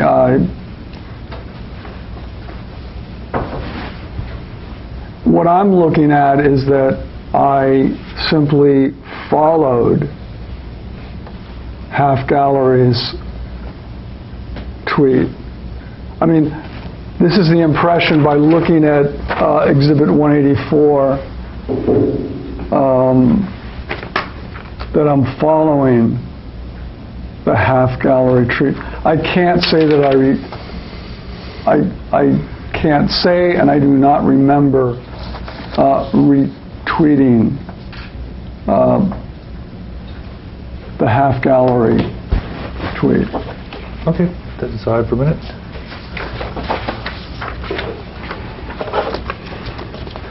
I'd like to show you a document that I'm going to mark Exhibit 186.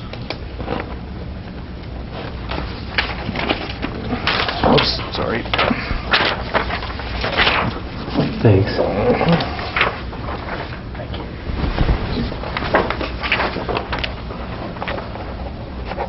Do you recognize Exhibit 186? And again, just to clarify for the record, there's some printing up at the top, which is a court thing. I assume you're asking him only about the part under the heading Exhibit H, right. correct? This was an exhibit that was attached to one of the complaints in this case, and I'm asking you about the image in the center of Exhibit 186. Do you recognize that? Are you asking me about, when you say the center, this is all very confusing, the way this is all set up. Let me try to clarify. Has this been, have you, this looks like have you been collaging? This is a screenshot, which I'm sure you're familiar with, of a Blum and Poe tweet, and your response to that tweet. Is that right? Well, my response, but has my response been scissored or cut or manipulated and put under there? I'm not aware of any changes to the image. All I know is that this is the image that was attached to the complaint in this case. Where did you get this image? I believe it was taken from Twitter. Well, if you believe, then I can't answer unless you know that it's been taken. I can't answer your question. I'll represent for the record that this was taken from Twitter, and that I have a question about the Blum and Poe people that are tweeting in this image. Do you see? Are they tweeting? Or do you think it is Instagram instead? I don't know. I'm not familiar with this format, and I've never seen this image. I've never seen this tweet, and I do not recall. I don't know where.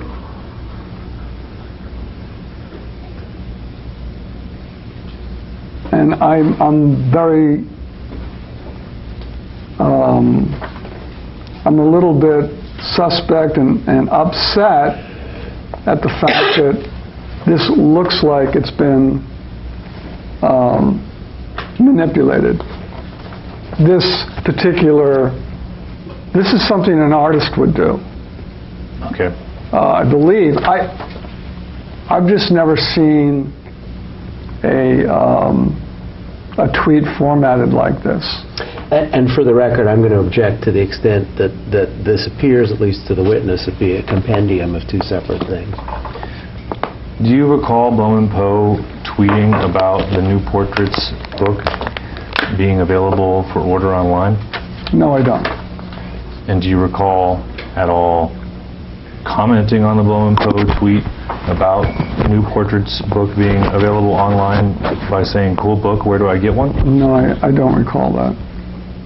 Do you recall the New Portraits book published by Blum & Poe premiering at the New York Art Book Fair?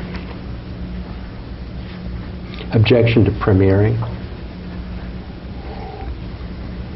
I can only say that Blum & Poe would not be allowed to premiere a book at the New York Antiquarian Book Fair. The Antiquarian Book Fair only allows, you have to belong to a particular society that sells rare books. I do know that Blum & Poe do not belong to that society, and I have gone to the New York Antiquarian Book Fair for the last 40 years. I have never seen Blum & Poe have a booth, nor would be allowed to have a booth at the New York Antiquarian Book Fair. So, do you know of an event called the New York Art Book Fair that's different than the New York Antiquarian Book Fair? I've never heard of that. So you've never been or heard of the New York Art Book Fair?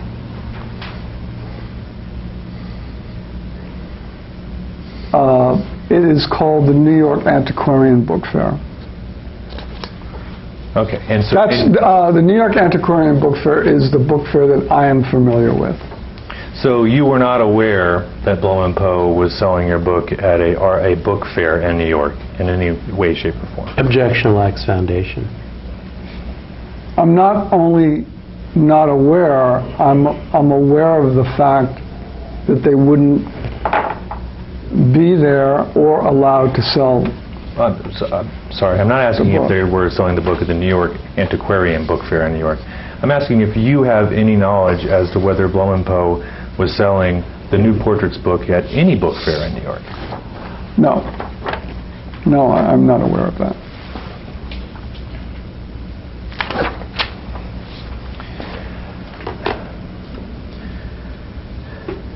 Did you give, going back to Exhibit 60, did you give this is the Kim Gordon New Portrait.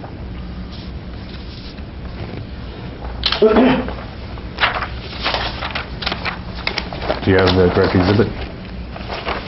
Exhibit 60? Yes, I have it. Okay, you have it, good. Did you give a study of the work depicted in Exhibit 60 to Kim Gordon? Yes, I did. When was the study of the work depicted in Exhibit 60 created?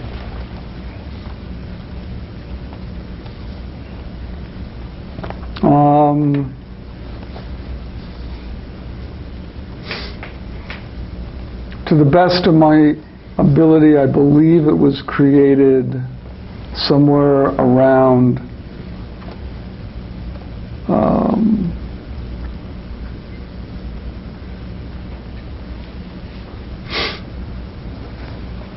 2014. Did you give the study of the work depicted in Exhibit 60 to Kim Gordon after the Blum & Poe exhibit in Tokyo? Or before? Objection, compound.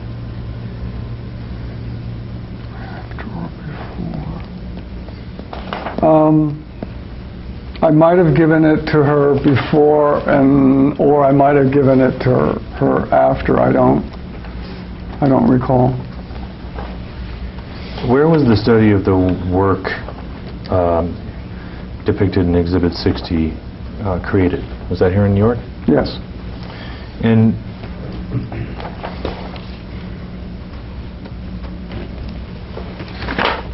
I think you can set that to the side. I want to show you a different exhibit, which we'll mark as Exhibit 187, sorry.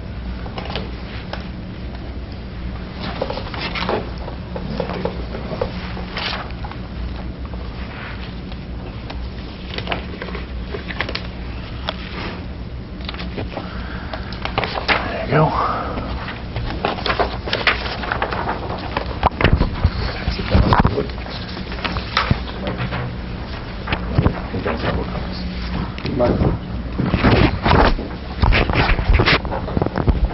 Cool. Do you recognize Exhibit 187? Yes. What is Exhibit 187? Good question. It's everything. And what do you mean by that? It's my entire life. What is the photo in Exhibit 187 of?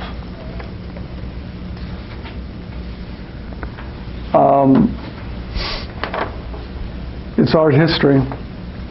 It's an African mask. It's Cubism. It's a little bit of Calder. It's Duchamp. It's definitely Man Ray. It's a found object. It's a ready-made. It's a nod. It reminds me of a Hans Bellmer. And in a more contemporary sense, and this is someone who really a very good friend of mine who's actually having an exhibit at the moment, Robert Gober. So in a strange way, what you're looking at is about 118 years of art history here. I mean, this is an image that is actually too good to be true, hard to believe, almost impossible, really real, almost real. It's so real that it's not real. And yet, in the end, this is what appropriation is about. It's basically a shoehorn. But is it a shoehorn? No, it's not. It's not because I say it's not. It's not a shoehorn because I just explained what it really is. And what's really great about it is that, in fact, I did find it in the back of the Metropolitan Museum of Art. And in fact, when I looked at it, I thought, wow, someone just lost, maybe someone was transporting a Man Ray and it fell out of the package. It was very exciting when I found this. I took the picture myself, put it in my pocket, brought it home. I was also commenting on Cleopatra's Needle. There's a big controversy about public art in New York at the moment with Jilly and Mark, their sculpture, an appropriated sculpture of 3 rhinos down on Union Square that is being fawned off or as kitsch. However, I believe my dog and I were out for a walk on Sunday, and these are the things that as I say, I can do, I love to do, gives me great pleasure, and I would imagine that most people would walk by this object and see nothing. I see everything. And I say that because I have this ability to make something that's so ordinary and so pedestrian and generic. I mean, the iron in this object, I mean, it's fantastic. It looks like Calder.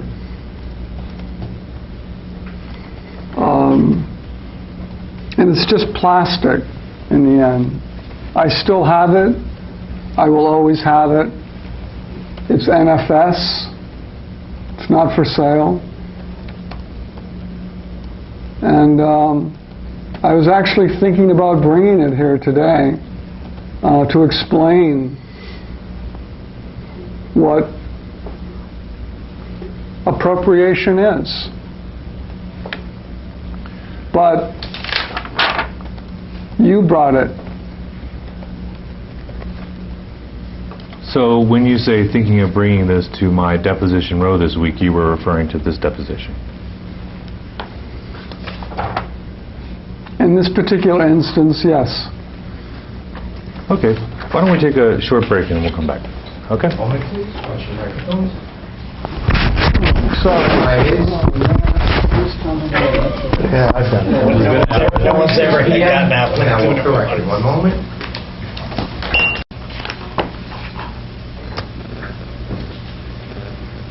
Time is 5 p.m. Back on the record. Mr. Prince, have you ever said in sum or substance that you think copyright law is absurd?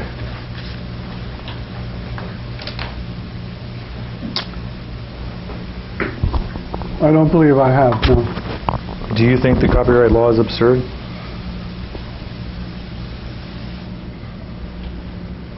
It depends upon what is copyrighted. Do you think that an artist should be able to take any image he wants to use in his own work without permission? Objection, incomplete, hypothetical. I think if an artist, and I don't know many artists who do this, but I think if an artist, I certainly don't copyright my own work.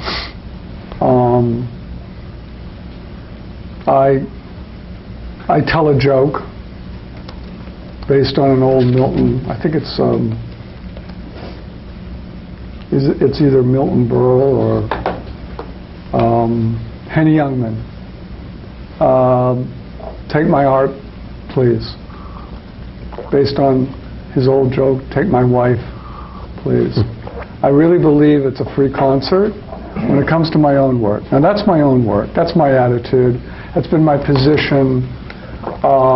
I've never copyrighted my own work. And I believe that artists should feel free to take my work and use it as they see fit. However, that being said, if an artist, and I do know artists who do copyright very plainly with this, I believe it's the C with the circle, which I really don't, I'm not a lawyer, I'm an artist, but I did begin at some point in my career to understand what that meant. And now I am aware of, watermarking an image. And I think if I see images that have that C with the circle or watermark, I respect, that's a telegraph to me. And and if an artist additionalizes that type of signature onto their work, I respect that, and It doesn't happen very often. I very rarely see it. It wasn't something that I'd ever thought about in my early career.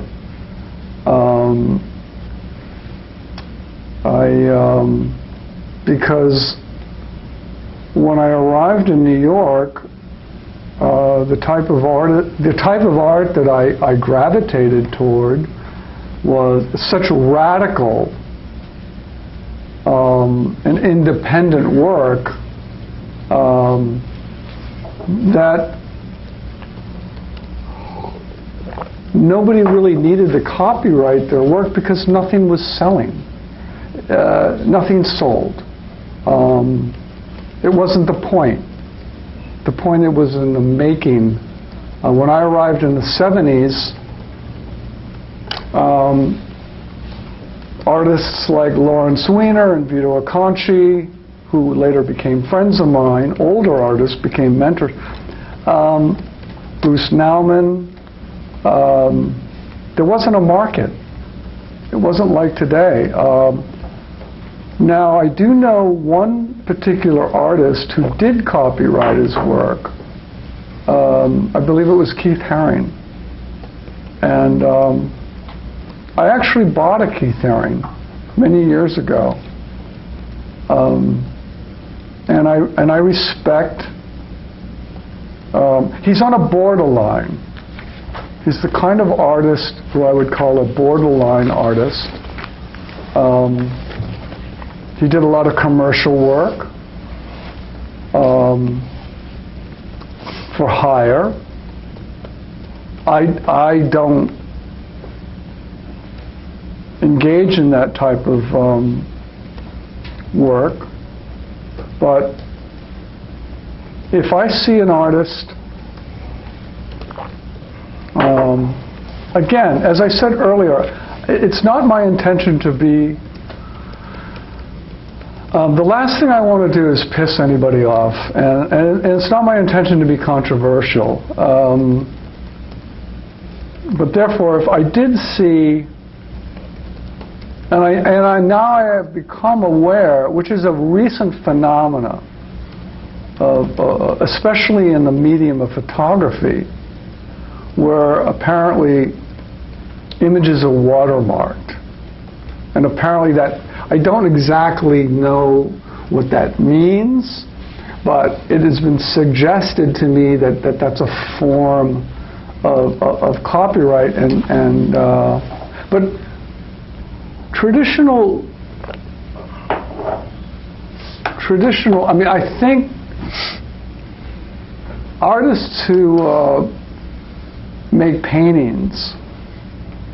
You know, I work in many mediums. Painting, sculpture, performance art, installation, site-specific. I've never copyrighted. In hindsight, perhaps I should have copyrighted some of the graphic art that I made. But, you know, I feel like if a younger artist can take my work and perhaps improve upon it, maybe even make it better. And I am aware of an entire industry in China who make my nurse paintings and sell them for my nurse paintings. And I'm aware there's an artist who makes reproductions of my nurse paintings, and you can find him on various weekends in Chelsea.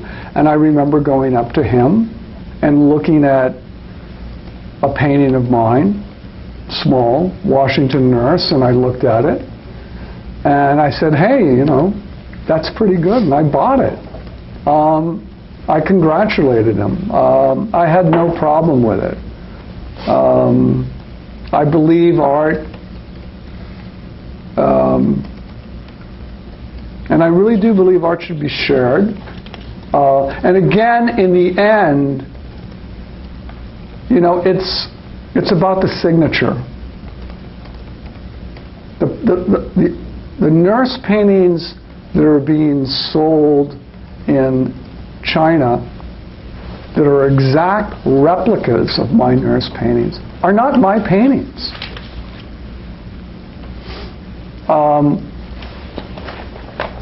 That being said, I mean, we could go along and talk about, I think the real question is, it has nothing to do with copyright. The real question is provenance. And a lot of what you really need to be careful of has nothing to do with copyright. It has to do with fakes. But that's perhaps for another deposition, another day. But yes, I do respect, and I would respect. I remember having a conversation with Robert Mapplethorpe, and I remember he was a photographer, and I didn't see him as a commercial photographer. I saw him as an artist. And I remember him telling me one day, Richard, do not appropriate any of my photographs. And I said, Robert,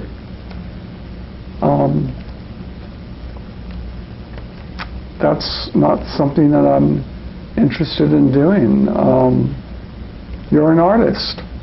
And again, it gets back to this idea that I know every artist in the world of any consequence, both dead and alive. I've been in the New York art world my entire adult life, and if you're not in the New York art world, and I'm not bragging, I'm not boasting, but this is where it's at. I'm one of the only living artists who have had a retrospective at both the Whitney Museum, and I have filled the entire Guggenheim Museum in 2007. The entire museum. And I think what that means is, again, we get back to a consensus or agreement. And I think the reason why I was afforded those opportunities is someone out there, whether it was curators, collectors, acknowledged that what I was doing was adding on, exploring, trying to open up new territory and challenging what had gone on before me. And I'm very, did I ever think this was going to happen? Not in my wildest dreams. I did not have I didn't have much of an art education. I didn't go to Yale, I didn't go to Cal Arts, I didn't go to RISD. I had no connections, I didn't know anyone when I arrived in New York. And I worked very hard. I grew up in poverty,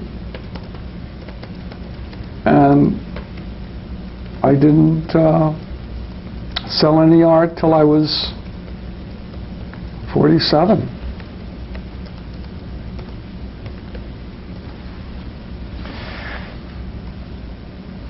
So if you see a C in a circle or a watermark on a photograph, you won't use it. Is that right?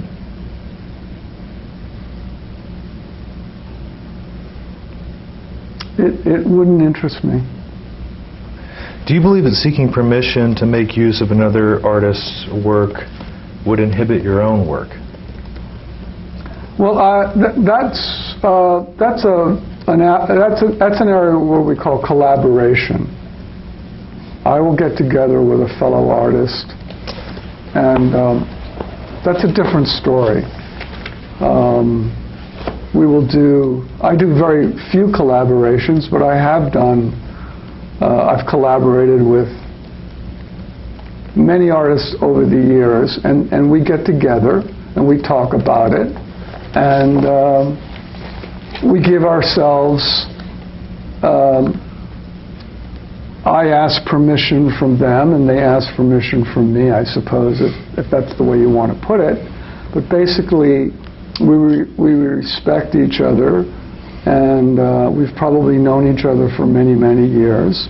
And again, my generation, which is called the picture generation, for lack of a better term, has grown up dealing with the same issues.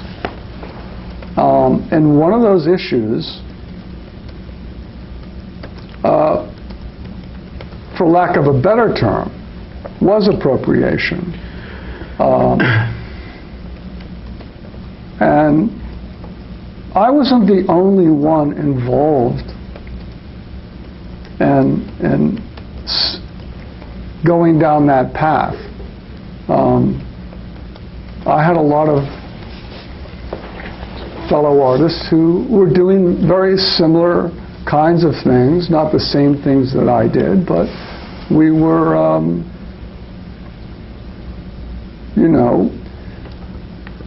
talking about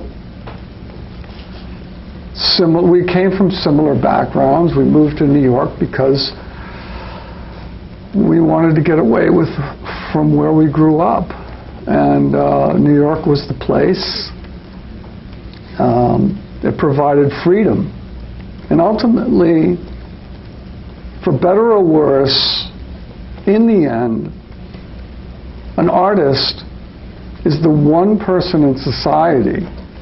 I mean, let's give one person in society the freedom to do anything they want. Let's give one person in society the ability to make something that might make someone feel good. Because then in the end, what are we left with? I mean, I will give you $1,000 if you can tell me the name of the president of France when Gauguin was in Tahiti painting his paintings. Right now, I will give you $1,000 if you can tell me the name of the president of France. What I'm getting at is we do not remember the president of France. What we remember are the beautiful, incredibly perfect paintings by Gauguin. It's what we're left with. When the Nazis invaded Paris, what did they want? They wanted the culture. They wanted to appropriate the culture of France. And what did they try to save? They tried to save the Mona Lisa, a simple portrait.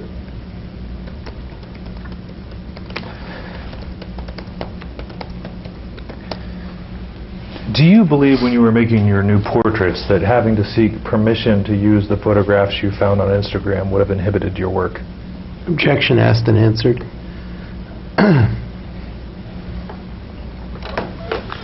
Well, I think that's like asking for the convenience of hindsight. I no longer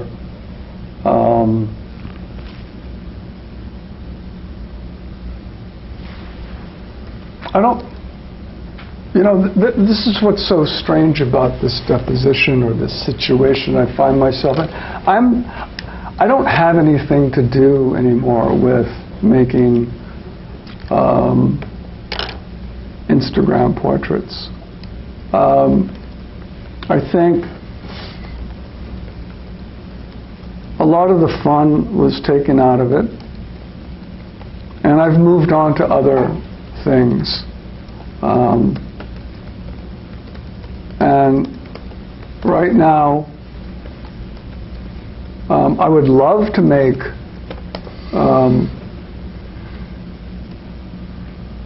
you know, more portraits,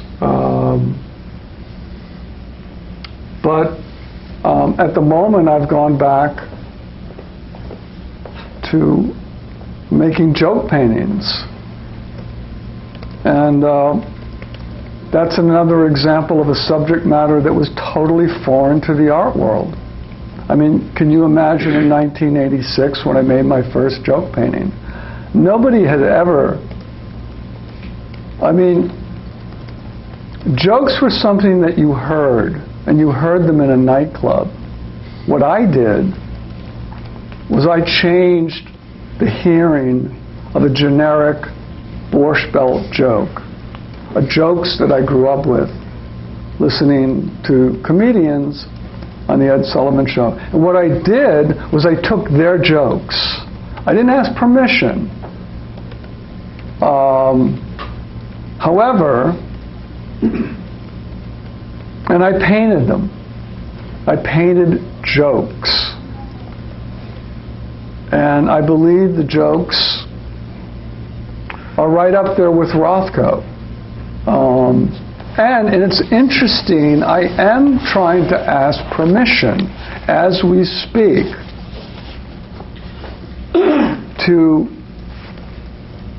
so that I can use Rodney Dangerfield's jokes from his widow. And I've been negotiating with her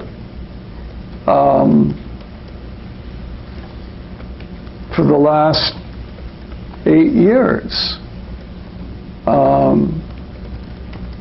Now, that's not to say that I haven't used a Rodney Dangerfield joke.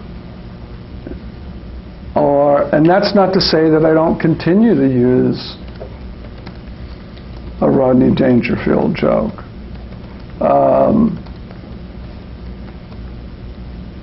But no one that I know had ever painted a joke in the art world before 1986. It was a very radical subject matter. And if you didn't like the joke, maybe you liked the painting. If you didn't like the painting, maybe you liked the joke. Maybe if I showed the painting in Europe and you didn't understand American, you would look at it as an abstract. So all these elements came into play. And again, I'm just pointing this out. I have this history, a consistent pattern of taking subject matter that starts in the public sector, that has inherent meaning, and I bring it in to the private art world and change, recontextualize, comment, and parody that subject matter. Sometimes, and in the case of the jokes, it's very important to me because, first of all, if you don't have a sense of humor, I don't really want to have much to do with you.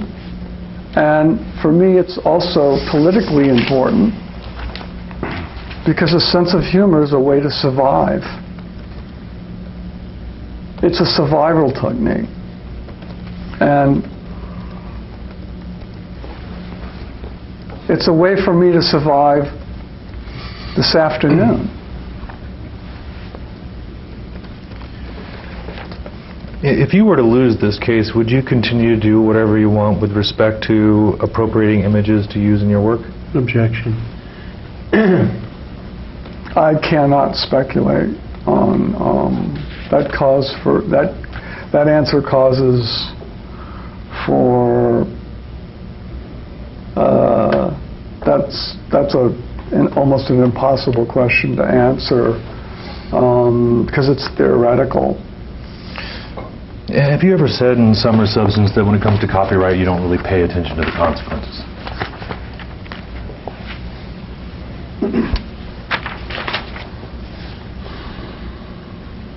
I can't say that I have, and I can't say that I haven't. Have you ever said in Sum or Substance that with respect to copyright you're of the generation that feels like it's a free concert? I have said that it's a free concert. I'm a child of Woodstock. I went to Woodstock, and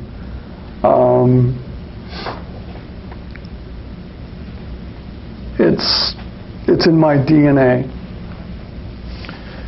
Are there any circumstances under which you think it would be unfair for one artist to appropriate an image taken by a commercial photographer, for example? Objection.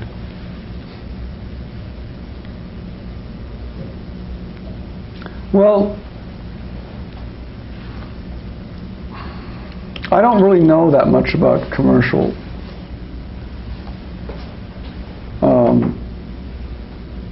I don't know many commercial photographers. I do know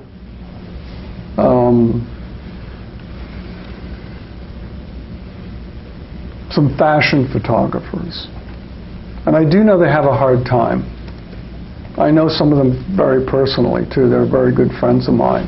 And I know that they've tried to make the crossover into making art, and they have a very difficult time about making that crossover. And what I tell them, I said, you know what, don't even bother.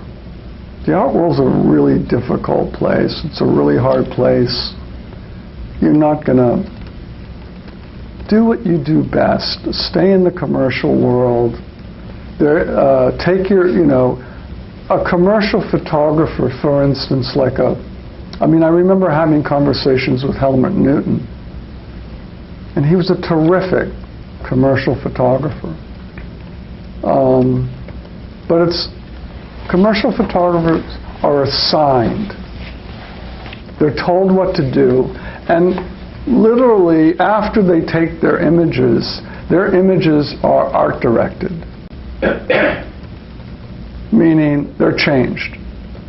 They're airbrushed, they're cropped, they're edited, and they usually wind up looking very little like what the commercial photographer first took.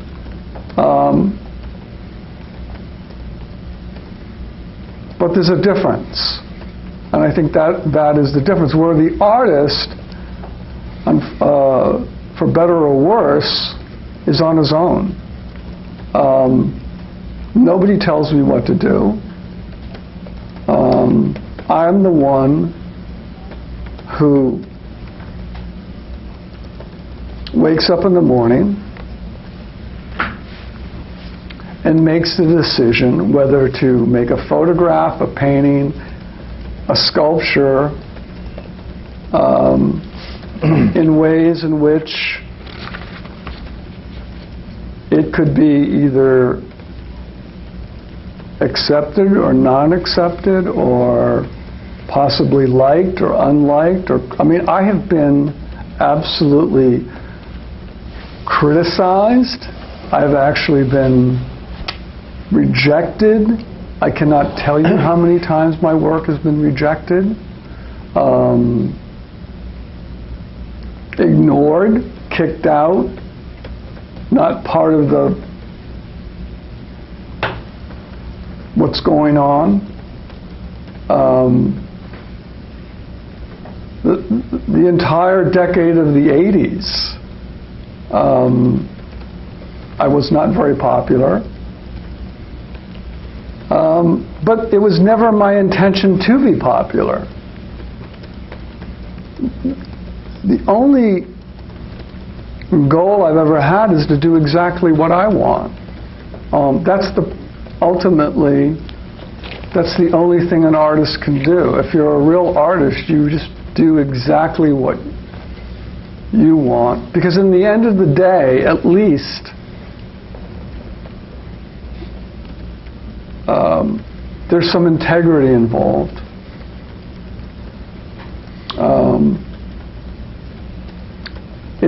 You can live with it.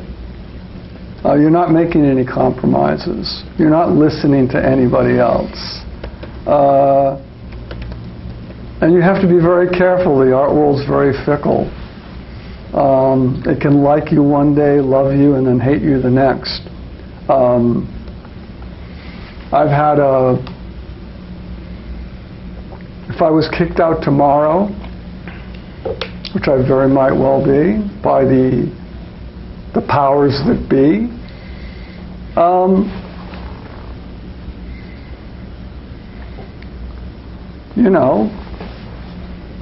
I would continue, yes, to answer your question, I would probably just continue to do what I do. Because I enjoy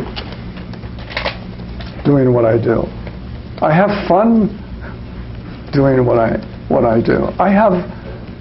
Again, I hate to keep saying that I'm a lucky guy, but I am. I'm the luckiest guy on the planet. Do you think that judges can understand art? Well, that's an interesting question because aesthetics is a really difficult thing to define. I brought up earlier in the conversation, aesthetics for an artist is like ornithology is for a bird. Move to strike is not and responsive. what that means is it's aesthetics is a second nature, and I don't believe it. I mean, I respect the fact that a judge's territory is the law, and I would think he would know about the law. Now, I don't expect a judge to know about. Why would I expect to know? I mean, I would be happy, but I don't expect a judge to know about Arthur Craven or Natalie Barney or Roland Penrose or Alex Katz. It's not their job. And I find it's difficult for me, but I don't have an argument with a judge. I've been judged, but the history. I have said that it's very difficult to argue aesthetics in a court of law. We can cite examples. We can go back to Oscar Wilde. We can talk about Lenny Bruce. I believe judges deal in reality. They deal in the real world with real world consequences and things that are really important to the majority of the people, the majority of the population. And I respect that. Artists, on the other hand, are a very small portion of the population who are really the crazy ones. The ones that are essentially, at some point, the wounded ones. The ones that didn't fit in. Artists are essentially antisocial, and they have their own tribe, and they kind of have their own rules. And I like to believe when I go into my studio, and this is make-believe, I go into my studio, I shut the door, and I am the king of the castle. That's my little... And that's why I don't like to leave that room. Because I believe, and it's a fantasy, that I can do anything in that room. Have you ever used copyright protection to prevent a museum from publishing your early work in a catalog? I believe I did not allow an exhibition at the... it's called the... I might have this wrong.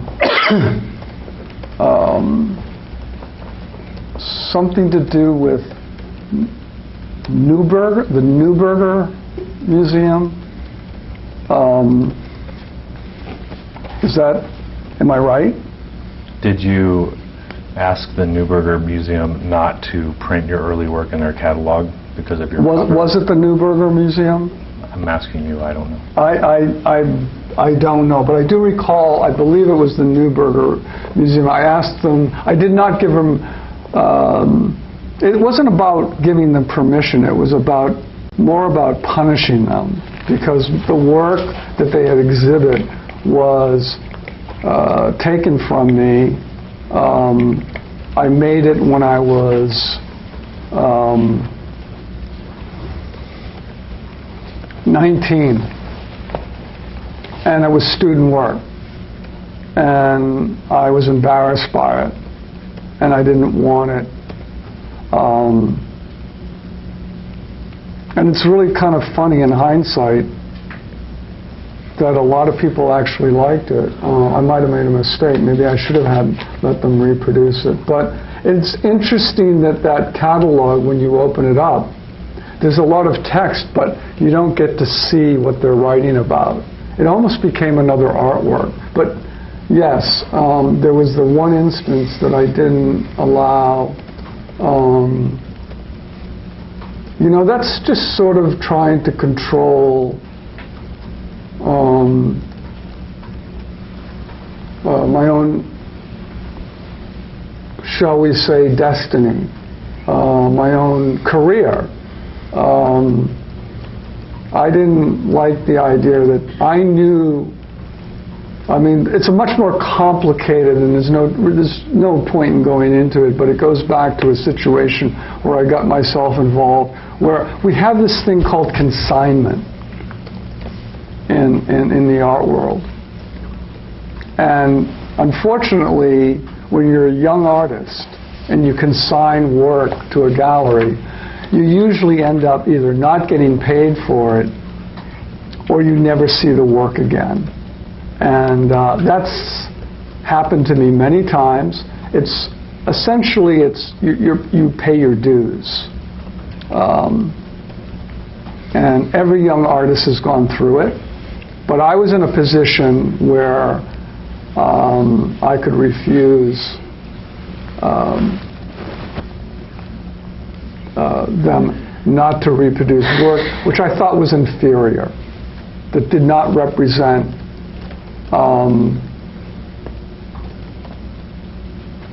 what I wanted to represent. And it was the ensemble, the installation, and the democracy of the images. You had to look at that show as a whole.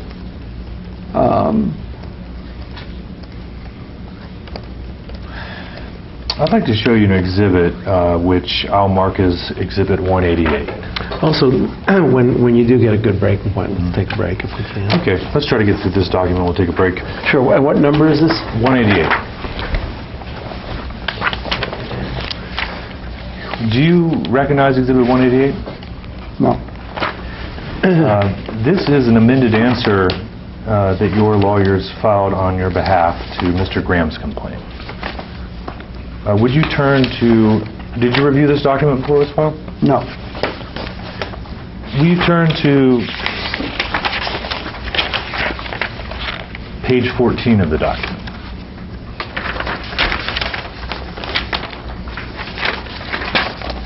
And do you see at the bottom of page 14 a heading called Affirmative Defenses? Yes. Do you know what an affirmative defense is? No, I don't.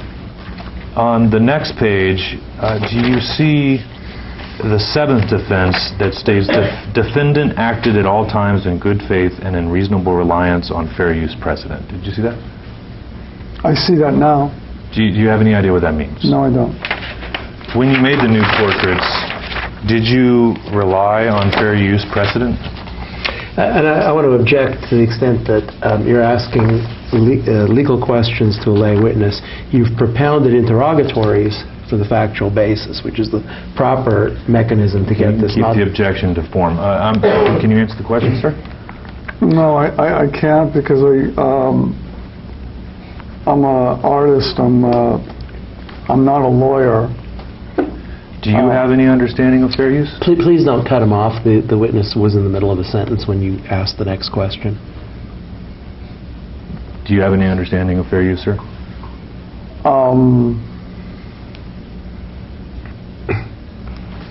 And I'm going to caution the witness not to disclose anything that was discussed with counsel with respect to advice. I believe that I'll take the advice of my counsel and not respond to the question. So just to clarify, you're taking advice of your counsel not to answer what you know about fair use because it would reveal privileged communications, is that right? Maybe there's a question for you, actually. Is this the basis of, are you directing the witness not to answer this question? I have not directed the witness not to answer. I have asserted privilege so that any conversations with counsel, of which I'm aware of many, are not disclosed.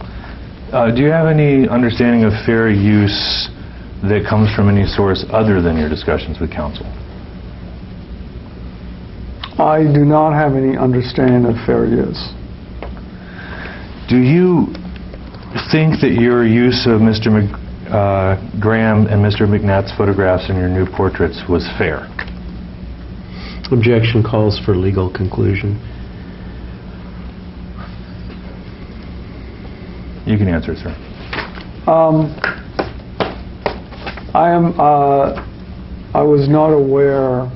I'm not aware that at the time that I took the new portrait of Rasta J and the new portrait of Kim Gordon, I was not aware of, I didn't know who Kevin McNatt was. Is it Kevin? I don't even, what is it? What is his name? McNatt. Eric McNatt? Is it Eric McNatt? And I had never heard of, I'm drawing a blank on the other gentleman. Graham? Graham. I was not aware of these people. So, looking at Exhibit 188 amended answer, on page 15, do you see the 10th defense, which reads, defendants had one or more express or implied licenses covering the allegedly infringing activity or was otherwise authorized to engage in the allegedly infringing activity? Do you see that? Page 15, you're talking Number about... Number 10. Number 10? 10th defense. Do you see that? I see it. Do you have any idea what the 10th defense means? No, I don't. Did Donald Graham give you any permission to use his Rastafarian photograph before you incorporated it into your new portraits work? Objection, vague and ambiguous as to... Anyway, just objection, vague and ambiguous. I don't know who Donald Graham is. So, as far as you know, Mr. Graham did not give you permission to use his Rastafarian photo in your new portraits? Objection. I don't know who Donald Graham is. And because you don't, do you understand that Mr. Graham is the person who has sued you for use of the Rastafarian smoking a joint photograph? Yes. Did you give any permission from, strike that, did Mr. Graham ever give you permission to use the Rastafarian photograph in your new portraits work? Objection calls for legal conclusion. I have no idea who Donald Graham is. So he didn't? Objection calls for legal conclusion. Asked and answered mischaracterizes the witness's testimony. You can answer, sir. I don't know who Donald Graham is. You understand that Donald Graham is suing you for copyright infringement? Yes, I do. And he's suing you for copyright infringement for using the work Rastafarian smoking a joint in your new portraits, right? Objection. This is something that I know about now, yes. And did you speak to Mr. Graham about his photo, Rastafarian smoking a joint, before you created your new portrait using Rasta J92's post? No, I didn't. Did you speak to Mr. McNatt about his Kim Gordon photo before you made your Kim Gordon new portrait? I don't know who, Objection. I don't know who Ken McNatt is. So, did you speak to Eric McNatt about using his Kim Gordon photograph before you made your Kim Gordon new portrait? No, I didn't. Did you have any reason to believe at the time that you took the screen save of Rasta J92's Instagram post that you had permission to make use of the Rastafarian image? Objection calls for legal conclusion. I want to warn the witness not to disclose any conversations with counsel.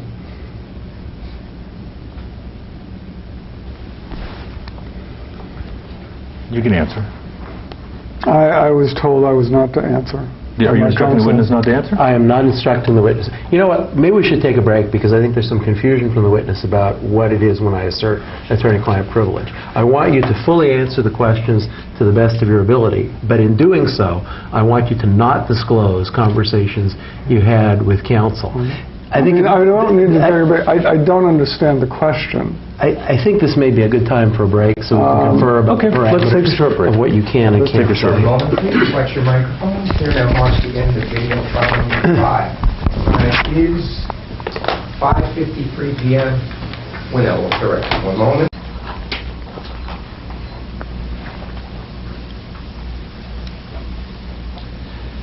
Here now marks the beginning of video file number 6.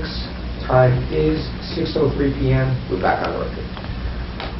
Did you have any reason to believe at the time you took the screen save of Rasta J92's Instagram post that you had permission to make use of the Rastafarian image? Objection to permission calls for legal conclusion. Well, I believe that the fact that on the Instagram platform you had a choice between being public and being private. And it was my understanding that once you made the decision of being public, images, if they didn't have, for instance, a copyright or a watermark, was fair to use. At least that was my understanding.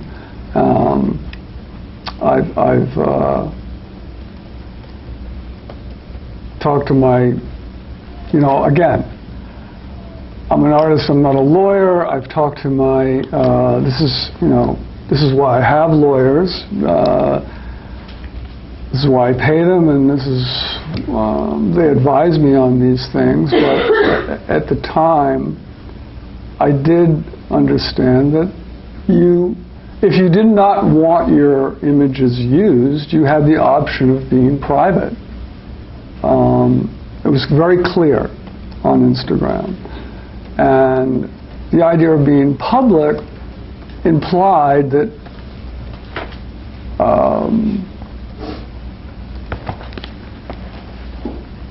we could share.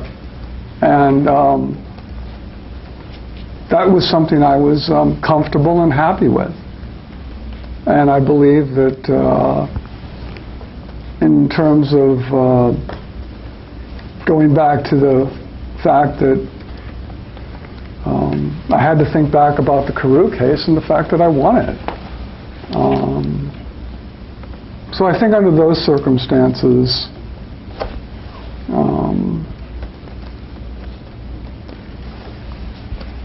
I believe that I was doing the right thing. Did you have any other reason to believe that you had permission to use the image of the Rastafarian that was depicted in your new portrait of Rasta J92's Instagram post? And again, I want to just assert attorney-client privilege. You can discuss anything other than any advice you received from counsel. Could you repeat the question? Was there any other reason besides appearing on a public Instagram account that you believed you would have permission to use the image of the Rastafarian that was included in Rasta J92's post? Again, I really don't understand the question.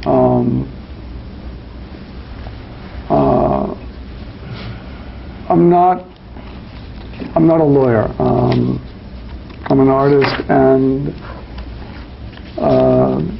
what I believed was I was taking a portrait, and I'll try to keep this as simple as possible. I believed I was taking a portrait of Rasta J. Do you ever use text messaging to communicate? Do you mean, do I text people from my phone? Yes. Yes. Have you ever texted with Mr. Gagosian?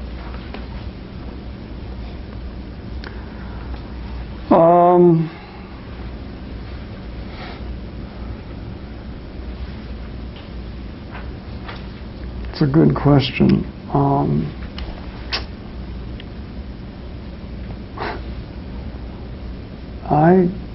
To tell you the truth, I think that I've only really talked to him on the phone. I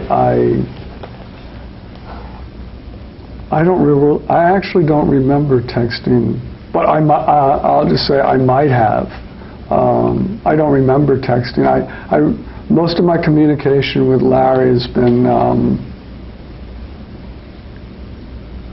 on the phone. Occasionally I get an email. Very occasionally I get an email from Larry. Do you text with your assistant Jane Harmon? Yes. Do you text with your assistant Eric Brown? Yes. Do you text generally with people that you employ as assistants? Yes. Did you ever exchange any text messages about the new portraits exhibit with any of your assistants?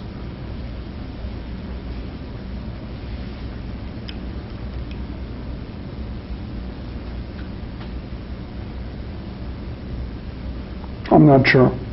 Do you ever send or receive direct messages on Instagram?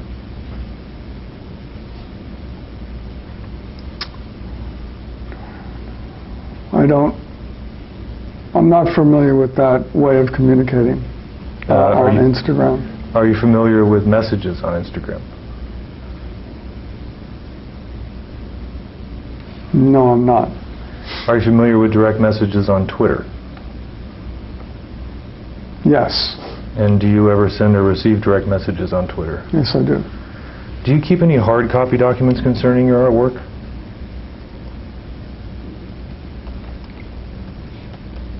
I believe my artwork is photographed by a number of over a number of years, sometimes by myself, sometimes before it goes to the gallery, sometimes it's documented by the gallery, sometimes it's documented by the collector, sometimes it's documented by the museum. I guess what I'm asking is, do you keep any journals or notes about your artwork while you're making it? I write a great deal about what I am trying to make. And do you keep those notes? I have I guess what you would call a blog on, I'm trying to get the right word here, on someone had set up a website for me, which I believe has now become irrelevant. That form of communication, I don't believe anybody. Well, to answer your question, again, what was the question? Do you keep hard copy notes on your process while you're creating artwork? I keep notes, or I write about my work on my blog. Is your blog called Bird Talk?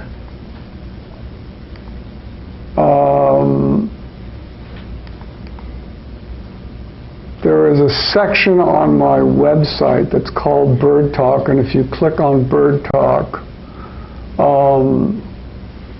what I call my essays comes up. And those are all works that were authored by you? I write all the work, I believe, I would say 95% of the text on Bird Talk is written by me. Now you understand that you were asked to provide documents related to the Graham and the McNatt litigation, correct?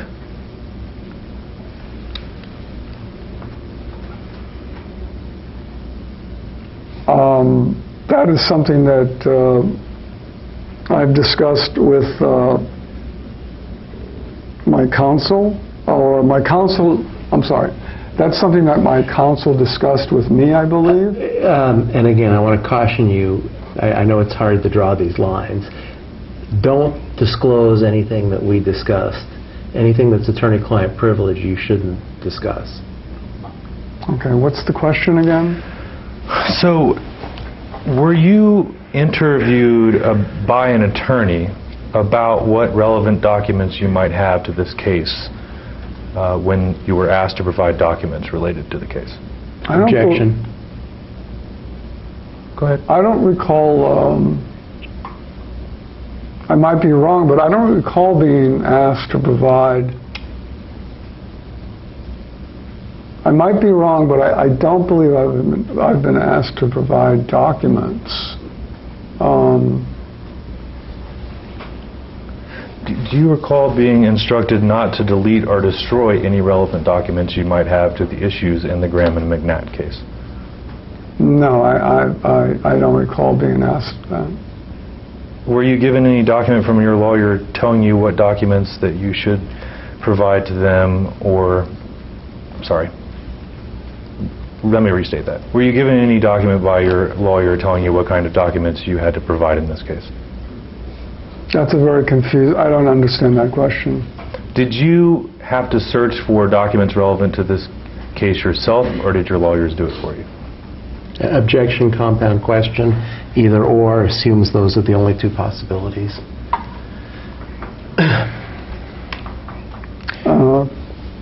Do you recall, well, let me withdraw that then. Do you recall searching for documents related to this case? No, I don't recall searching for documents. Counsel, I can save you a lot of time if you'd like. I can assure you that all of his emails and texts were searched. He was not the person at the gallery who did that, but they were all searched, provided to counsel, and responsive documents were produced. The gallery was also instructed about destruction as well. Okay, so and did you give your phone or laptop to counsel to process for these documents? Objection. You can answer. I believe my phone, someone asked for my phone.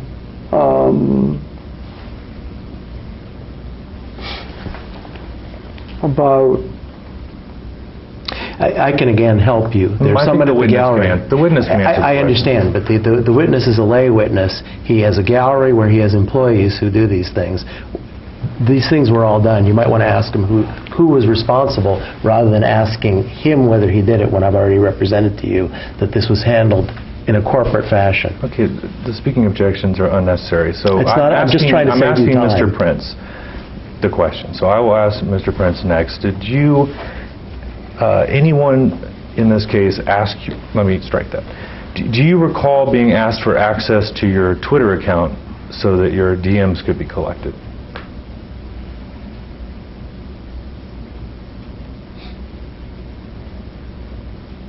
I'm not sure what a DM is. DM means direct message on Twitter, correct?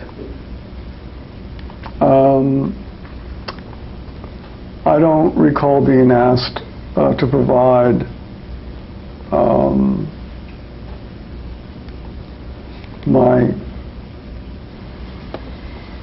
anything from my Twitter account. As far as I know, I don't remember being asked. Have you personally deleted any Twitter posts related to the works at issue in this case? I delete tweets all the time. Whether or not I deleted anything that perhaps or maybe or might have been perceived as having something to do with this case, I don't know if I've done that. Time is 6:50 p.m. Back on the record. Mr. Prince, you testified earlier that you had to be convinced to show the new portraits, right? Yes. Who convinced you to show the new portraits? I had discussions with Ken Maxwell. Did you speak to Mr. Deposition about showing the new portraits? No.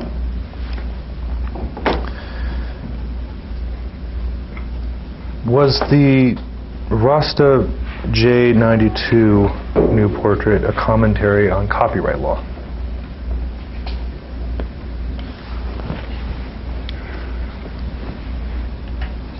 No. Did the Rastafarian and the Rasta J92 Instagram post remind you of the Canal Zone works? I'm sorry, it wasn't a poster. Did you say poster? I'm sorry. No, let me restate the question. Did the Rastafarian and the Rasta J92 Instagram post remind you of the Canal Zone works? Objection to post. Do you mean his painting? You can answer.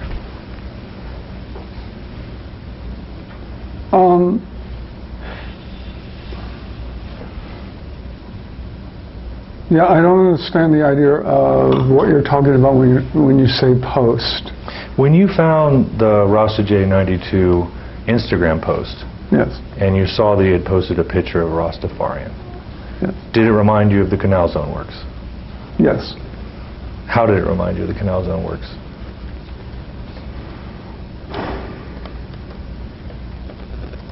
It looked. It was. It looked like a. I had the same reaction to Rasta J's post of the Rastafarian that he posted. I had the same. I remember having the same reaction when I saw the Rastafarians in the Yes Rastafarian book. They had a similar quality.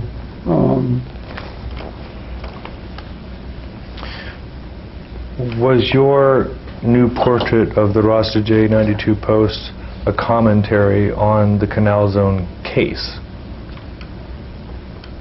I think it was more about, again, that idea of inherent meaning. I had already established a territory where I had incorporated subject matter dealing with Rastafarian culture.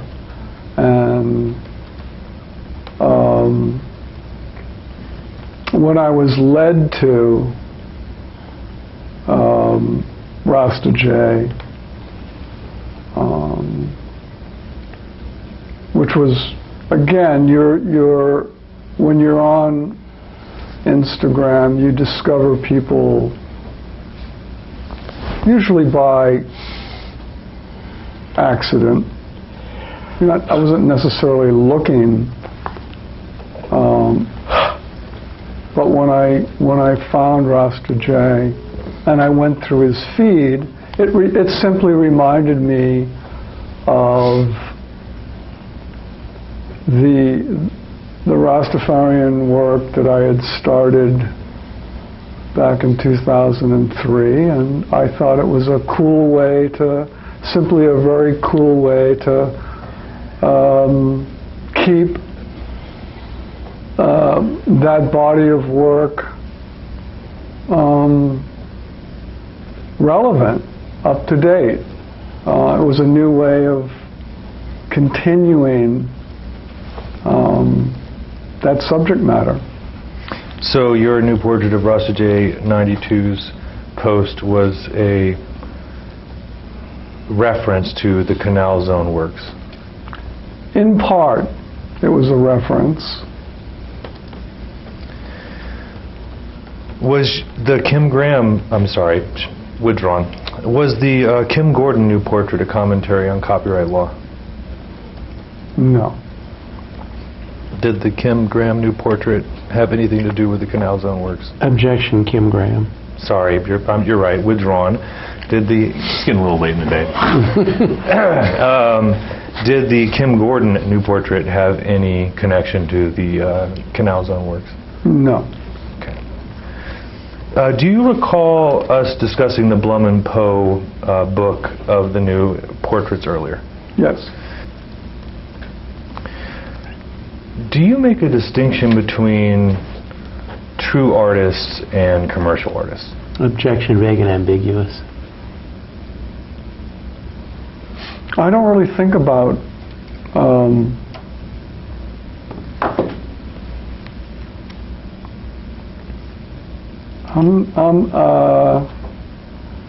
the only type of critic that I am, and the only times that I criticize or write criticism, has to do with art shows. I sometimes criticize curators, but I don't really think about people who work commercially, who are dealing with visual material. Let me ask you, if there's a photographer who wants to be an artist in the New York art scene, and you take his work and use it in yours, do you think that it's fair that his work will forever be associated with you instead of him? Objection, improper hypothetical, and a calling for legal analysis by a lay witness. You can answer. Could you repeat the question?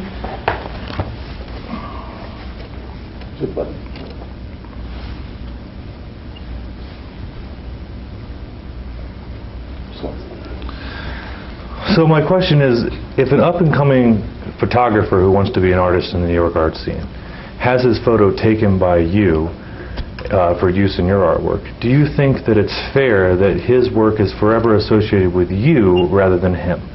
Same objection, improper hypothetical, calls for legal conclusion. You can answer if you understand the question.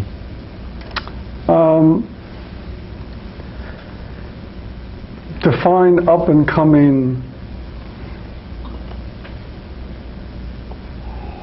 Did you say up-and-coming artist in the commercial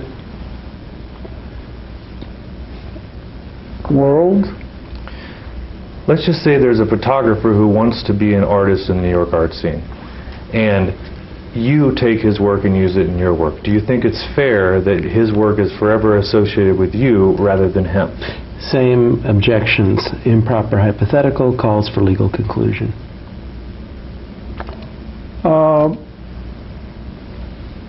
I don't think that someone working in the visual commercial field has any illusions about, or shouldn't have any illusions about trying to enter the art world. So I don't think that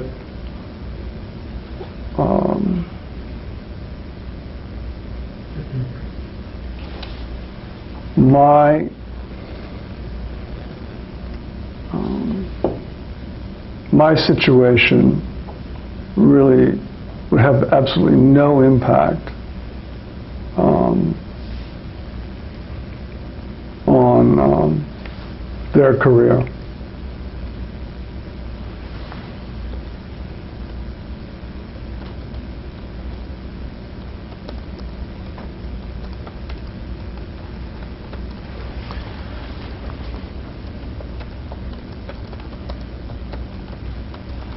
So do you think it would be fair then, that they would forever be associated with you instead of their own work? Objection. Improper hypothetical. Calls for legal conclusion. Asked and answered.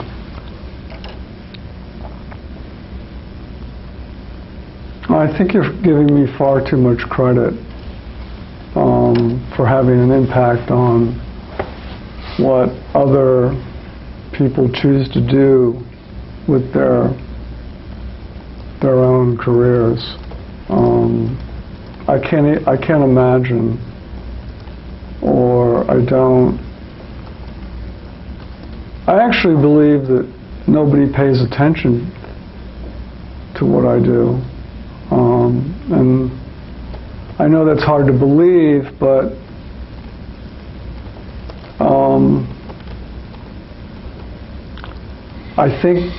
I believe that because I know where I came from.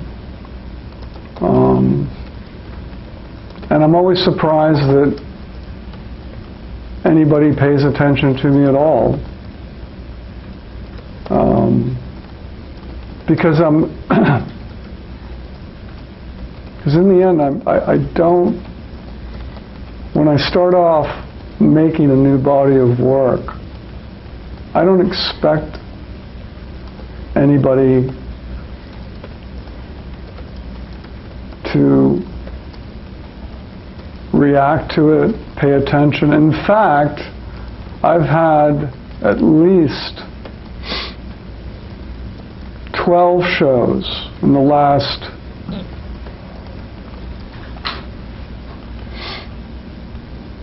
7 years, maybe 6 years. Not one of them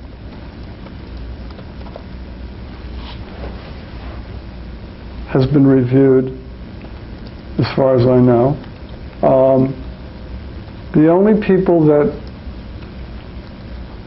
I really communicate or pay attention to and are affected by are a few other artists.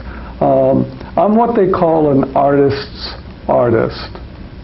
And again, that's a kind of a rarefied position to be in, but we support each other. And I think the only reason for my longevity is because I have a lot of support by other artists, and I also in turn give support to artists that I like, that I agree with, that I think that are making really good work.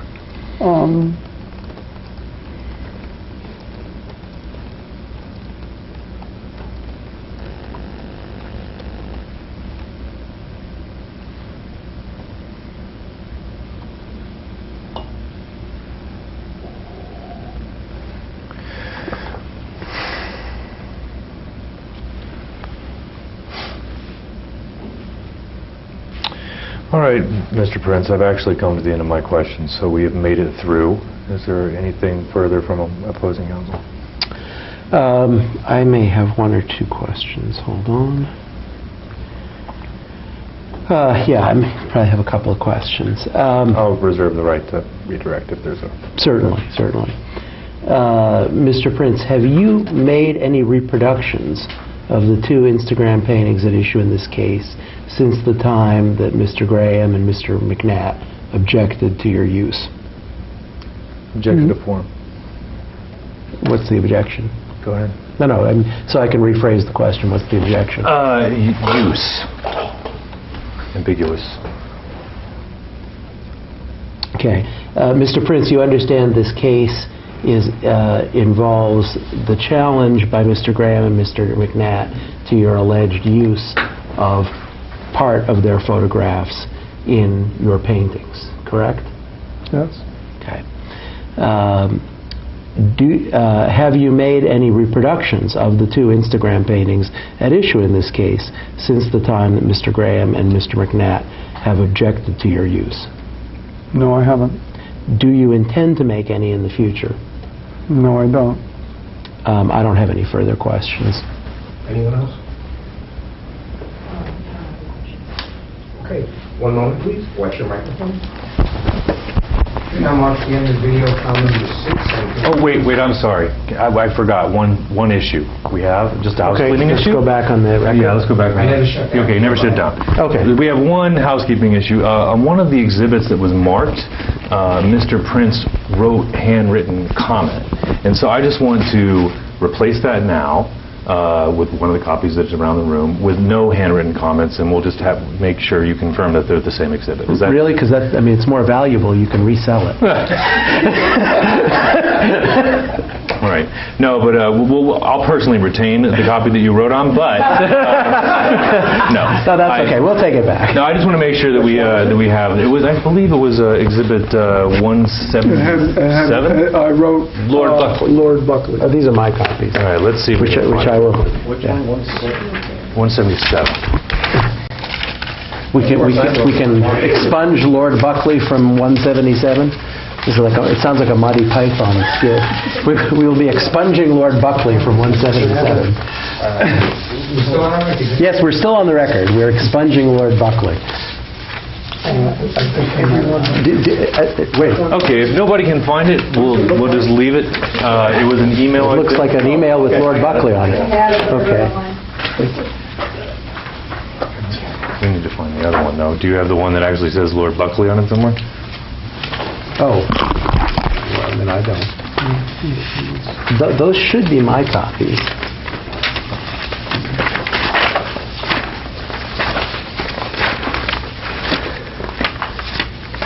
You don't have it. You go to it. We have lost Lord Buckley.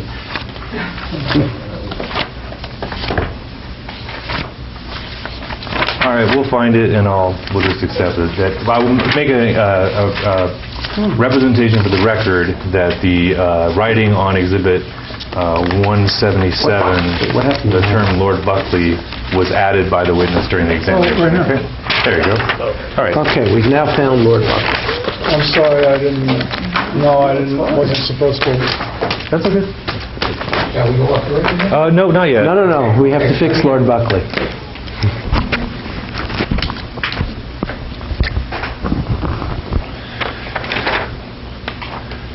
Mr. Prince, I just want you to confirm that this is the same document as you had written on in Exhibit 177 that we conducted the examination. Yes. Okay, thank you. Okay, and so just for the housekeeping matter, we're replacing 177, you're giving us back the other one? Yeah, you can. Here. Right there. There you go. Thank you. Okay, great. See if you stick off that one. Pardon me? Keep the sticker off that one. I know this is appropriation art, I want to keep it.